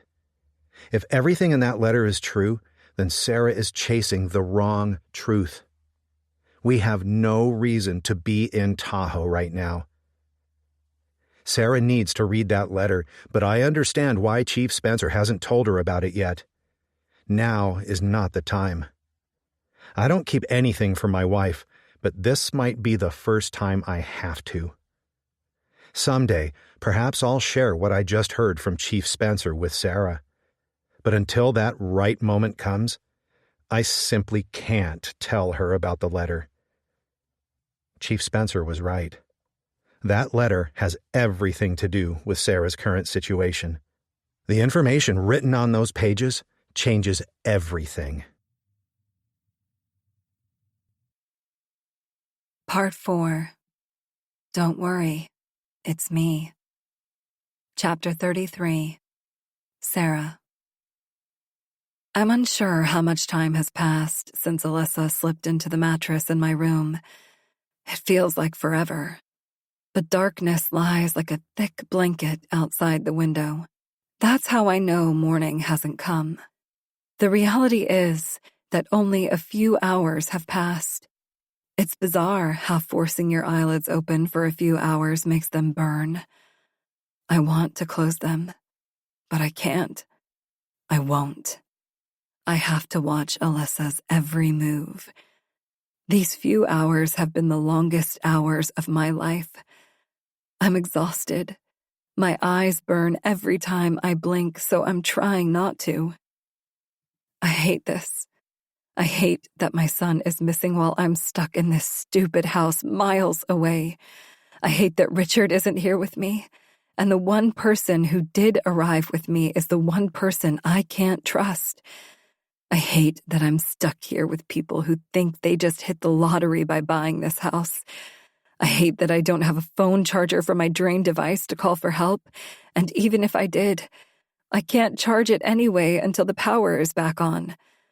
My best friend is staying in a home 2 acres away, and I can't get to her for safety. I hate that, too. Hugging my knees to my chest, I rock my body slightly, trying to keep myself awake. Every time I lean back, my spine taps the wall where I'm sitting in this dark room, making me feel safer. At least she can't sneak up behind me. With the electricity still out, the room is quiet, other than Alyssa's steady breathing.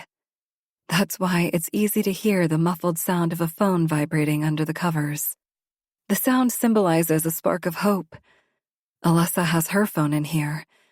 She's been so blatantly clear about how she doesn't like other people touching her phone, but it's in here with us right now, and it obviously has enough battery life left for her to keep it on. If I can get a hold of her phone somehow, I can call for help. As quickly and quietly as I can, I crawl toward the sound. I can't risk waking Alyssa, but I need to locate the phone before it stops vibrating. It's still so dark in here that I can't see the direct path in front of me.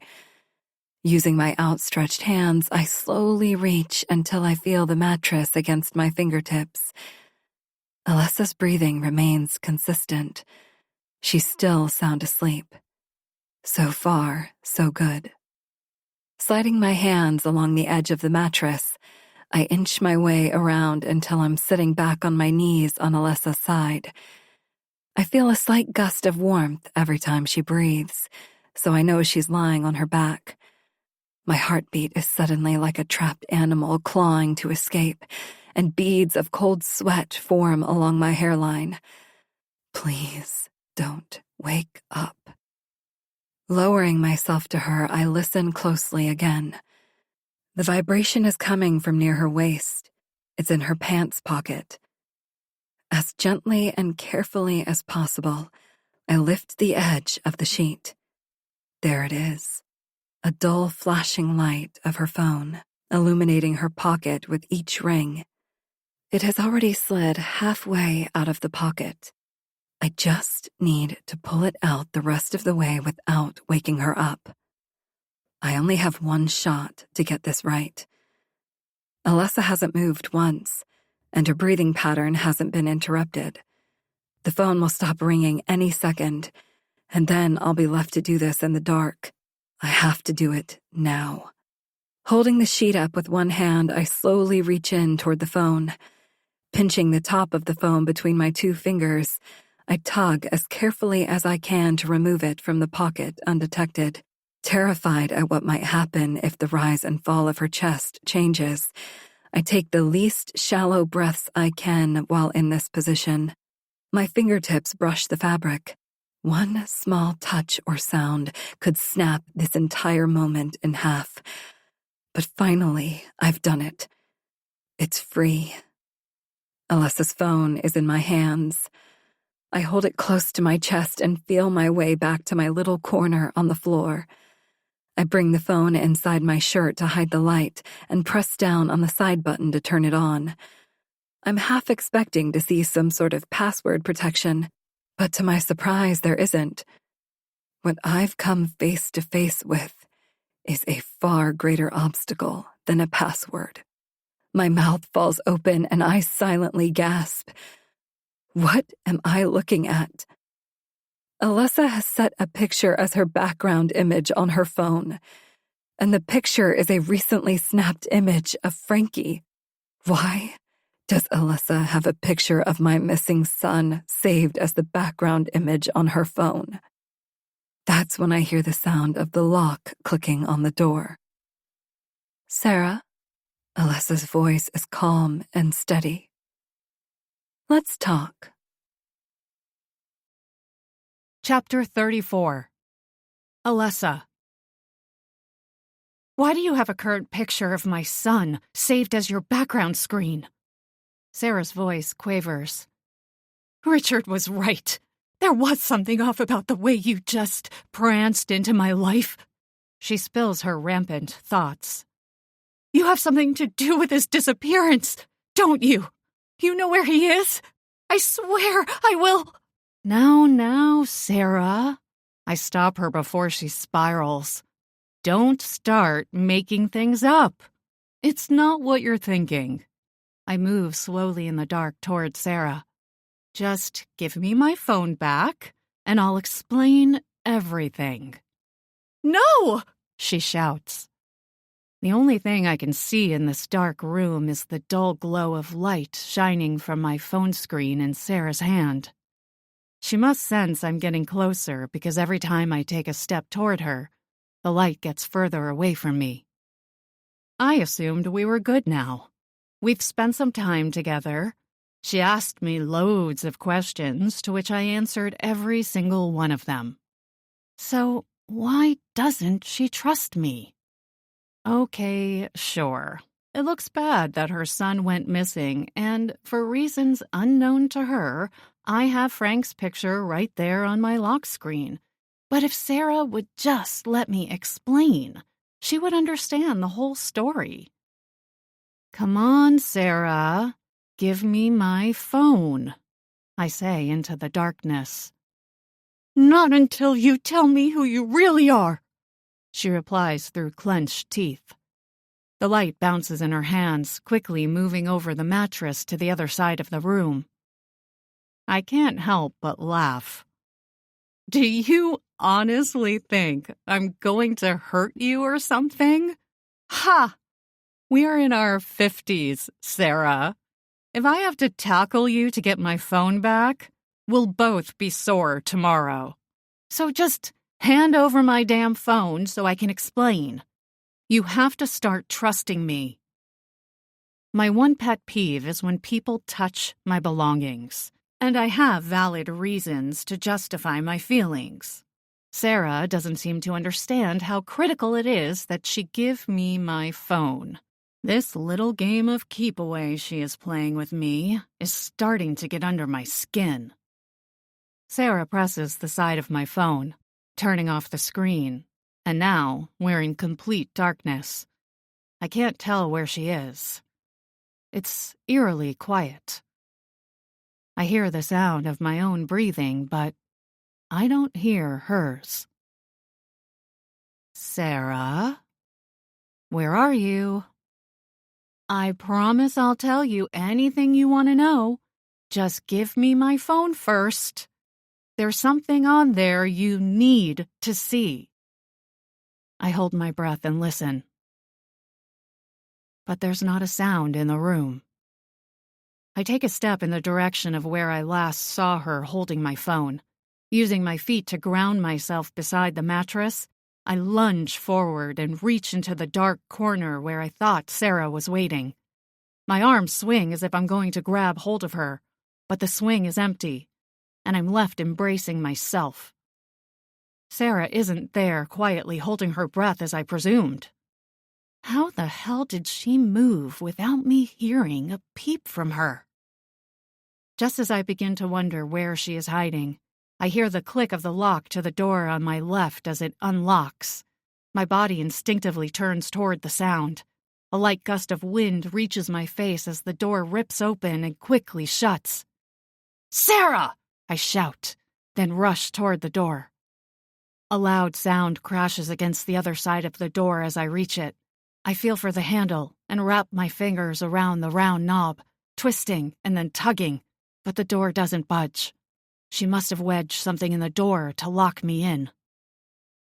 If only she had given me the chance to explain, she would know how badly she has just fucked up. 35. Sarah. Panting heavily, I rest my back against the wall beside the bedroom door where I wedged that random chair underneath the handle. I don't know how I found it in the dark so fast, but thank goodness I did. The door handle makes a sound when it jiggles. Sarah.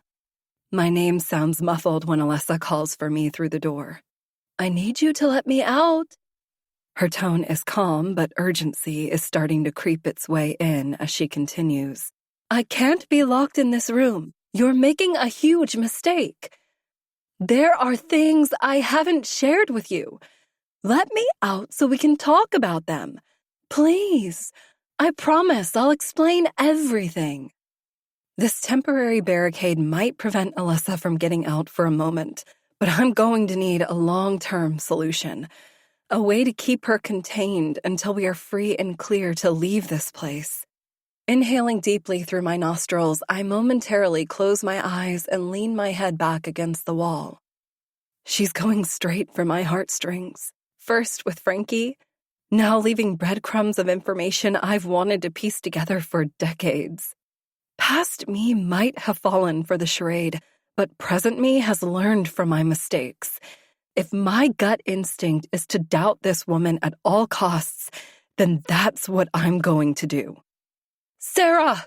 Alessa shouts before pounding her fist against the door. The loud banging makes me jump. "Let me the fuck out of here!" Alessa yells, no longer any calmness in her tone. Movement comes from the room beside mine. I hear the squeak of hinges when Carly and Ian's door swings open. Still too dark to see them, I sense their proximity when Ian's deep voice booms through the darkness. "What the hell is going on?" Carly chimes in. "Sarah? Is that you?" Confiding in this couple is my only option at this point, so I seize the opportunity. "Yes, it's me." I feel relieved as soon as I say it. "Are you okay?" Carly's concern comes across even without being able to see her face. "It's Alessa. She's lost it. She can't be trusted." I begin spewing every thought in my mind. I think she's somehow involved with my son's disappearance. We need to call the cops. The storm doesn't matter anymore. They have to have a contingency plan for getting out to emergencies. Please, use your phones to call the police. Okay. Ian replies, almost shushing me. "Carly." He snaps at his wife as if he is demanding that she do something to remedy the situation. Is he genuinely trying to help? Or just annoyed that the noise woke him up? Either way, it seems like he's taking it out on Carly. "Yes, of course." Carly's response comes quickly. "I'll grab my phone off the nightstand and call." Carly's light footsteps disappear into their room, leaving Ian and me alone in the dark for the first time. There's a pregnant pause between us until we hear Carly speaking to someone on her phone in the background. It's when Carly is distracted that he lowers his voice. "I'm not surprised, about Alessa and what she's doing." He follows up. "This isn't the first time she's acted this way. And if someone doesn't stop her, things will only get worse. I have no doubt she was involved with your son's situation, that lying, conniving bitch." I have so many questions for him. What did Alessa do in the past? Will he ever reveal how they actually know each other? I waste too much time trying to decide which question to ask. Carly's footsteps are already closing in. "Great news. Police are on their way. They didn't really explain how they are going to get through this storm to get here, but they're coming. We will all be able to get out of here safely, and they'll be able to take care of whatever this situation is with Alessa." I'm fighting the overwhelming urge to cry. "Did they say how long until they arrive?" A delicate hand reaches out to take mine. "They didn't. But regardless of how long it takes them, they know we're here. I can only imagine how hard this must be for you. At this point, I think we just have to be patient." She rubs her thumb on the back of my hand. "I don't want it to feel awkward, but if you want, you can stay the rest of the night in our room." A kind gesture, sure. But would I really be better off locked in a room with them?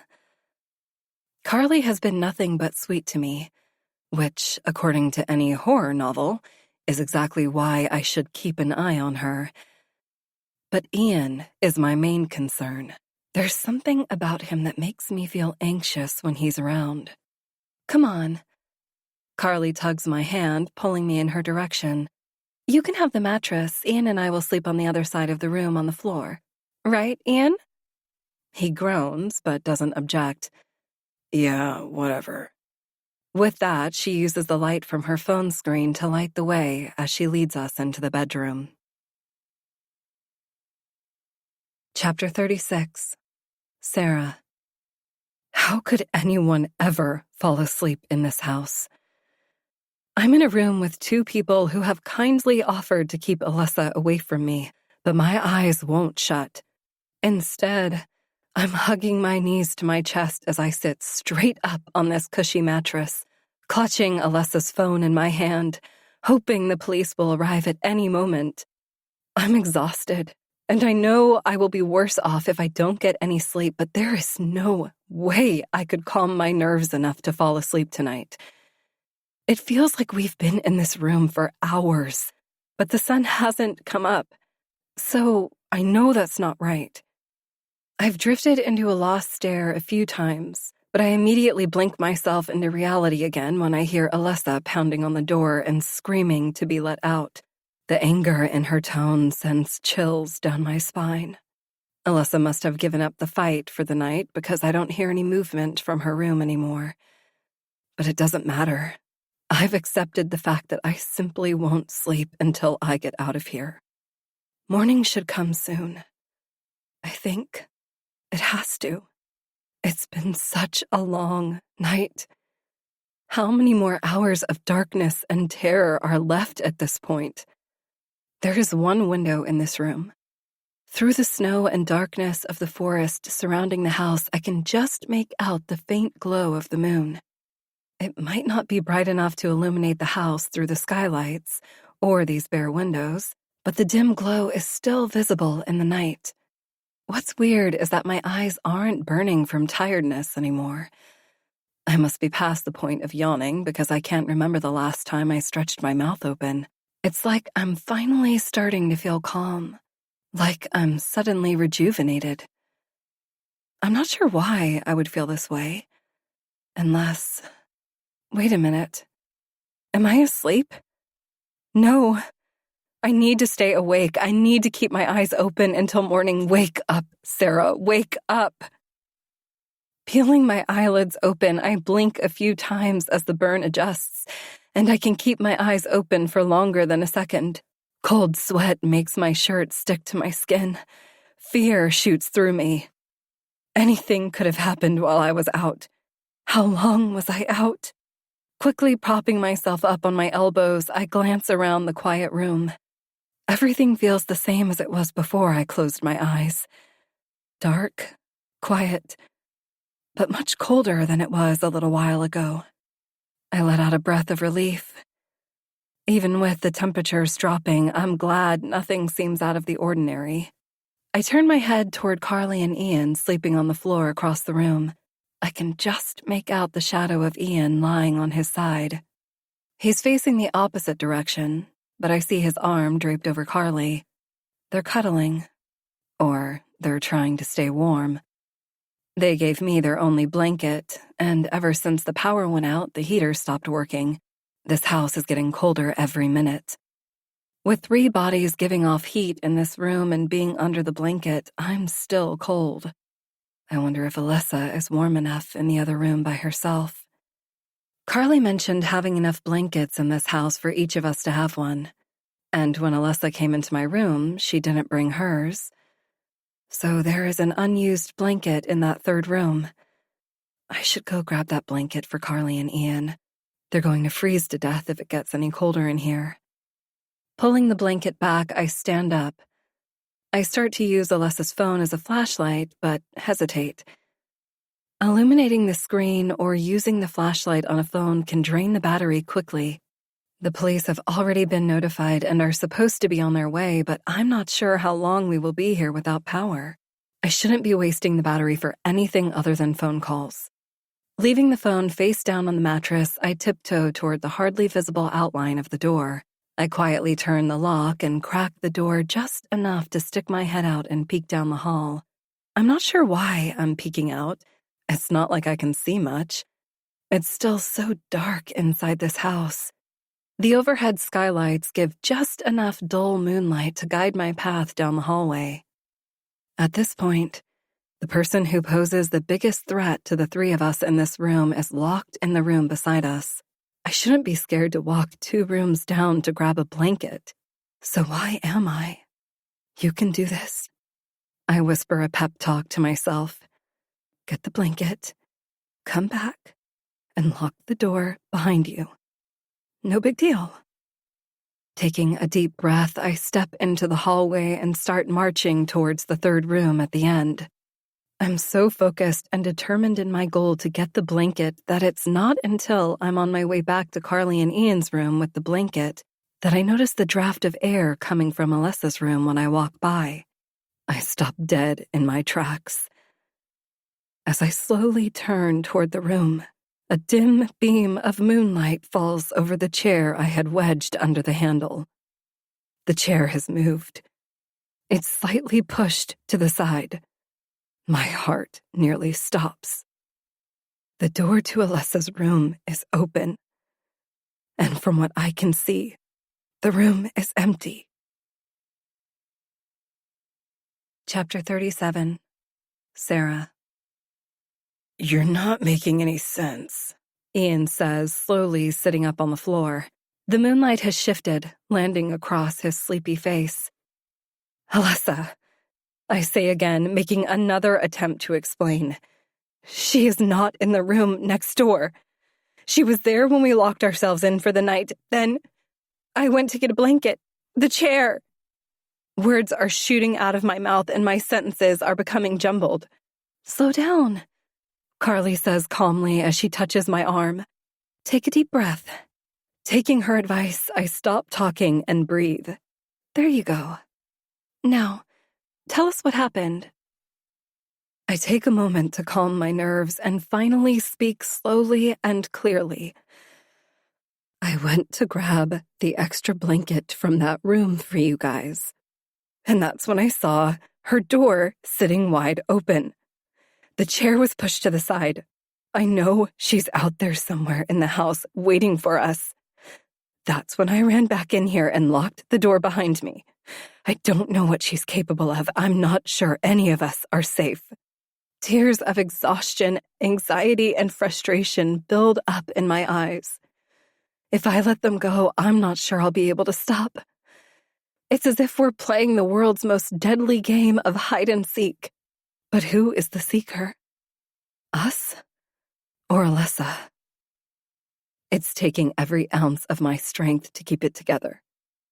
Ian stands up and I feel the draft of wind coming from him when he begins pacing the room. Carly speaks up with a voice of reason. Okay. Let's think clearly about this.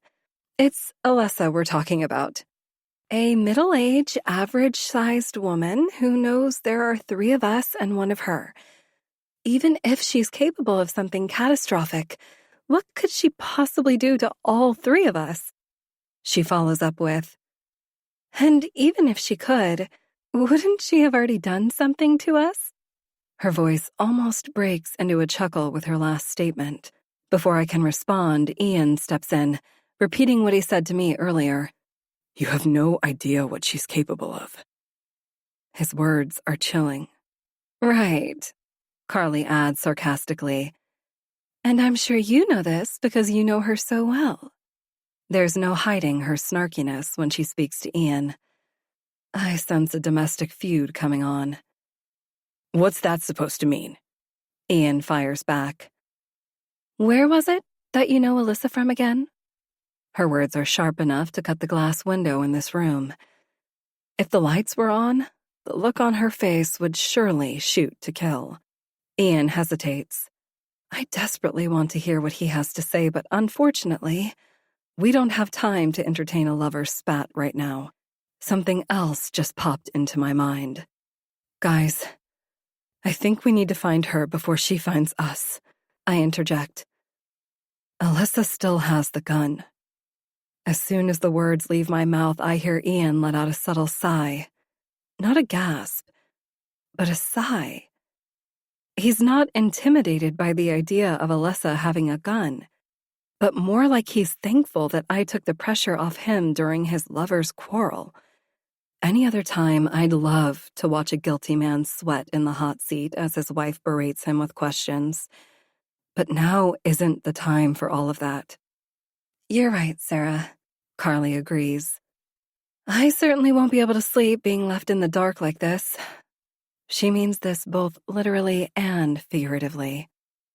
The moonlight coming through the skylights might help, but Ian and I will trade off using our phones for light so we don't drain both the batteries at once.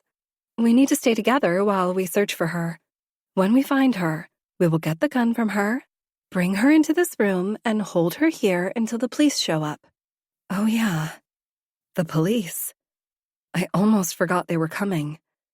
They should have been here by now, right? Did they show up while we were all asleep and somehow we missed them?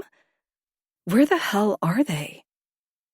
We will use Ian's phone first, since he is the one who can clearly spot Alyssa anywhere. Carly mutters under her breath in a snippy tone. Sticking close together, Ian turns on the flashlight feature of his phone, and we begin searching the house one room at a time. It's my idea to start upstairs. If she is upstairs, we will either find her or force her to move downstairs, eventually cornering her. Tiptoeing upstairs, we slowly and quietly explore each room. My chest is vibrating with mounds of anxious energy as we shine the light through each doorway. Each time, I'm half expecting Alyssa to pop out of nowhere and aim the barrel of the gun towards one of us. With the house being so empty, it's easy to make the rounds. There's nowhere to hide, really. After the thorough check of every room and closet, it's official. Alyssa is not on the top floor. Next up, downstairs.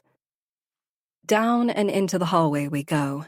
We check the living room, then bedroom 1, then 2, then 3. Cracking open closet doors and exploring the main living spaces, it's even easier to see that Alyssa is not on this floor either. My stomach churns. I know what this means. We only have one place left to check. And I really don't want to go down there. Welp, Ian says, almost defeated. The basement is the last place she could have gone other than outside, and it would be stupid of her to do that. Moving together as a pack, we approach the basement door with caution. We did lock it last night, right? If we did, that would mean we'd be able to tell if Alyssa went down there. The door can only be locked with a key from our side, meaning it would still be locked if she did not go down there. Perhaps somehow we missed Alyssa hiding up here on one of the main floors. Ian shines his light at the door, and I'm instantly shaken. The door is cracked open. Ian whispers, "She wouldn't go down there alone, would she?" His voice fills with genuine concern as he quickly follows up with, "It just seems like it wouldn't be a smart choice, given the circumstances with the electricity and the heat being out. It's probably even colder in the basement than it is up here." "Shh," Carly intervenes. "Do you hear that?" Muffled noises echo from the crack in the door. It's coming from the basement. The three of us stop talking to listen. We can't make out any words, but it's obvious that someone is down there. However, it doesn't sound like Alyssa from here. And if it's not her, then who is it? "What are we waiting for?" Ian says. "Let's just go down there and get this over with." He takes a step forward, and I instinctively reach out to stop him. "No, we can't." My voice comes out bold and determined. "You have no idea what has happened down there. Horrible things can happen to you down there." He hesitates only for a minute, and we're silent once again. "This is ridiculous," Ian spouts after a moment of silence. "I'm tired of these games. Actually, I'm just tired overall. I'll never be able to sleep with this crazy woman in the house, threatening us. Help me or not, I'm going to find Alyssa and stop this insanity once and for all." I watch the tiny dot of light on his phone shine down the basement stairs as he begins marching down. It takes about a half second for Carly to call out to Ian, her voice unsure. "I'm not staying up here if she has a gun. Wait for me." I have about 2 seconds to decide my next move. It's either stay up here in the dark by myself or stick with the group. If horror novels have taught me anything, it's to never split up in a situation like this. What about the noises we heard? There could be an animal down there, like there was in the attic earlier, or when I found Tonks years ago in the kitchen cabinet door. The light is getting smaller and darkness is closing in all around me. Make a decision. Against every instinct in my body, I swallow my pride and follow them down the basement stairs. Chapter 38. Sarah. My body automatically stiffens when I reach the bottom step of the basement staircase. Even though I saw earlier that this basement had been remodeled, it doesn't matter. In the dark, it feels the same. It's still freezing down here. The aroma of death permeates the air. I can almost hear the sound of that damn chain cuff clamping around my ankle. Here we go again. This is all my imagination. The only thing down here is Alessa, which, when isolated, isn't necessarily scary. It is 3 against 1, after all. If Alessa didn't have a gun, the situation would almost feel manageable. I have so much I want to say to Ian and Carly. I told them a little bit, but there is so much more I need to share with them about every horrific event that took place right here in this basement where we are standing. For example, this couple has no idea that my first husband took his last breaths down here. Parting my lips, I feel myself mustering the courage to say something, but that same muffled noise that we heard from upstairs happens again. And this time, it's much louder than before. "Did you hear that?" Ian says, stopping in his tracks, and we hear it again. A muffled sound, as if someone is trying to say something, but their mouth is covered. Another nightmare is unfolding before me, and I whisper aloud to myself repetitively, "This isn't happening. This is another hallucination." But Ian shouts, "It's coming from over there." And then I know it's real. Ian takes off running in the direction of the sound, taking the light with him. I can't see Carly, but I hear her footsteps as she takes off after him. I have no choice but to follow behind. I jog lightly in the direction of the light that's getting smaller in the distance. Meanwhile, the sound grows louder as I approach. There's no telling what I might find at the other end of that sound. Could be Alessa. Could be something or someone else entirely. When the light finally stops bouncing back and forth, I hear Ian inhale sharply as he shines the light into a room at the end of the long hallway. I'm quick to catch up, and when I peer inside and see what he sees, I gasp too. It's Alessa. Only she is not pointing a gun at us as I assumed. A shadow is cast over her face from the angle Ian is holding the light. I can't see her expression. Is she angry? Is she scared? Surprised to see us? Trailing the light with my eyes, I see her body. She's standing against the wall with her arms open and legs spread apart, like one would do when preparing to engage in some sort of exercise for a physical education class. "Alessa?" I whisper in my winded voice. "What the hell are you doing?" At first, she doesn't respond, so I step 1 foot inside the door and call out again, "Alessa, where's the gun?" She hesitates. Something about this is off. I may not know her well, but she is not the type to hold back. I open my mouth to call her name again, but she responds, "Hmm." Furrowing my brows, I shake my head gently. She's mumbling. "I can't understand you. Speak clearly. What are you saying?" I inch closer to her and call over my shoulder to Ian. "Move the light so I can see her face." Ian tilts the phone in his hand, and the beam of light slowly crawls up her body to her face. "Oh my God!" I shriek. Even with a burlap bag over her head, I can see the stains of wetness from her tears. Duct tape stretches around her head. I can tell from the protruded bulge where her mouth is that the tape must be holding some sort of gag or cloth that is shoved into her mouth. This is actually happening. After that, it doesn't take me long to notice the ties around her wrists and ankles. Each limb is stretched toward a secured metal loop drilled into the wall, keeping her body outstretched and vulnerable. Her head drops to her chest, defeat and sorrow in the gesture. Oh my God, I got it all wrong. She attempts to tug on the ties, asking me for help without saying anything at all. Quick, Ian, shine the light on this tie. I run to the rope's end, knotted around Alessa's arm. I'll get this one. Carly, start on the ankles. Ian's hands are shaking, causing the light beam to dart all around the room. There are a million knots in this tie. I need to see what I'm doing. Ian, just bring the light over here, I shout. Carly, the ankles! I repeat when I don't feel her presence. Alessa flails her arms around. Stop, Alessa! You're pulling the knots tighter. You need to stop moving so I can loosen these ties. But it's as if she's not listening to me.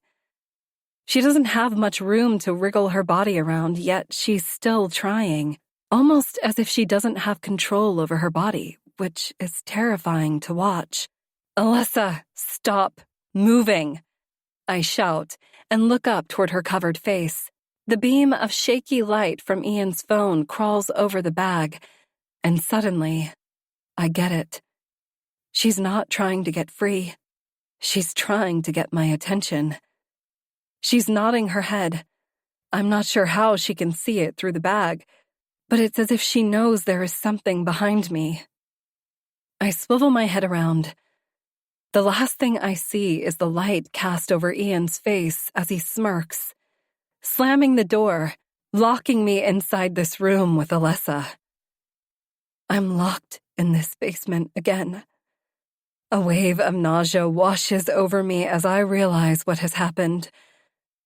Alessa was never the threat. It was him.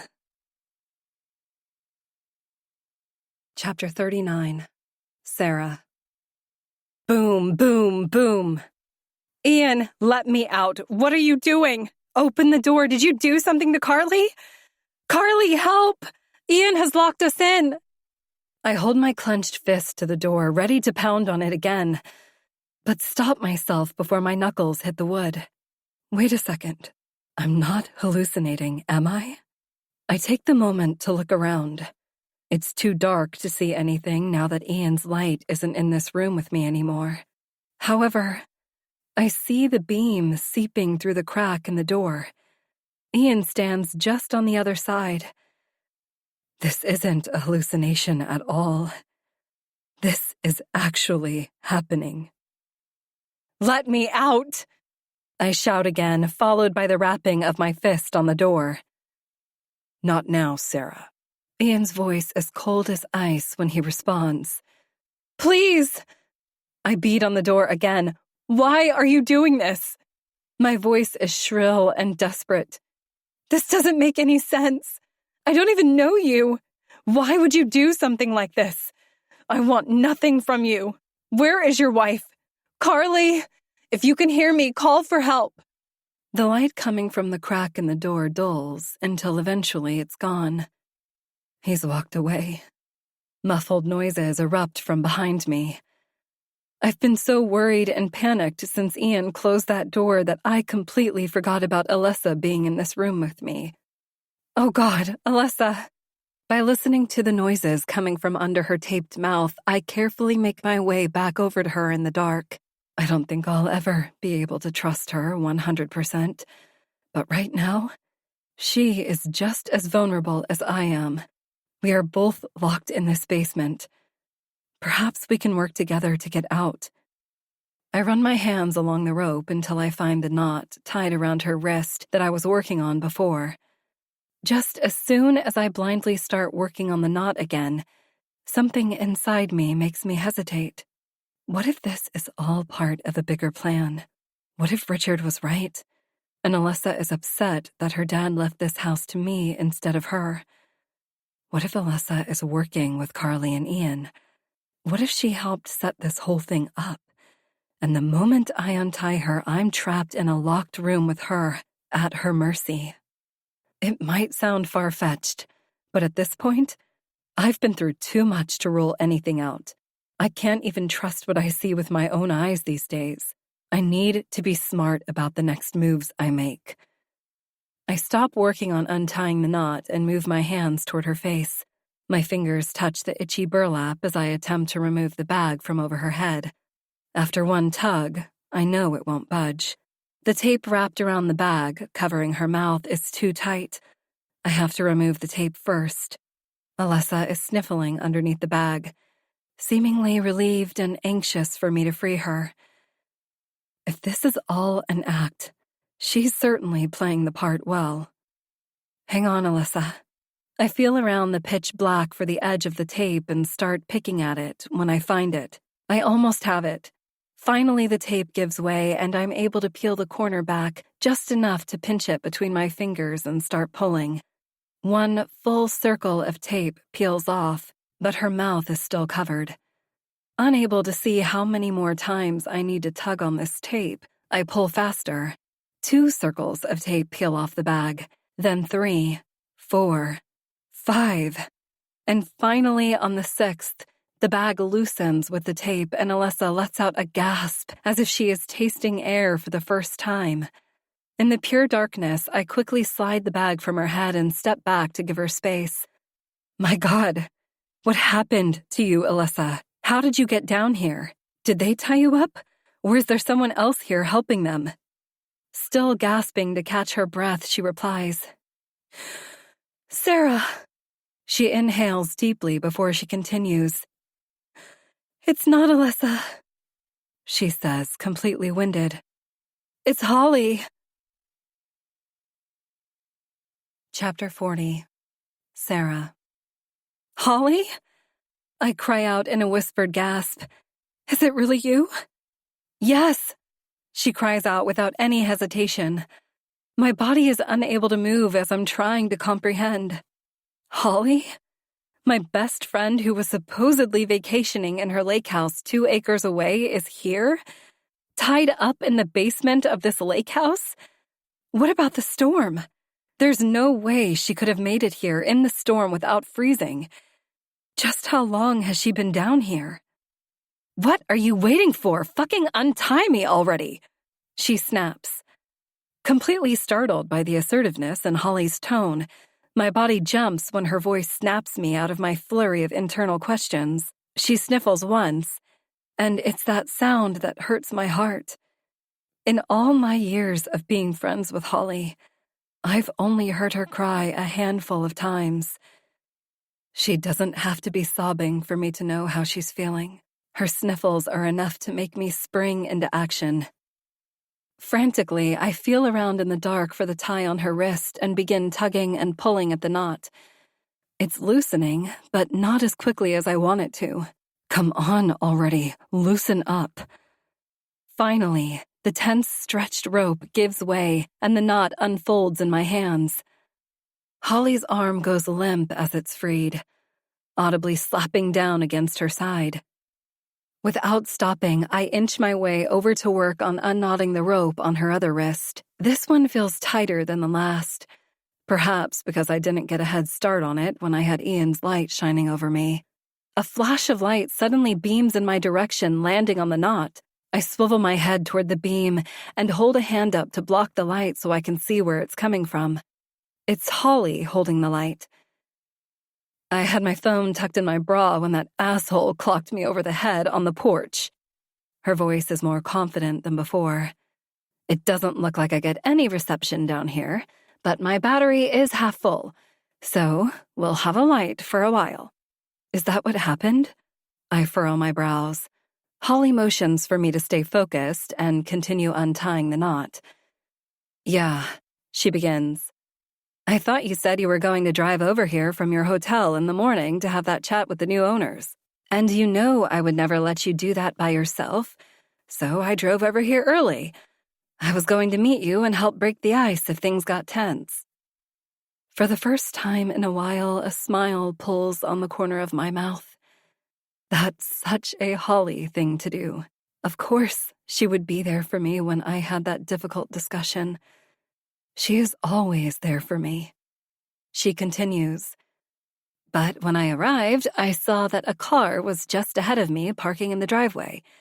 I wasn't sure what type of rental you were driving, so I pulled up beside it, waving like a jackass. Obviously, it wasn't you. It was them. They were trying to manually open the garage door, I'm assuming to park their car inside, but the door got stuck. They stopped what they were doing to look at me as I got out of my car. I didn't want to tell them the real reason I had for showing up unannounced. The explanation would have outed you and everything you were coming to tell them. So, I had no choice but to act like I showed up for some other reason. I hang on her every word as I tug and pull at the rope. I slipped on my gloves before I got out. Only then did I realize I still had my phone in my hand. It was too difficult for my gloved fingers to slide my phone into one of my pockets, so I tucked it into my bra before I smiled and approached them. They recognized me immediately from the few, albeit brief times we chatted, but it was too damn cold to stand outside to talk. Ian held out a hand, the two of them inviting me inside. We trudged through the snow to the front porch, and when we got to the steps, Carly climbed up first, entering the house. Ian politely held back, allowing me to go next. And that was it. When I reached the top step, I heard a sound and turned to look. I barely had time to catch a glimpse of Ian before he sent a large rock crashing against my head. I gasped.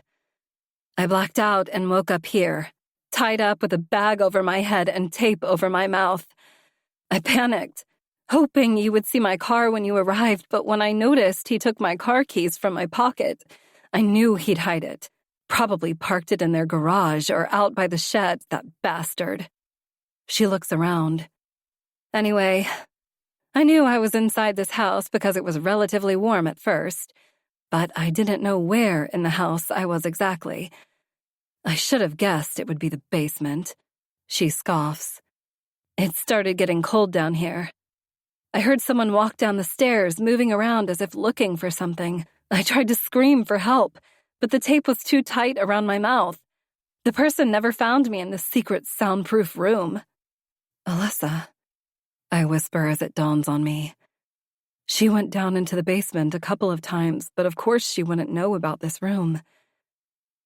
Doesn't matter. You're here now. Thank goodness you came when you did. As the knot in my hand finally unravels, I step back to look at her. Her hand falls to her side, just as the other one did. An audible sigh of relief fills the space. Holly tucks the phone into her bra once again as she rubs her newly freed wrist with her opposite hand, shaking my head in disbelief. None of what's happening makes any sense. I never saw your car, or their car for that matter. I crouch down and begin untying the rope wrapped around one ankle. Holly bends down and works on her other ankle. With the flashlight of her phone popping out of the top of her shirt, we have enough light to see what we are doing. It doesn't take long for Holly to be completely free of the ties. Without saying a word, we each toss our arms over the other and hold tight. The light is trapped between us and the room goes dark during our embrace. After what feels like several minutes, we slowly pull back, and light fills the space between us once again. Who is this guy, Holly? What does he want from us? Before she can respond, Ian's voice calls out through the door. I can answer that. He pauses dramatically. I think it's time we talk. Chapter 41. Ian. You have questions, don't you, Sarah? I scratch the door lightly with my finger as I imagine Sarah and Holly, confused on the other side. I heard that is exactly how your late husband felt as he was tied up in this very basement. I let out a quiet, sinister laugh. For years, I wasn't confident enough that I could bring someone into this basement and successfully hold them against their will. I never imagined I would actually get to that point. But somehow, I've done it. And not only do I have one person locked up, I have two, even though Holly was a bonus, another piece of collateral for Sarah to see just how serious this is. It took a long time to hide Holly's car out back by the shed under the snow. It's like Sarah doesn't even appreciate the great lengths I went through to get to this point. Let us out! Sarah shouts. Please, why are you doing this? You don't know who you're messing with, Holly adds. You don't know what we're capable of. I laugh again, a little louder this time. Oh, but I do. You don't know shit. Holly's enraged voice booms through the door. Let us the fuck out of here, or else... Or else what? I cackle. You'll call the cops on me? Go ahead. But I wouldn't be the one going to prison. You see, I'm not the one who murdered someone. Right, Sarah? That was you. When this statement leaves my mouth, the shouting and pounding on the other side of the door falls silent. There. Now. That's better. My mentors always found it advisable to keep incriminating dirt on others, just in case it had to be used against the victim. And what wise advice that was. Let's see. How did it all go down again? Oh yeah. The story goes a little something like this. Sarah had the nerve to take her own mother's life when she was just a teen, and you, Holly, knew what she did, yet insisted on keeping quiet for all these years. What a good friend you are. If I knew about a murder but never said anything, that would make me an accomplice in the eyes of the law, wouldn't it? I certainly wouldn't want to be found just as guilty as the murderer if I weren't one. Would you agree, Holly? And from what I know, there is no statute of limitations for murder. So, I let the word dangle for a moment. I imagine you two would hope no one finds out what you've done. Correct? I pause long enough to let my words sink in, but not long enough to give either of them a chance to respond. Tilting my head curiously, I shine my flashlight at the locked door and stare. I spent months planning how this would all pan out, and I was able to carry out every last detail. Everything up until now has gone to plan. Well, almost everything. There were a couple of snags thrown my way. The first was when I killed the couple in the wrong house on this street. The goal was to take or injure Sarah's best friend and her husband while they were on vacation to get Sarah to fly out here from West Virginia. But when I walked into the wrong house, this couple was about to call the cops on me. Armed home invasion could put me away for life. I panicked. I couldn't let my plan end right there because of my mistake. So I had to kill them to keep them from talking. Then the police came sniffing, and suddenly there was a Tahoe killer on the loose. But I suppose none of that matters now. Sarah still ended up flying out here anyway. The second snag was the weather. How could I forget about the weather? The cameras I've wired inside this basement room are completely useless to me now that the storm has taken the power out. I can't see what they are doing in there. Now, listen closely. I'm not the enemy you think I am. Once again, I slowly press my hand against the door until my palm is flat on the wood. I'm just a big fan of yours. Scratch that. I don't necessarily mean you in particular, Sarah, but I'm a fan of your family. The Kent family, that is. The Kents were horrible people, Sarah fires back. What else do you need to know about them? Horrible people. Ha! Don't you mean to say inspiring? Because for years I've done research and that is exactly what the Kents were. Sparks of inspiration. They completed decades of medical experimentation that could have changed the trajectory of the world. But instead, the business was shut down. Multiple unfinished projects left to rot on the table. It's tragic. You did your research, did you? Sarah challenges me. What did it say about human test subjects? Huh? Did your little research project mention anything about that? Actually, Sarah cuts me off as she continues. Society reached out for assistance from my family, and instead of help, these members of the community were met with lies. They were drugged at parties and used as unwilling participants in medical experiments, only to end up with lifelong side effects. Or worse. She said that entire monologue in one breath. You're missing the point, Sarah. I chuckle. I'm fully aware of the human test subjects your grandfather used in his experiments, and I believe in his mission. There's a slight pause before a meek voice replies. What is that supposed to mean? They were on the brink of something big. The Kent family business should be revived, and I'm going to see that it happens. I get it now, she whispers through the door. You're a copycat. You say that as if it's a bad thing. I belt out a hearty laugh. The Kent family business will never be revived. A smile curls over my lips. Oh, Sarah. What will it take to make you see? The Kent family business will move forward. Stop it. No. I laugh. It's too late, Sarah. It's already begun. I, too, am a scientist. Chemical compounds have already been put together. The goal is to create the most powerful drug in the world. By following the plans laid out by your grandfather and uncle, the Kent bloodline is strong. Yet no one in your family could finish the job, so we will achieve the end goal. Together. Silence falls on the other side of the door. I continue. That reminds me. I read about the MWD gene of which you're a carrier, right? Did you ever finalize a cure for that? We're going to need you to use that little scientific brain of yours to interpret the results of the tests we're about to conduct. I can't have you dying on me during this process. So I'm going to need you to address that issue and make it go away.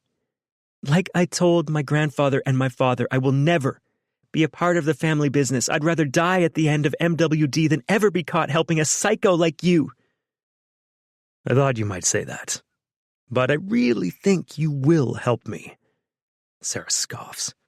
What are you going to do? Kill me? Of course not. My smile is crooked, though she can't see it. But don't you want to see your son again?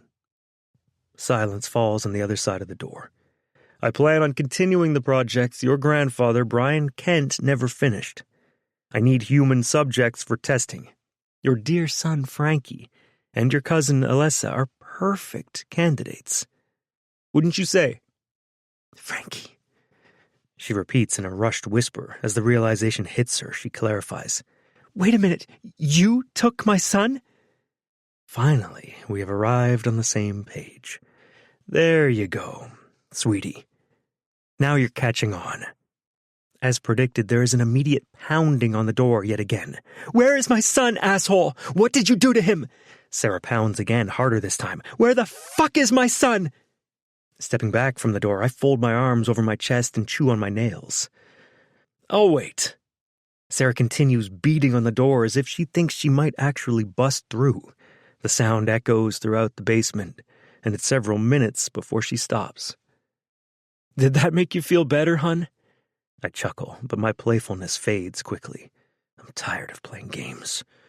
Stepping closer to the door, I sharpen my tone and speak through clenched teeth. Now, you listen here, you little bitch. I don't plan on killing you, so don't make me regret that decision. The plan was to conduct the experiments on your cousin to spare your son. But if you or your little friend in there try anything suspicious, I swear, Frank will suffer the consequences of your actions.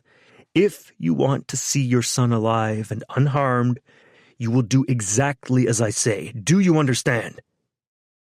There's a pause before Sarah finally speaks up. Okay. Very good. You're learning how serious this is. We will begin tonight. I thought it would take more to convince her, but it looks like I got her by her heartstrings now. You, your 2 kids, and your cousin are the last living members of the Kent bloodline. I can assist, but as a fan of the Kents, we simply can't let this bloodline die out. I see where you stand when it comes to your family's business, and Alessa is far too unstable to take over something she knows nothing about. What are you getting at? It has already been decided, Sarah. The Kent bloodline needs to continue, but since you have tainted your own kids with hatred for the Kents, they will never take part in the beautiful thing we have blooming here. Therefore, we only have one option.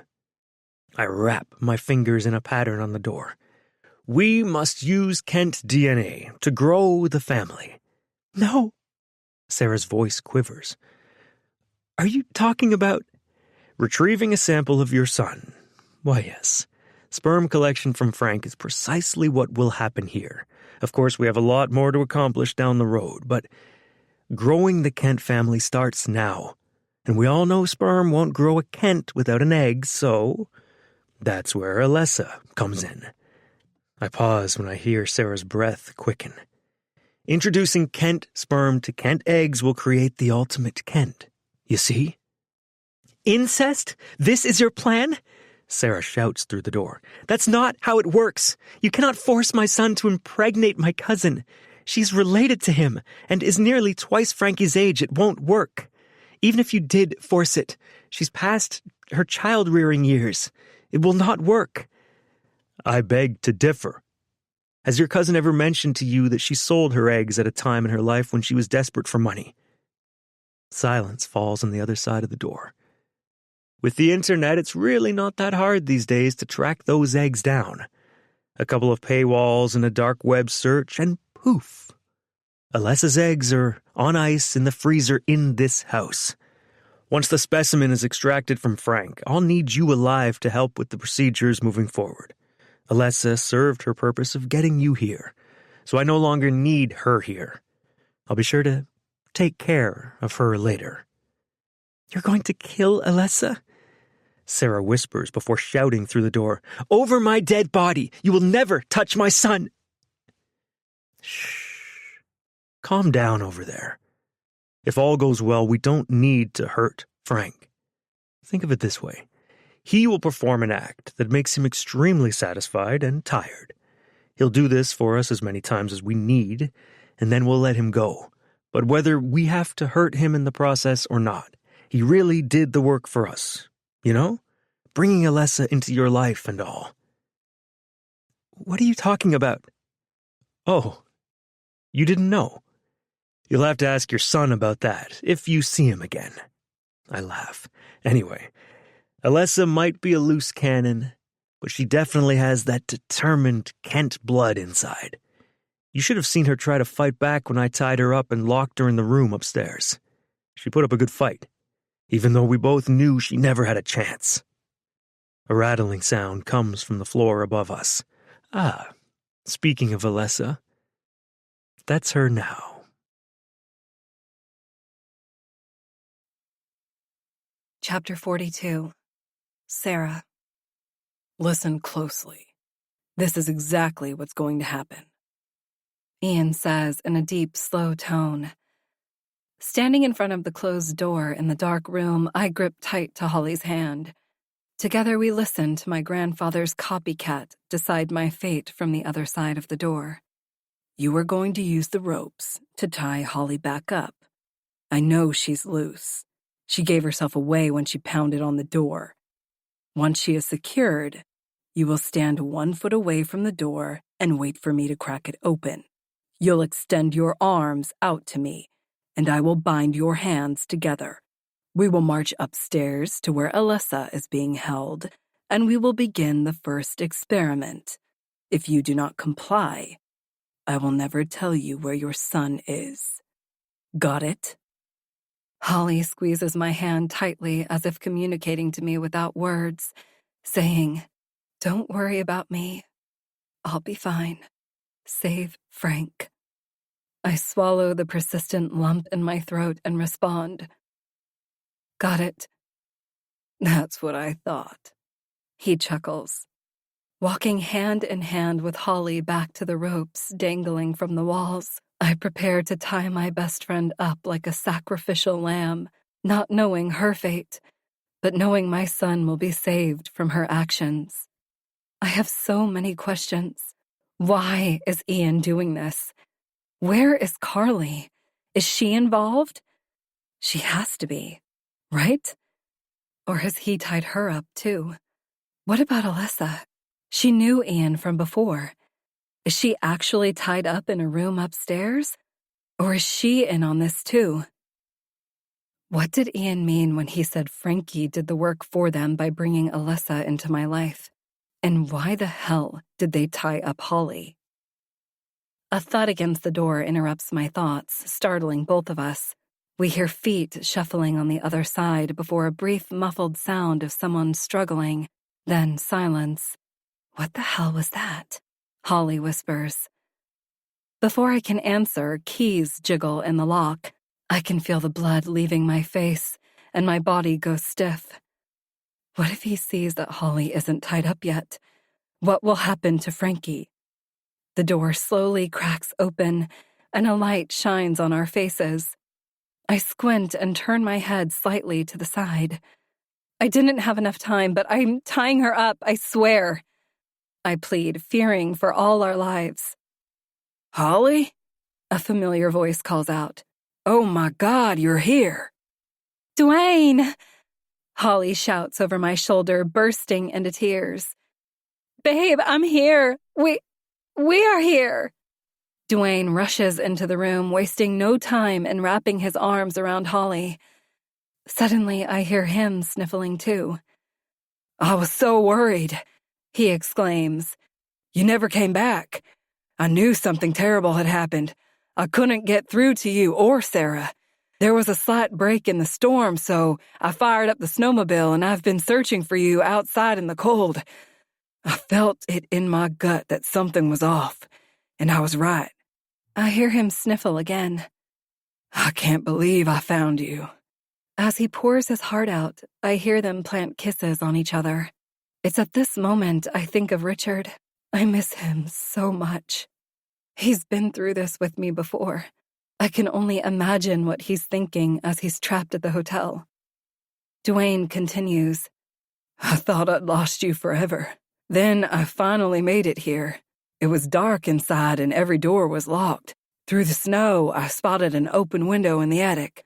I tried to climb that fallen tree to reach the attic, but in this snowsuit, it was nearly impossible. I even fell a few times when the snow started falling again. So I trekked to the shed and hauled a ladder back to the window. When I saw Holly's car tucked away in the back near the shed, I knew something was going on. Dwayne lets out a sigh. Holly sniffles. This is why I married you. My hero. The light hits his face and I see concern in his expression. Who the hell was that guy? I think I killed him. He motions toward the doorway where Ian's body lies unmoving on the floor. No, Ian was the one who took my son. I'll never find Frankie. Wait a minute, I interject. What about the woman? What woman? Dwayne replies. There was a man and a woman out there. Carly, where is she? She's the only one who knows where my son is. We have to find her. I didn't see a woman. Footsteps and loud banging sounds come from the floor above us. Sarah? Holly chimes in. I'm worried about Frankie too. But what about Alyssa? She's up there right now. We need to get to her before Carly does. Chapter 43. Sarah. Dwayne holds his flashlight in one hand and takes Holly's with the other. Holly reaches out toward me with her free hand and I grab hold. No one gets left behind this time. Dwayne leads us out of the room and into the basement hallway. We are only halfway to the staircase that will lead us to freedom on the next floor when a loud pounding sound is heard above us. Instinctually, the three of us freeze. Holly squeezes my hand tighter. Is that Alyssa? Holly's voice is low and shaky. That sound was too loud to be made by one person, as if there were a struggle between two or more people. If that was Alyssa, I'm not so sure we'll find her unharmed at this point. I don't think Alyssa made that noise, I whisper. I think it was the cops. It has to be them. We called Chief Spencer and his squad a long time ago. They were probably caught by the storm and got delayed. It has to be them. At my words, Dwayne doesn't hesitate to push forward. Like links in a chain, we follow in line, close behind him. We make it to the basement stairs quickly. There are flashes of light behind the propped open door at the top of the stairs. We are almost there. If it's the cops up there, we're saved. If it's Carly, we are 3 people against 1. Either way, Our odds of surviving this scenario went from -1% to a positive 99%. Dwayne sets one foot on the bottom step, ready to charge upstairs, when another sound booms from above, echoing throughout the basement. The door at the top of the stairs slams shut. When I hear the small click of the lock, my stomach sinks. Dwayne momentarily releases Holly's hand to charge up the stairs. When he reaches the small landing at the top, he grips the door handle and twists. Nothing happens. He slams his hands flat against the door and pushes as hard as he can. When it doesn't budge, he begins rapping his knuckles against it. "We're in here," he shouts. "You closed the door on us. There are 3 people in here, officers." He pounds on the door again. "Hello? Open the door. Let us out." Holly and I make it up the stairs, standing on the first step behind Dwayne. We start shouting and making noise along with Dwayne. We need the cops to hear us. "Wait." Dwayne holds a hand out to silence us. "I think I hear someone." All 3 of us stand silently at the top of the stairs, holding our breaths, praying that one of the kind souls here to save us has finally heard our shouting from inside the large house. "Do you honestly believe that I called the cops?" Carly laughs.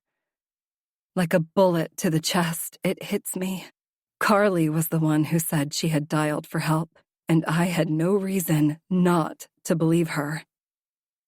"Help!" A muffled voice in the distance interrupts. "Help me!" We hear heavy footsteps move quickly along the floorboards, as if someone is hopping toward the basement door.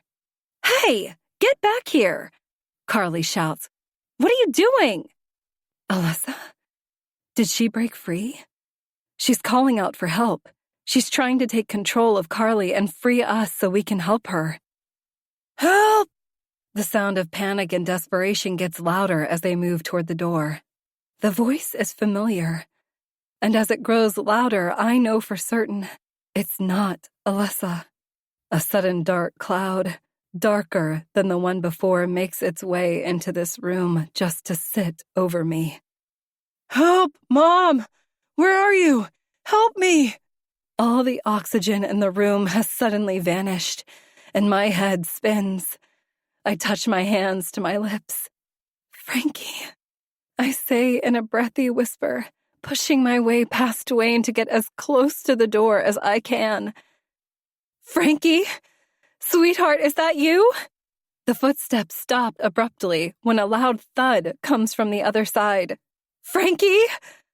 I call out, then listen and wait, pressing my ear against the door.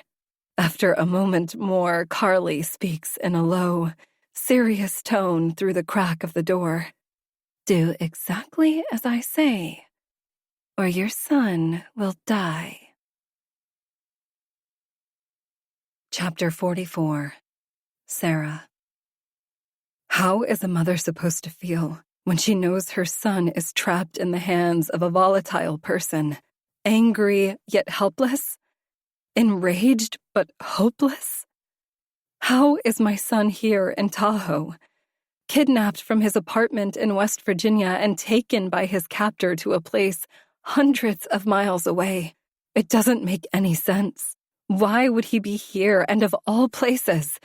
Why would Frankie be in this house? What would Carly and Ian ever want with my son? I push on the door again, but it doesn't budge. "You will remain in the basement, Sarah. If you ever want to see your son alive again, you need to go back into that dark room and tie both of your friends up. Put Holly back where she was and use the chain piled in the corner to cuff the ankle of that husband of hers." Carly's voice is clear. "I mean it, Sarah. I will never let any of you out if you do not meet my demands. And as for Frank here, he will never see the light of day again." The rage brewing inside me is nothing like I've ever felt before. It's one thing to trap me, but it's quite another to kidnap my adult son, who is now crying out for his mother. If this were the first time I've ever been trapped in this basement, I might fear for my life. But it's not. I know what it's like to cower and let the captor win. I won't do it again. This has gone too far. Lowering my shoulder, I ram my body against the door.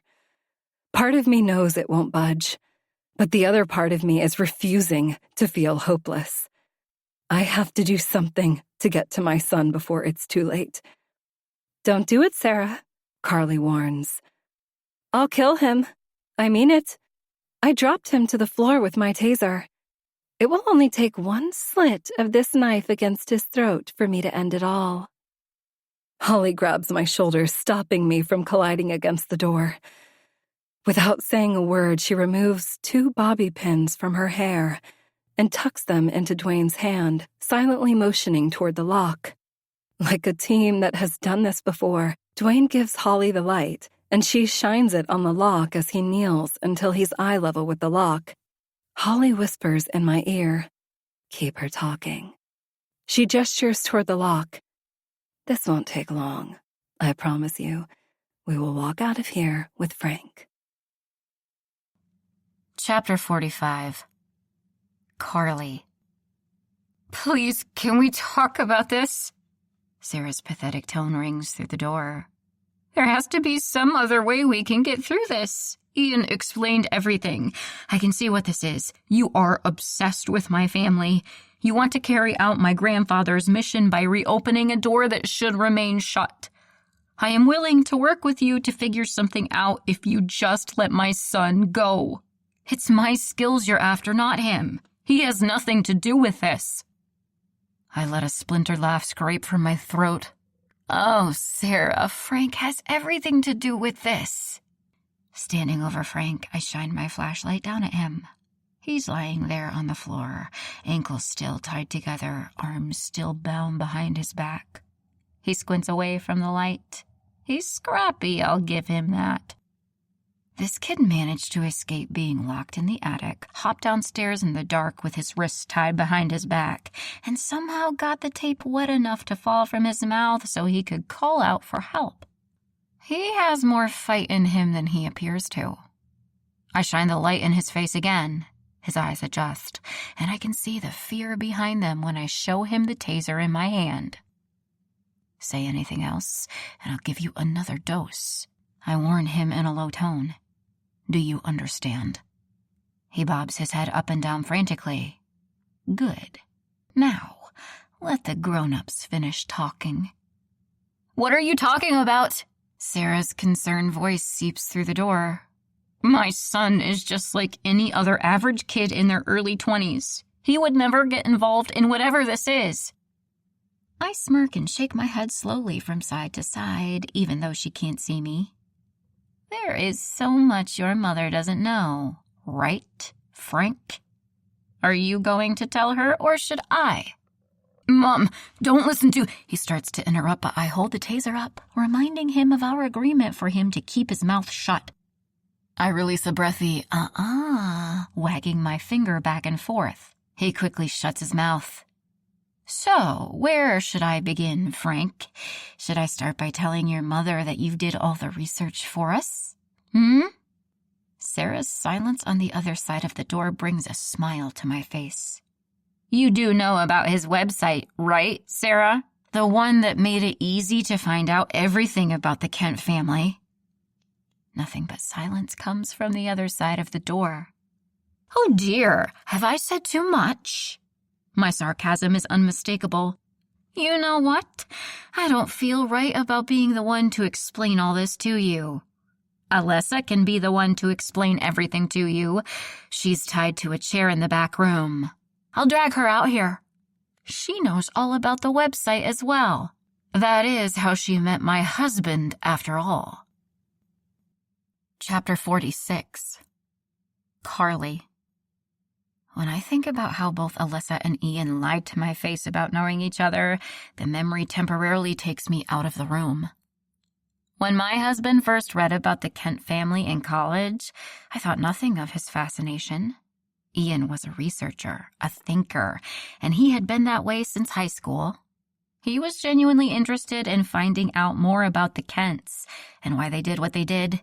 His research started at the surface level, but over time grew into an obsession. He would get home from school or work and immediately dive into wherever he had left off. This could have bothered me, but is researching the worst hobby a person can have? No. So I let him do it without nagging or interfering for years. I've been with my husband now longer than I've ever been alone. I can tell when he's lying. So when Ian's research routine changed several years ago, I became suspicious.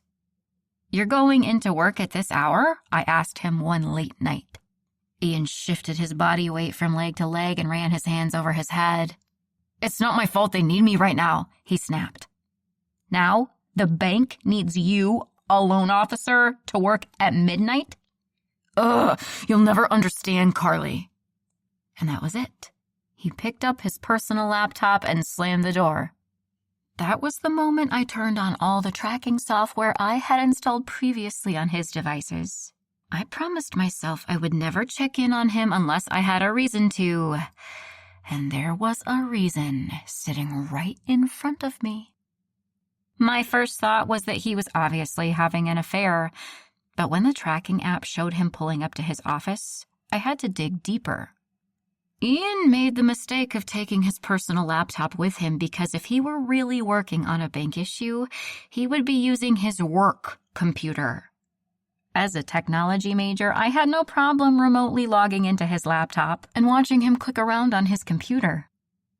There were a few research tabs he had mentioned over the years, but there was one website I had never heard of. KentBloodlineSecrets.com? The name alone made me understand why my husband was on the page. A website dedicated to the history of the family he had been researching for years. Someone finally put all the information in one place. It all made sense. But then Ian opened the chat feature on the site and picked up a conversation with @LessaK. Truth-finding Ian. "Sorry it took me so long to get back to you. The witch wouldn't let me leave fast enough." "LessaK. It's okay. I would wait all night for you."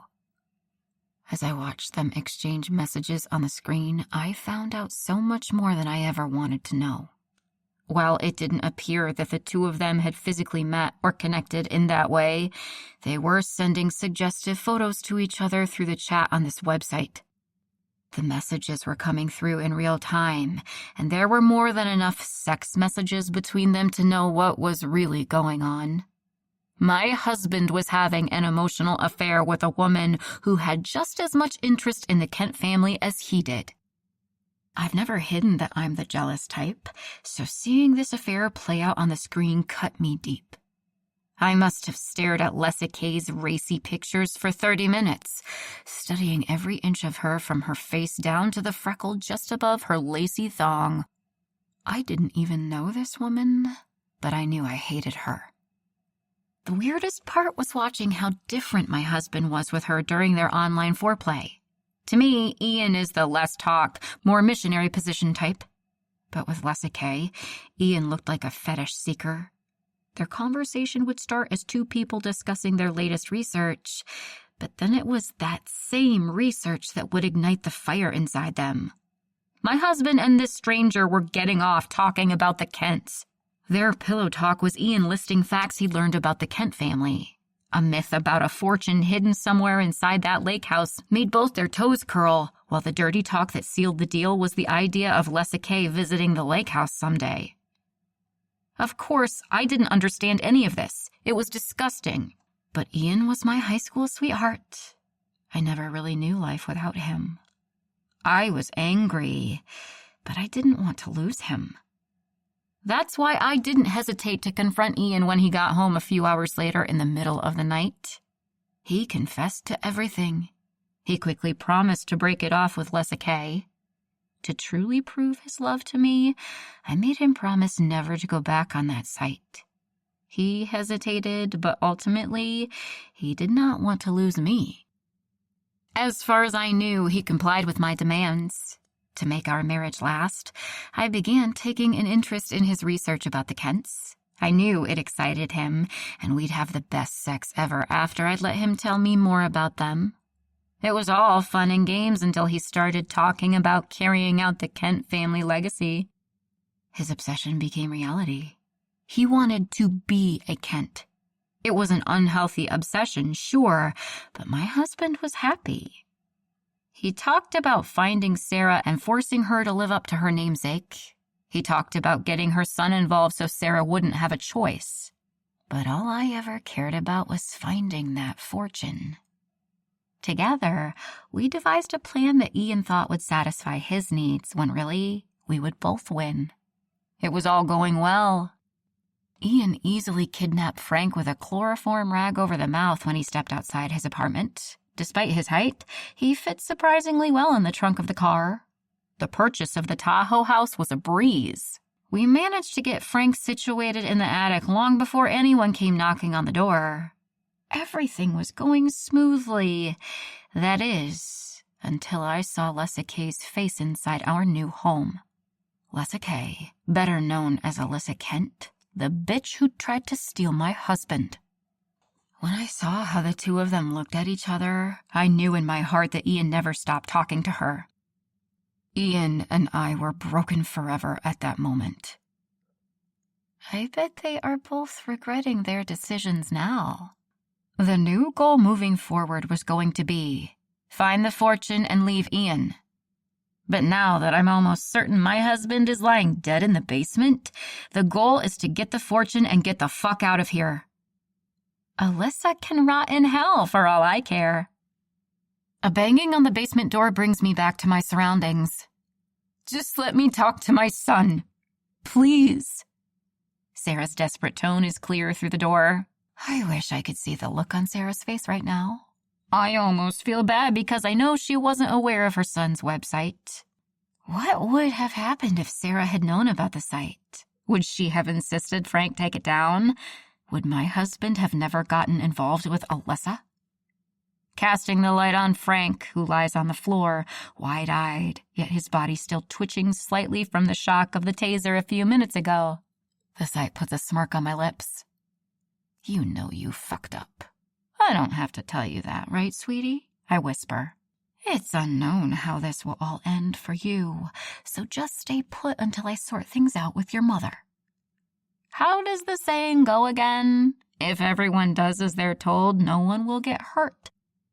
There is a chance everyone will get what they want from this situation and walk away, but it's a slim chance. I'll be right back, I say loud enough for the three people surely still listening intently through the door to hear. I shine my light toward the hallway and march toward the room where I made Ian help me bind Alyssa to a chair. Knowing what he had done with her behind my back, I took my power back by forcing him to demonstrate his loyalty to me. It felt right watching him handle her so carelessly when inside. I'm sure he did care. Ding, ding, ding! You're the next contestant in the game of life or death, I say aloud, channeling one of my favorite TV game shows. Alyssa, come on down! I turn the corner into the room and shine the light on the chair. I'll admit there was a small part of me that thought just maybe she would have found a way to untie herself, but no. There she is. Ankles still bound to the chair, arms still taped behind her back, duct tape still wrapped so tightly around her mouth that the loudest sound she can make is one where she sounds like she's miles away. She has red, watery eyes. She squints and turns her head away from the light when I intentionally shine it on her face. Alyssa can't see the expression on my face, but I'm grinning like the devil himself, and I can't stop. Oh, you, I say in a sing-song tone. Are you ready to stop lying to everyone? I step closer. I mean, it's too late to confess that you lied about Ian. I clear my throat gently. He's already dead in the basement. Alyssa raises her brows as tears flood her eyes. I continue. I should be sad too. It wasn't supposed to be this way. I didn't necessarily want him dead. I was just going to screw him over by taking his fortune and torturing his mistress before I left him. That's all. But that Dwayne guy really threw me off for a minute. He took care of something I didn't know I needed. And now that it's done, it really feels like it was for the best. Ian didn't deserve to be with someone as devoted as me. I let my gaze drift to the dark ceiling. Then again, Ian did prove his love to me one last time, didn't he? I shine the light on her, aiming the beam directly at her eyes. Alessa closes her eyes. Anyway, it's time for you to tell Sarah the truth. I saw your conversations with my husband. I let my tone grow serious. I know why you're really here. Alessa's eyebrows slowly lift. I'm going to drag your chair out there and set you up in front of the basement door. You need to confess everything you know. Confess that you used my husband's research to find young Frank's website. Confess that you stalked the site to track down Sarah. You might have Sarah fooled right now, making her believe you are here to connect to your dead, worthless father. But we both know that's not true. You and I are here for the same reason. To find the money. Alessa's watery eyes widen in horror as I list off the feats she thought were private. That's right. Not only did Ian tell me everything about you, but I researched too. The day after I saw your naked body on my husband's screen, I looked you up. I know everything about you. She should be lucky she can't see the smug look on my face right now because she deserves to see everything coming to her. She is not the innocent victim she claims to be. Poverty-stricken upbringing, drugged-out mother, the forgotten Kent who was so undeserving of love that your own father didn't even leave a cent to your name. I paused to let that statement settle inside her. I know you sought therapy after your mother would lock you in rooms as a child. I know you hate when people touch your possessions because you never had any growing up. I know the black box photo app you made Sarah install on her phone was actually a tracking app, and you've been following her this entire time. Alessa drops her chin to her chest. Are you surprised that Ian shared everything with me? I grin, pushing a short gust of cocky air through my nose. Let's remember who Ian's loyalty was truly with. I was his wife, for better or worse, until death did us part. Enough of this bullshit. Walking toward her, I circled to the back of the chair. Without Ian's assistance to drag her chair, this will be more difficult than I originally thought. Tilting my head, I examined the chair, trying to decide the best way to go about this. Perhaps clutching the sides of this relatively flimsy metal chair will suffice. As I move my flashlight in the direction of my pocket, the light trails over something that catches my eye. Moving the light beam back, I let it rest on the tape wrapped around Alessa's wrists. It's not that Ian didn't stretch the tape around her wrists when I asked him to. It's that he stretched the tape over a single wrist. Just one wrist, as if the tape were a bracelet. Alessa's wrists aren't tied together at all. Is she bound in another way, or has she just been pretending to be tied up this entire time?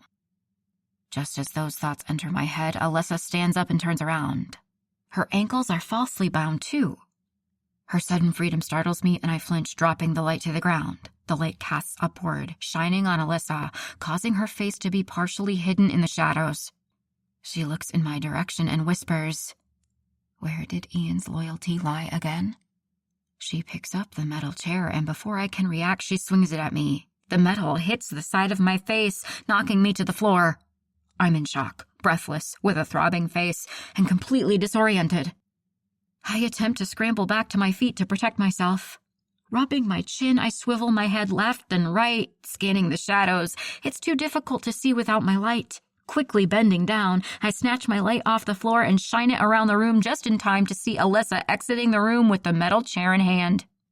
The door closes, and I hear the sound of metal scraping along the floor. No. She didn't, did she?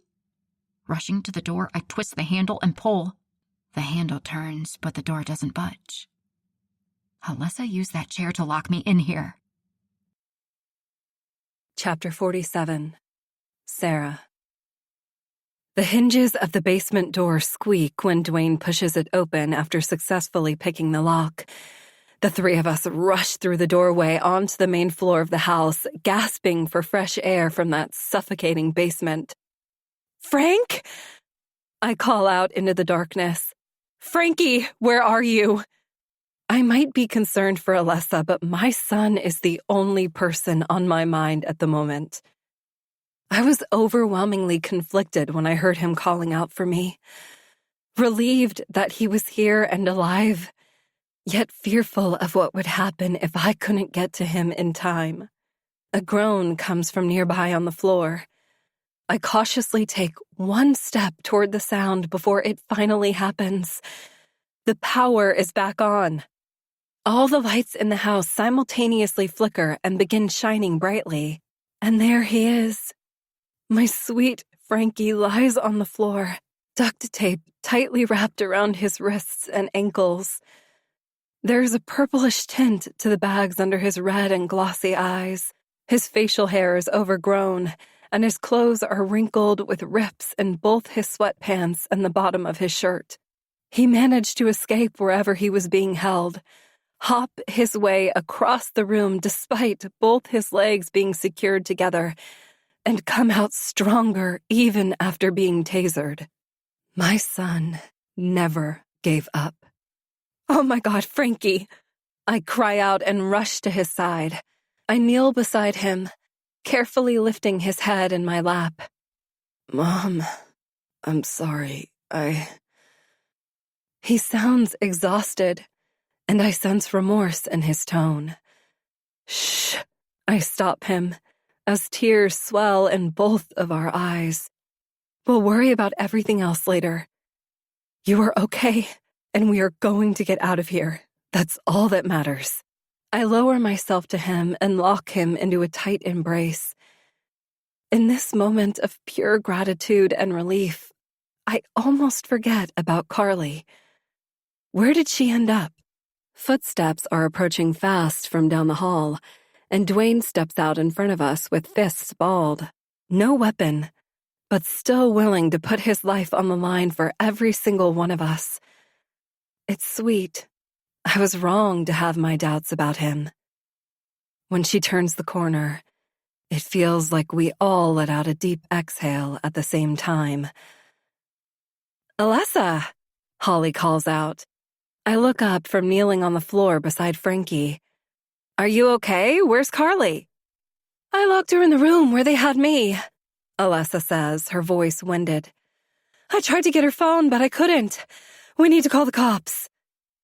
As if on cue, a loud knock on the front door echoes through the house. "Police, open up!" A slight grin tugs at the corners of Dwayne's mouth. "I called the police before I left the house. I had a bad feeling. As it turns out, I was right to call." He drapes an arm over Holly and plants a kiss on her temple. "They said it might take a while before they'd make it out here due to the snow, but it looks like they arrived right on time." He jogs toward the front door and promptly opens it. Chief Spencer stands on the porch, peering inside. His eyes meet mine. Without saying a word aloud, we communicate. He knows something awful has happened, but he's going to help me take care of everything.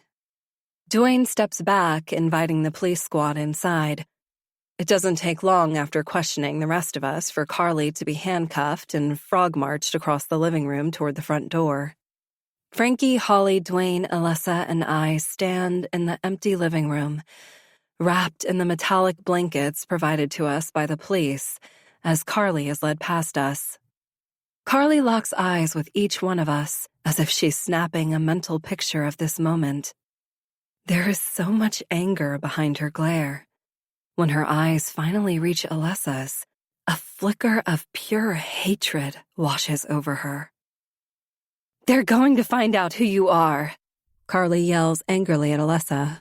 "And when they do, I'll be waiting for you in prison."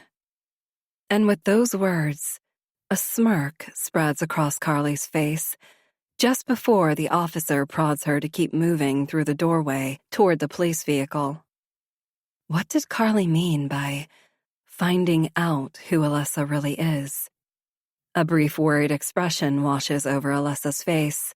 If I weren't looking directly at her, I would have missed it.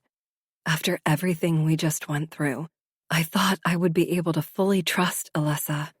So why don't I? The coroner and forensic transport technicians are coming in to retrieve the body from the basement. An officer interrupts my spiraling thoughts. The crime scene cleanup crew will arrive shortly after that. We're going to ask that everyone vacate the premises and come down to the station for further statements. Of course. I nod, gripping tightly to my son's hand. I look to Dwayne and Holly, who also nod in agreement. When my eyes fall back to Alyssa, she straightens her posture and gives the officer one solid nod. "Yes, officer," she says, almost too eagerly. "I'm happy to answer any questions you have." We file into a line and step out onto the porch. It's stopped snowing. The scene has been dusted white. All is calm. It seems the storm is over. I can finally breathe. "Are you sure you want to call a rideshare? We are literally going to the same place right now. You can ride with us." I tilt my head as I stare at Alyssa. It doesn't make any sense to me that after everything she's choosing now to act like she has boundaries. Richard walks up beside me and puts an arm over my shoulders. I agree. Why don't you just hop in the car and we'll all go to the airport together? Alyssa opens her mouth to respond but hesitates. Her eyes fall over me, then Richard, then Frankie as we stand in the lobby of the hotel with our bags. "It's just that my flight isn't for a few more hours, and, you all have your things packed already. I wouldn't want to hold you up." Her words come out awkward and choppy as if she's nervous. Why would she be nervous now? We finally get to go back to West Virginia and put this whole thing behind us. "Thank you, though," she is quick to add, attempting to smooth out the slight awkwardness in the room. "But you're still on for the schedule we talked about in the waiting room at the police station yesterday, right? Meeting up every couple of months for catch-up coffee?" A smile finds its way onto my face. "Oh, yes. Catch-up coffee sounds great." I chuckle. Alyssa made up that catchy name as a way to get me to agree to schedule meetups with her. How could I ever turn down such an activity? Alyssa adds, "And be sure to keep using the black box photo app that I had you download." Her smile widens just enough for the ends to curl slightly. "I want to see everything you were up to in the time we're apart." I swear she is obsessed with that damn app. "Okay," I smile back, hoping my sarcasm is getting through. A flash of venom washes over her face before quickly disappearing. What was that about? Richard exchanges a glance between Alyssa and me. Welp. He claps his hands together once to wrap things up. We should start heading that way. I imagine the airport will be a little behind because of the closures over the past 2 days. Unlike Holly and Dwayne, who have decided to continue their stay in Tahoe, we are getting the hell out of here. We can't afford to miss our flight. Alexis will be waiting at the airport to pick us up. He looks to Frankie. She's especially excited to see you. When I called her, she was so relieved to hear that everyone was okay. He lifts my bag in one hand and his in the other. See you around, Alyssa. He gives her a head nod, then turns toward the exit. Frankie turns to follow Richard, but for some reason he stops and looks over his shoulder at Alyssa. Her eyes meet his, and they engage in some sort of odd stare-down. I'm having a hard time reading this situation. Frankie's expression is almost angry, and Alyssa looks worried. Carly's words suddenly swirl around in my head. They're going to find out who you are, and when they do, I'll be waiting for you in prison. What else does Frankie know about Alyssa that I don't? I give Alyssa a light pat on the back, then follow my family into the rental car that Richard retrieved for us during yesterday's police questioning. The three of us pile in, and when the car door shuts, Richard carefully pulls out of the lot and onto the road. From the passenger seat, I turn my head to look at Frankie in the back seat. How are you holding up, Frank? He glances at me, then turns his gaze to look out the window. I'll be okay. I know my son too well to believe his simple response. There's something he's not telling me. Frank? I say softly, waiting for him to look at me. When his eyes meet mine, I finally try to get a straight answer from him. What's on your mind? He widens his eyes but doesn't answer my question. I think it's time I ask him the question that's been burning in my brain since I heard about it. Carly mentioned something about a website. What did she mean by that? I ask and wait patiently for a response. He rubs his hands together, cracking one knuckle at a time, but doesn't respond, so I continue. And what was up with that look you gave Alyssa? Are you mad at her for something? She almost looked scared of you right there at the end. His silence confirms my suspicion. Listen, I know you had a chance to tell the police about what happened, but you never shared any details with me. I let my words linger, hoping he will fill in the details without me having to ask. But he doesn't. Instead, he just stares blankly at me. We have a long time together between now and getting back to West Virginia. I'm going to prod until he gives me some answers. So, I think it's time you start talking. Tell me everything. Chapter 48.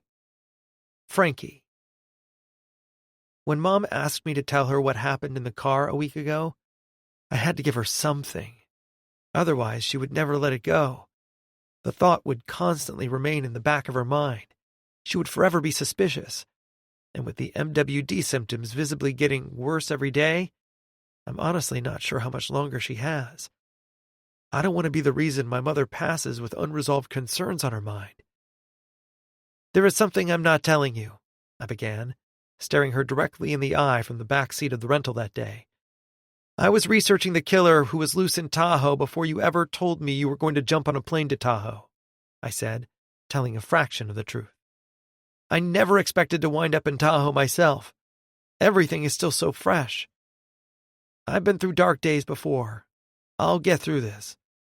I placed a hand over my heart and added, I promise I'll be okay, Mom. It's not that I didn't want to tell my mother the truth about everything. I couldn't. The truth might break her. My mother deserves peace after everything she has been through. How could I ever look my mother in the face and tell her that I'm the reason for everything that happened? It all started years ago when Richard gave me my first laptop. I spent time learning how to research, which ultimately led me to a career in data research. I'll be forever thankful for that. However, when I began researching my familial roots, my priorities shifted. I suddenly needed to know the deepest, darkest parts of the Kent side of my family. I tried asking Mom, but her responses were always vague. She was never willing to dive deep and talk about everything with me. I suspect it hurt her too much to bring up the past. So, I started digging by myself. The deeper I went, the more I found. More than I ever wanted to know. There were so many stories and bits of information recovered from different timelines that it became difficult to keep everything straight. On Mom's side of the family, some awful people got away with things they never should have. Historians deserve to know just who the Kents were and how they came to be. I'm technically connected to those horrible human beings, but I shouldn't have to hide it. I never did anything wrong. There is no blood on my hands. People have a right to know the truth about history that was made right under their noses. Other people not only deserve to know about my research, but perhaps they might have more information. The internet is full of amateur sleuths, so I created a platform where we could help each other find more truths about my family. That's how KentBloodlineSecrets.com came to be.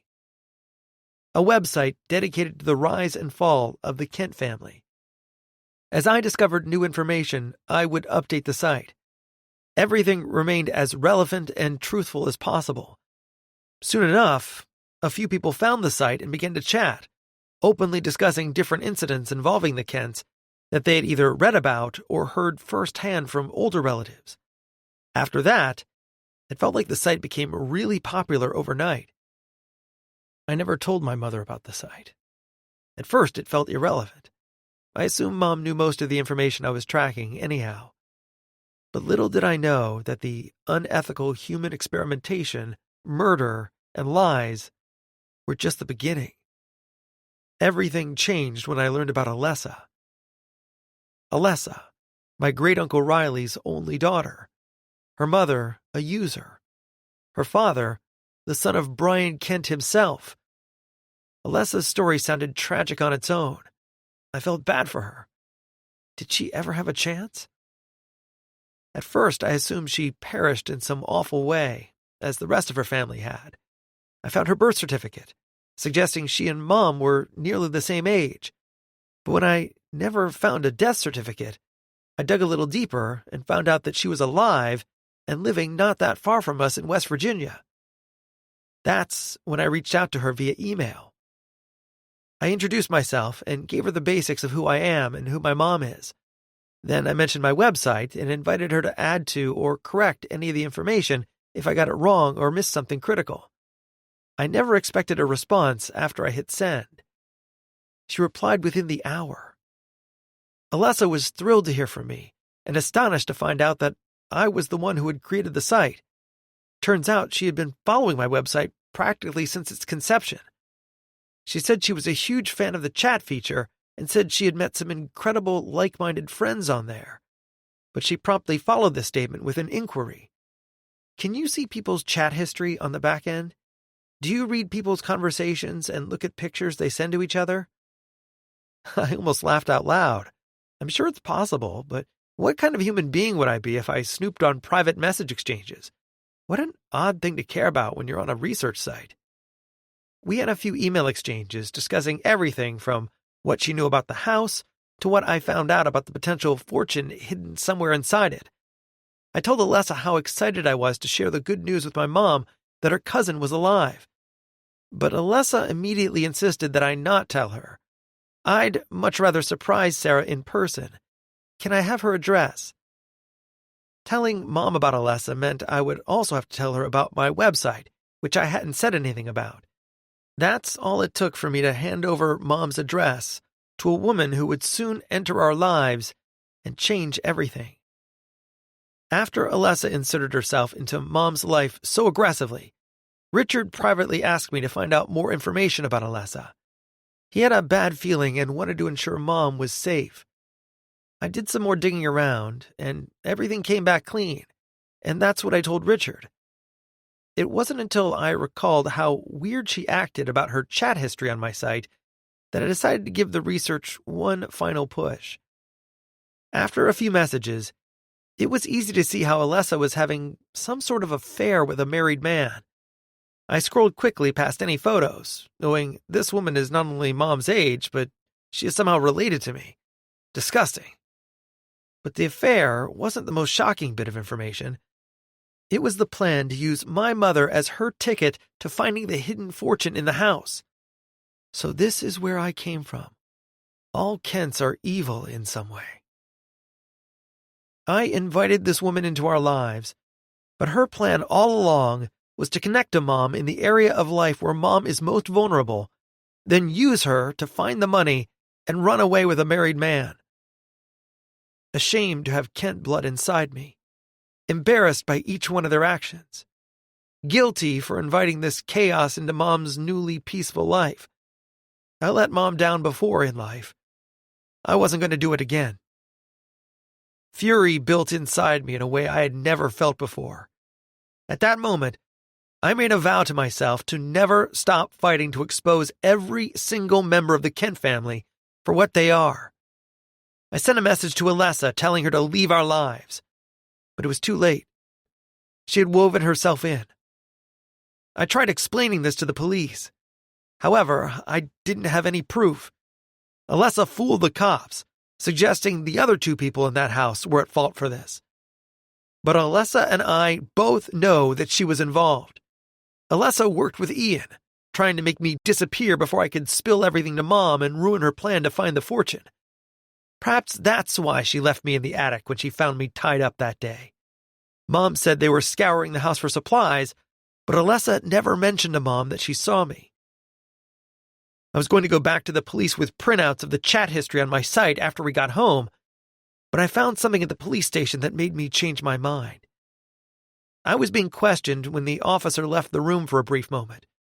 My eyes drifted to his desk when I saw a letter addressed to my mother peeking out from under a stack of papers. To Sarah, from your mother, Teresa Kent, the grandmother I never had a chance to meet. The envelope looked as if it had once been sealed with a wax stamp, but the seal had been broken. This was a police station, and I knew I shouldn't, but I did it anyway. I took the letter and tucked it into the band of my tattered sweatpants before the officer came back. I thought I should give it to Mom once we got back to West Virginia because it was addressed to her after all. But with the decades-old letter in my hand, I thought, if I'm hanging on to this letter until I pass it over to Mom, I might as well know what it says. So, I did what any curious Gen Zer would do. I opened it and read it. Twice, planning on posting about my findings on my website. However, when I read those words, I knew they could never be shared with the world. Or Mom. With Mom's stress finally low, it would not benefit her to read a letter from her mother, because Mom doesn't know that I know her secret. I discovered the truth about my grandmother's death years ago. My mom killed her own mother when she was 16. I've kept that secret tucked away with all the other secrets I've kept all these years, because I know my mom is a good person at heart. She doesn't deserve to have guilt eating at her for what she did.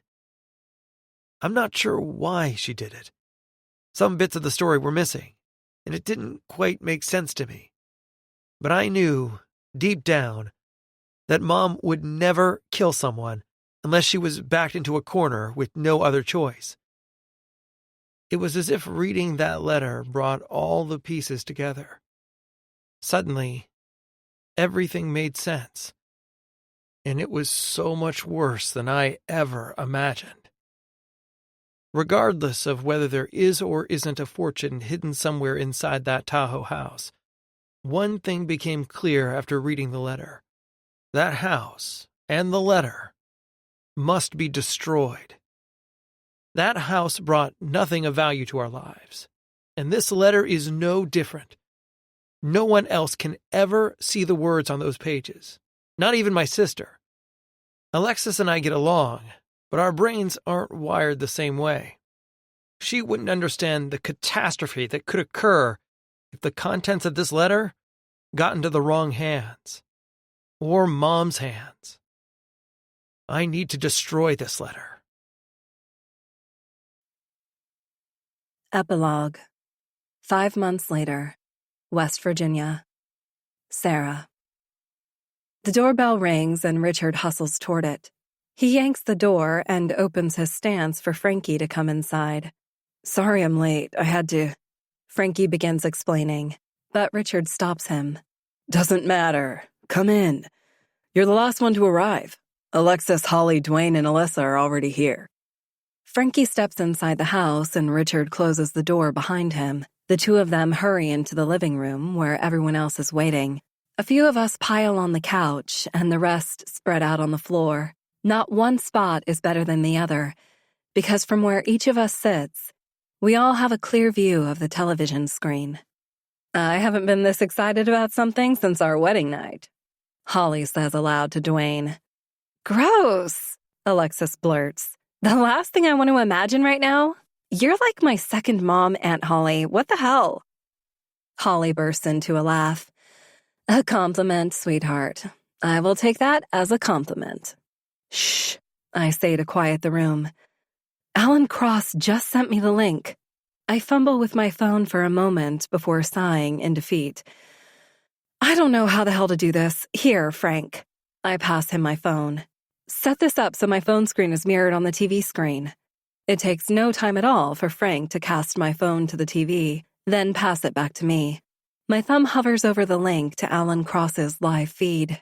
When Alan called me a few weeks ago, he prefaced the call with an apology. He said he was tired of always calling with bad news, but that this time he had great news. He then proceeded to tell me that Carly's trial moved forward rather quickly, and she will be serving a sentence of 20 years to life behind bars for not only aggravated kidnapping in the first degree, attempted murder, and conspiracy to commit first-degree murder, but also for the ample evidence provided by an anonymous source pinpointing her as the Tahoe killer that was on the loose. I'm not sure if Carly actually took any part in what Ian did to that couple on Whispering Pines Loop, but I imagine Chief Spencer had something to do with the speediness and outcome of Carly's case. I need to remember to call and thank him for all his help. Alan continued sharing that the lake house on Whispering Pines Loop, the house that held so many of my family's secrets, was now condemned after all these years. Apparently, Carly and Ian missed signing one document when they purchased the home, so technically, they did not own it. Another snowstorm came through after we left that day and finally sent those nearby trees crashing down on the house. The entire structure was deemed unsafe and uninhabitable after that. Alan said it was his last effort of good faith to make sure that this house was destroyed, and he followed through on his promise, because right now, my family is sitting around this living room, ready to watch the live stream of the Tahoe house being demolished. Frankie brought Tonks, who is purring on his lap, while baby girl has also decided to join us, even though she's tired and curled up, sound asleep on her soft, pillowy bed beside the couch. When I look around at the faces of everyone here today, I often wonder how we ended up like this after everything we've been through. When I think back, it's amazing what my family and I have been through in the past couple of decades. The happy reveal of an uncle I never knew I had, which ultimately led to my first husband, Logan, being murdered. Then it seemed like everything snowballed from there. My grandfather and his father were the patriarchs of some of the most horrific and illegal activities to ever take place in Tahoe. I don't know why or how someone could ever feel content in life doing what my grandfather did. I suffered years of nightmares, only to reveal that the father I thought had perished wasn't dead at all. He kidnapped me, demanding I join him in taking over a family business that should have never existed in the first place. Richard was forced to get involved, and now has blood on his hands, too. The revelation that I carry an MWD gene left me wondering how much longer I have left. The surprise of a living cousin entering my life was a short breath of fresh air, but copycats of my grandfather's work would soon suffocate us. My son was taken. A myth about a hidden fortune scrambled people's judgments. Another death and one prison sentence later, and finally, we're here. Other than the effects of MWD growing stronger inside me every day, I never knew my life would wind up being this perfect. Every person in this room is thrilled to watch the house on Whispering Pines Loop crumble into a million pieces. The house that brought death closer to us. The house that symbolizes everything we never wanted our lives to be. However, no one in this room feels more passionate about watching this house be demolished than I. Good riddance to this house and everything it stands for. May the once tortured souls who are trapped inside that house be set free. And may the assholes who tormented them burn in hell for all eternity. Here we go! Alan Cross's voice booms over the TV speakers as his face fills the screen. He flips the camera, and my heart sinks. There it is. The house that tried to ruin my life so many times. Tears are already bubbling up inside me. I clutch the tissues in my hand that I prepared because I just knew this event would stir up my emotions. A demolition tractor sits beside the house, pulling back on the large wrecking ball hanging from its boom. The air has been sucked out of this living room as everyone simultaneously holds their breath. The ball swings forward, crashing into the side of the house, practically shattering the top left corner of the house. A tear escapes my eye and trickles down my right cheek. The crane operator pulls back on the wrecking ball and once again sends it crashing into the house. Another wall breaks into pieces. Another tear falls from my eye. Again and again, the ball slams into the house. Each time the heavy metal collides with the tattered structure, more relief expels from within me as more tears cascade down my face. Richard slowly reaches for my hand and squeezes it tight. This needed to happen so long ago. It's almost hard to believe this is all coming to an end. After a few minutes, the last image left on the screen is the pile of wood, bricks, and cement sitting in the middle of the forest. The last thing I hear is Alan's voice when he says, "Congratulations, Sarah. It's all over." A powerful surge of silence falls over the living room. It's all over. It's all over. It's over. But is it truly over?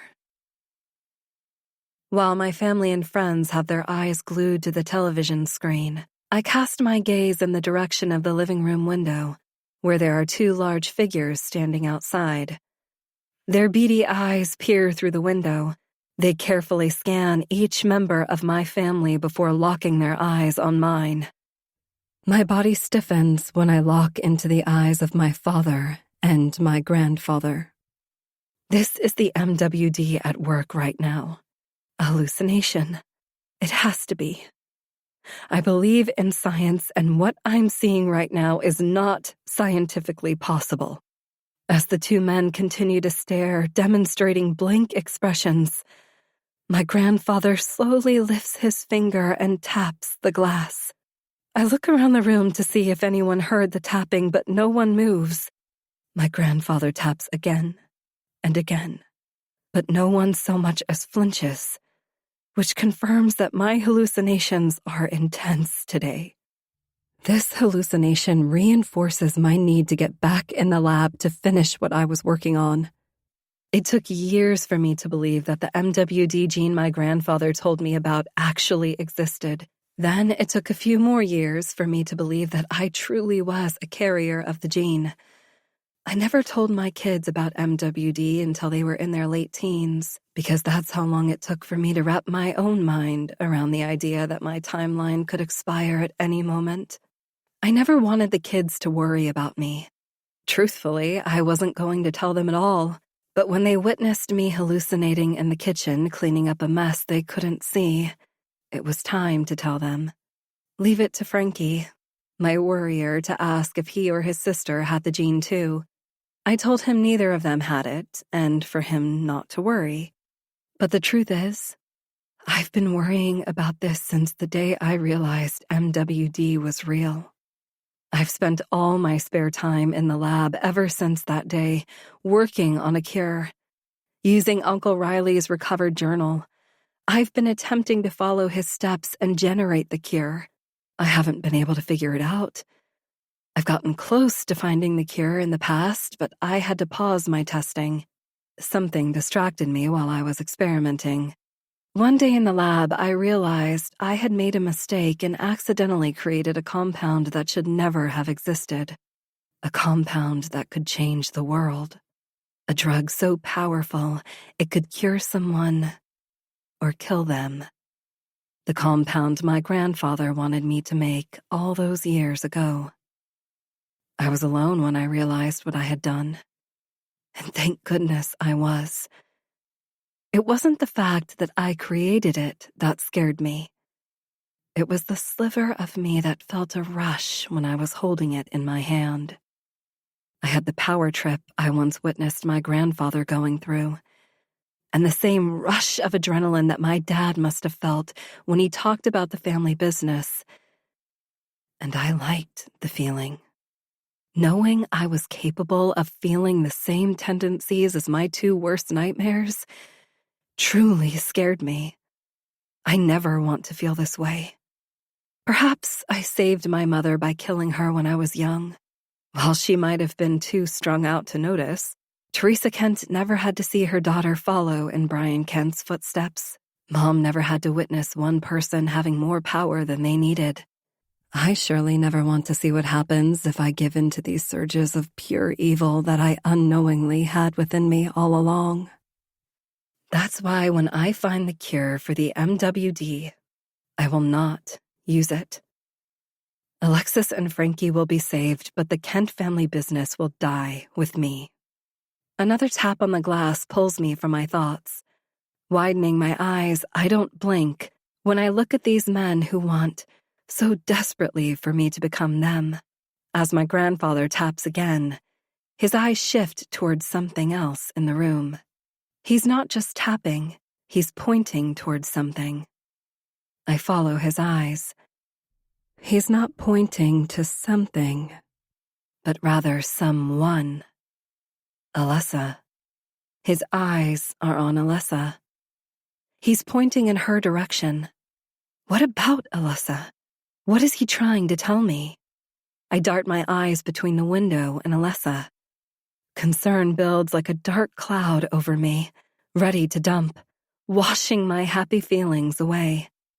He taps one last time, and this time, she flinches.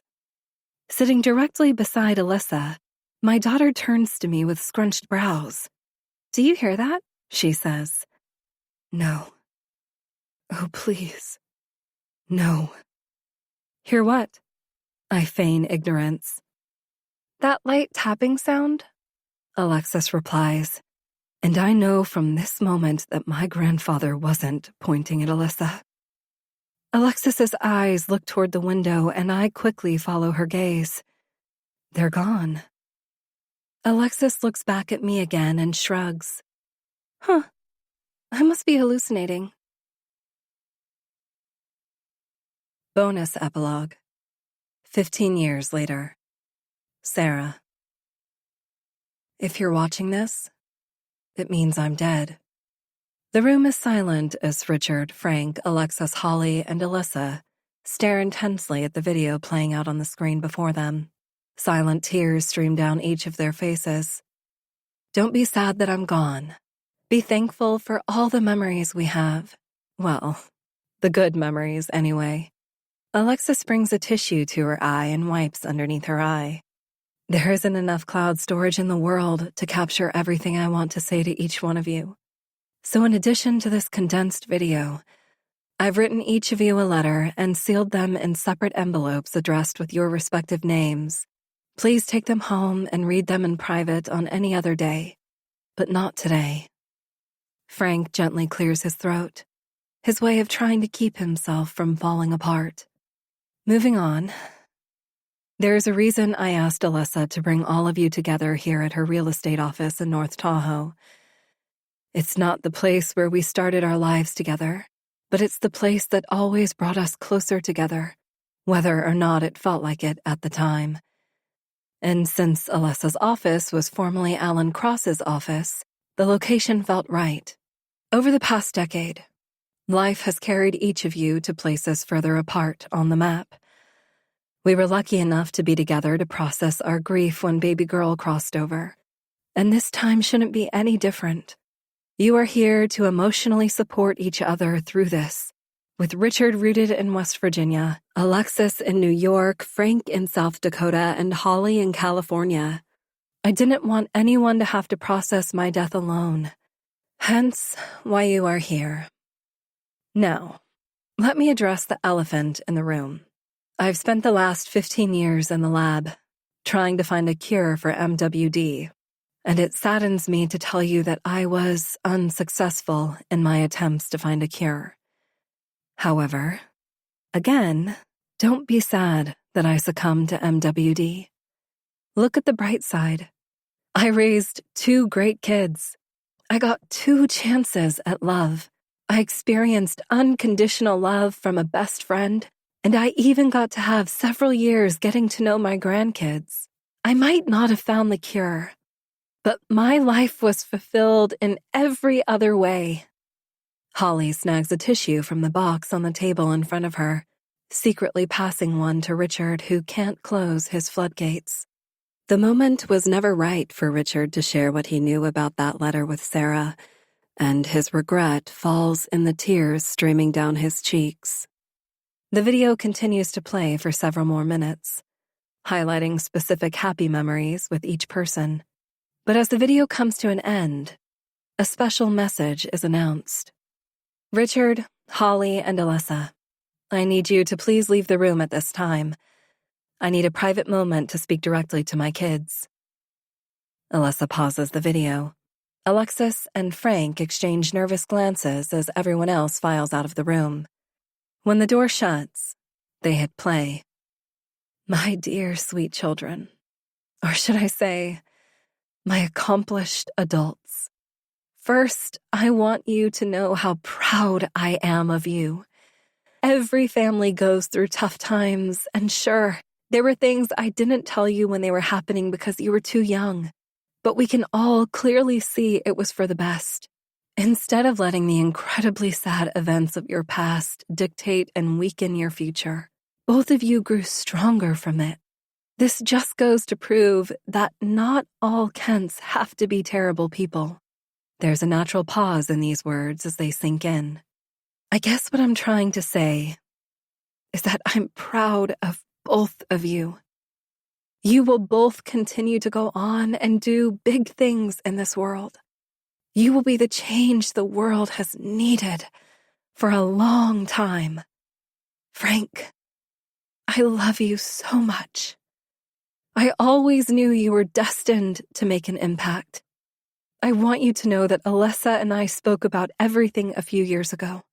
She put everything on the table, from her interactions with you through your website and her initial plan to recover the fortune. Frank's mouth silently falls open. If I know you as well as I think I do, you've been carrying this weight on your shoulders just like you did when you believed your father's death was on your hands. You can stop now. You might have connected everyone, but no one could have ever suspected how things would end. What happened years ago was not your fault. Free yourself of the burden you're carrying, son. Move forward and do great things. Tears stream like a waterfall down Frank's cheeks. Now, if you don't mind, please leave the room. I would like to speak to your sister alone. Alexis pauses the video, and without any hesitation, Frank pops up from his chair. I've got to go, he says quickly. He snatches several tissues from the box before pushing the soft white paper into the ducts of his eyes. The door clicks behind him, and Alexis is alone. She takes a long, deep breath, then slowly leans forward and presses play. Alexis, my sweet daughter, I love you so much. As you know from having a daughter of your own, nothing can compare to the relationship between a mother and her daughter. There's an unspoken, unique connection that links the two, and no one else could ever try to fathom the special bond between them. We might have had our years of butting heads, but you and I have always had this bond. However, to be honest, I never knew just how deep our bond was until that night 15 years ago when we gathered in the living room to watch the demolition of the Tahoe house. That night changed everything for us. I've already shared with the group about my 15 years in the lab doing research, but what I didn't mention was what I discovered in the process. Let me explain. You've heard the stories about your great-grandfather, Brian Kent, and your grandfather, my dad. These men were awful humans. In addition to having a shitty mother, I was dealt a father and grandfather who clearly had some sort of chemical imbalances in their brains. There was no way civilized people could do what they did and feel okay about it afterward. As it would turn out, I was right about that. I spent years trying so hard not to be my mother that I never realized how much I was my father's daughter. One night in the lab, I accidentally created the chemical compound my grandfather had talked about. I felt something inside me. Something in my brain flipped, and I was suddenly on this power trip I couldn't control. I fought with the feeling for a while, but I ultimately gave up. I was ready to throw in the towel on trying to find a cure for MWD, ready to succumb to this terrible disorder, knowing even though I would die from it, I would leave this world knowing the Kent family name would end with me. But when I saw a glimpse of Kent and you that night in the living room, I knew I couldn't give up my fight yet. I took a strand of your hair and tested it the next day. I'm so sorry to be the one to tell you, sweetheart, but you are a carrier of the MWD gene, too. Alexis inhales sharply, bringing her hands up to cover her mouth. I knew I had to find a cure for MWD, so I could be around to help you through this and cure both of us. My mother never did this for me, but a good mother would do anything to save their child. I never told you because I believed I would create the cure. I thought this wouldn't be an issue in the future. In my desperate attempts to create the cure, I realized I needed test subjects. I'm ashamed to say I unconventionally found some volunteers. Before I say it out loud, please understand my desperation. I couldn't handle the idea of my own daughter having to go through anything like what I had to. That's why I should tell you that my volunteer test subjects did not exactly volunteer. I invited people over when Richard was working out of town, and I added sleeping pills to their drinks. Another dramatic pause. Unethical human experimentation. I never thought I could do it, but I justified it by telling myself I was doing this for my kids and my grandkids. A long sigh. I don't regret throwing everything I had at finding the cure, but I hate myself for doing what I did to those unvolunteers, some of whom perished. When I confessed to Richard about what I did to those test subjects, he helped me dispose of the bodies, because even with a lawyer for a husband, there would be no way the courts would ever understand my side.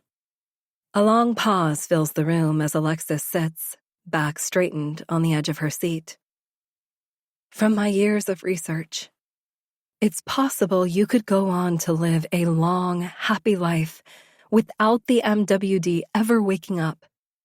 But even so, you have Kent blood within you, Alexis. If there is one thing I need from you, it's to ensure that it all ends with you when the time comes. Never forget how much I love you. The screen goes black. Alexis is paralyzed as she sits with tears streaming uncontrollably down her cheeks. But a light knock on the door makes her jump. She quickly uses a wad of tissues to wipe under her eyes, then looks over her shoulder at the door. Mom? A pair of tiny beady eyes peer inside.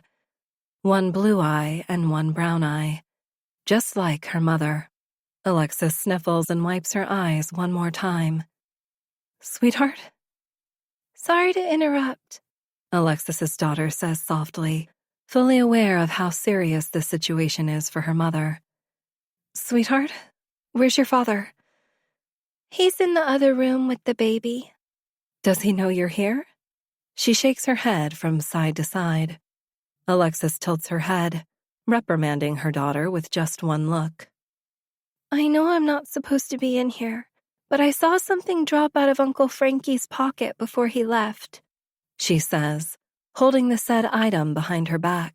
It looks important. I didn't want him to lose it. Alexis waves her in.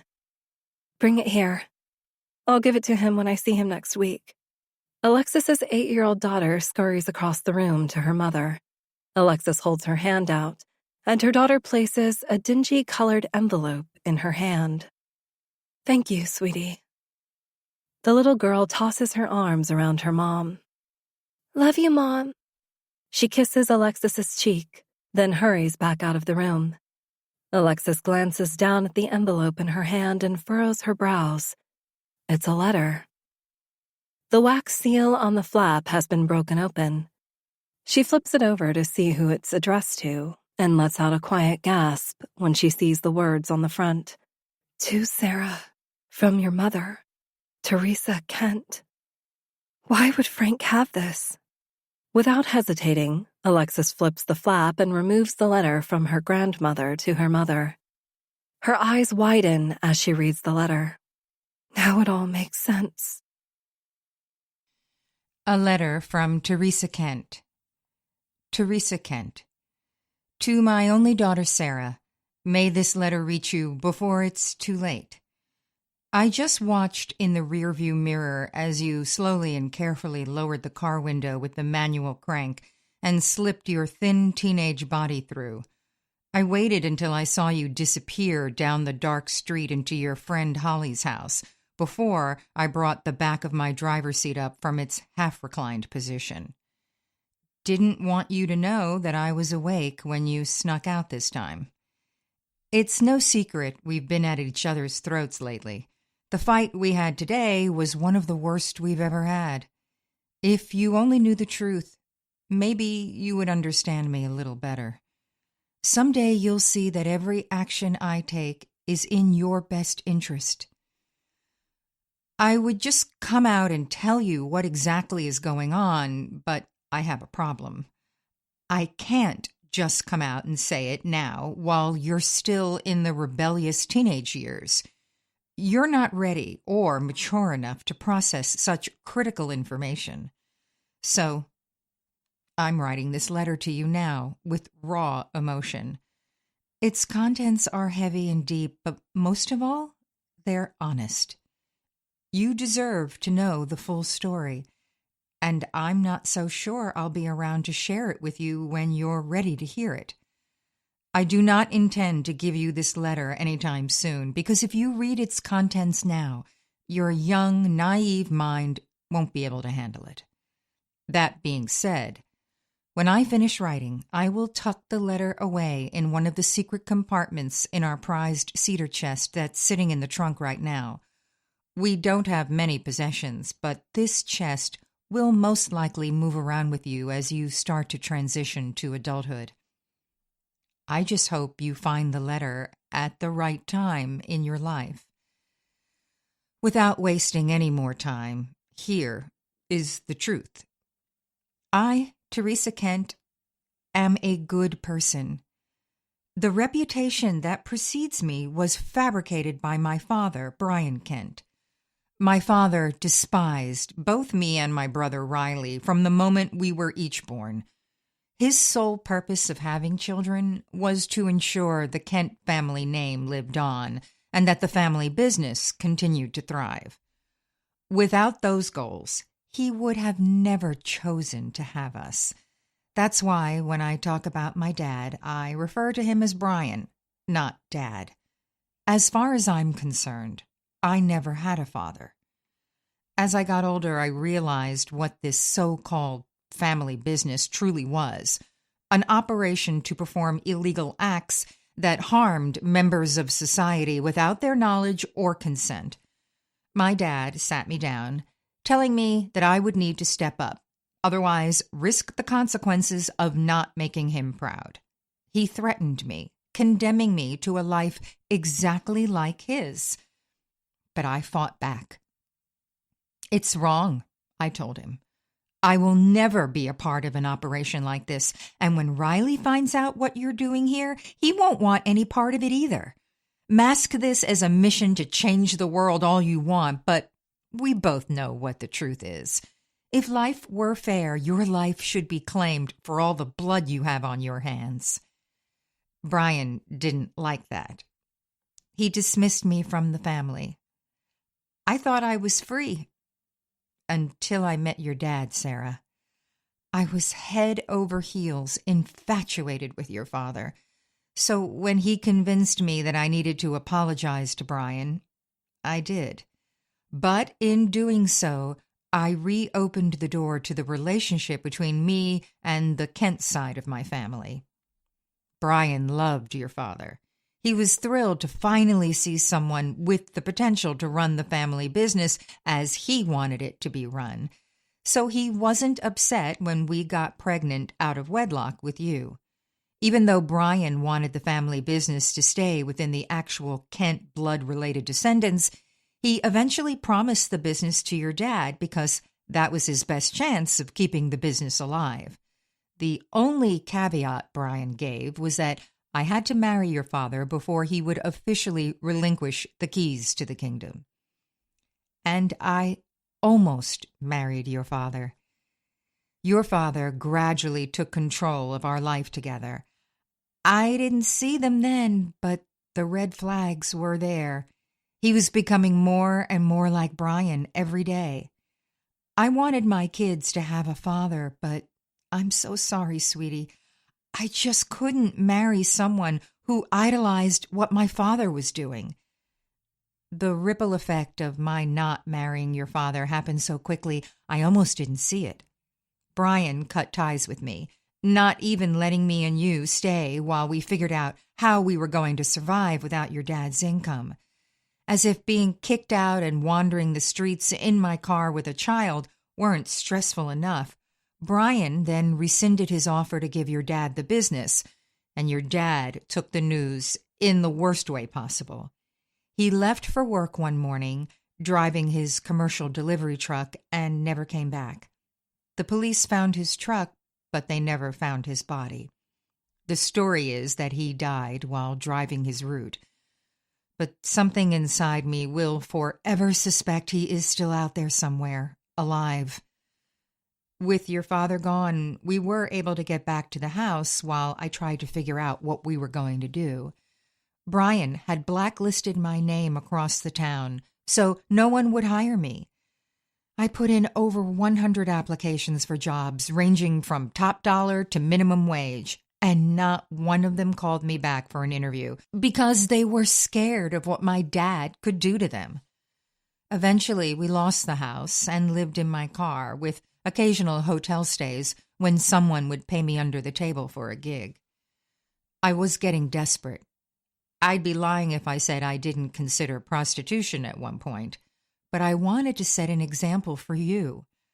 We slept in my car, but I can honestly report that, despite what everyone thinks, I never did sleep with anyone for money.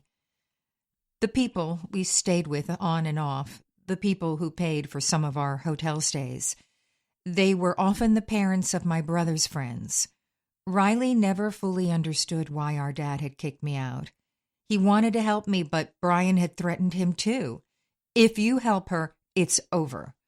Riley didn't want to get kicked out, so he would secretly talk his friends into helping me out as much as they could without getting caught by Brian. I never did drugs either. Well, let me rephrase that. I never intentionally did drugs, but I was drugged often. Brian had people who had people all over town. I never saw it coming when it would happen. Sometimes when I would wake up, you were gone. Brian would bring you back to me hours later, threatening to call Child Protective Services on me. I never thought we were going to make it to where we are right now. I hope you are hearing me, Sarah. I did everything to keep you safe and away from the Kent family.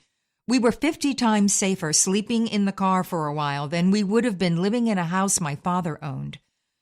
Word on the street is that Brian has put a hit out on me. I don't know when it will happen, but it's going to happen someday. Someone is going to kill me, and for some reason I sense they are getting closer. Please know that I love you, sweetheart, and I always will. But remember this. I was never the bad guy in your story. My wish is that you have the brightest future possible. You are going to do some monumental things in your life, young lady. I'm sure of that. My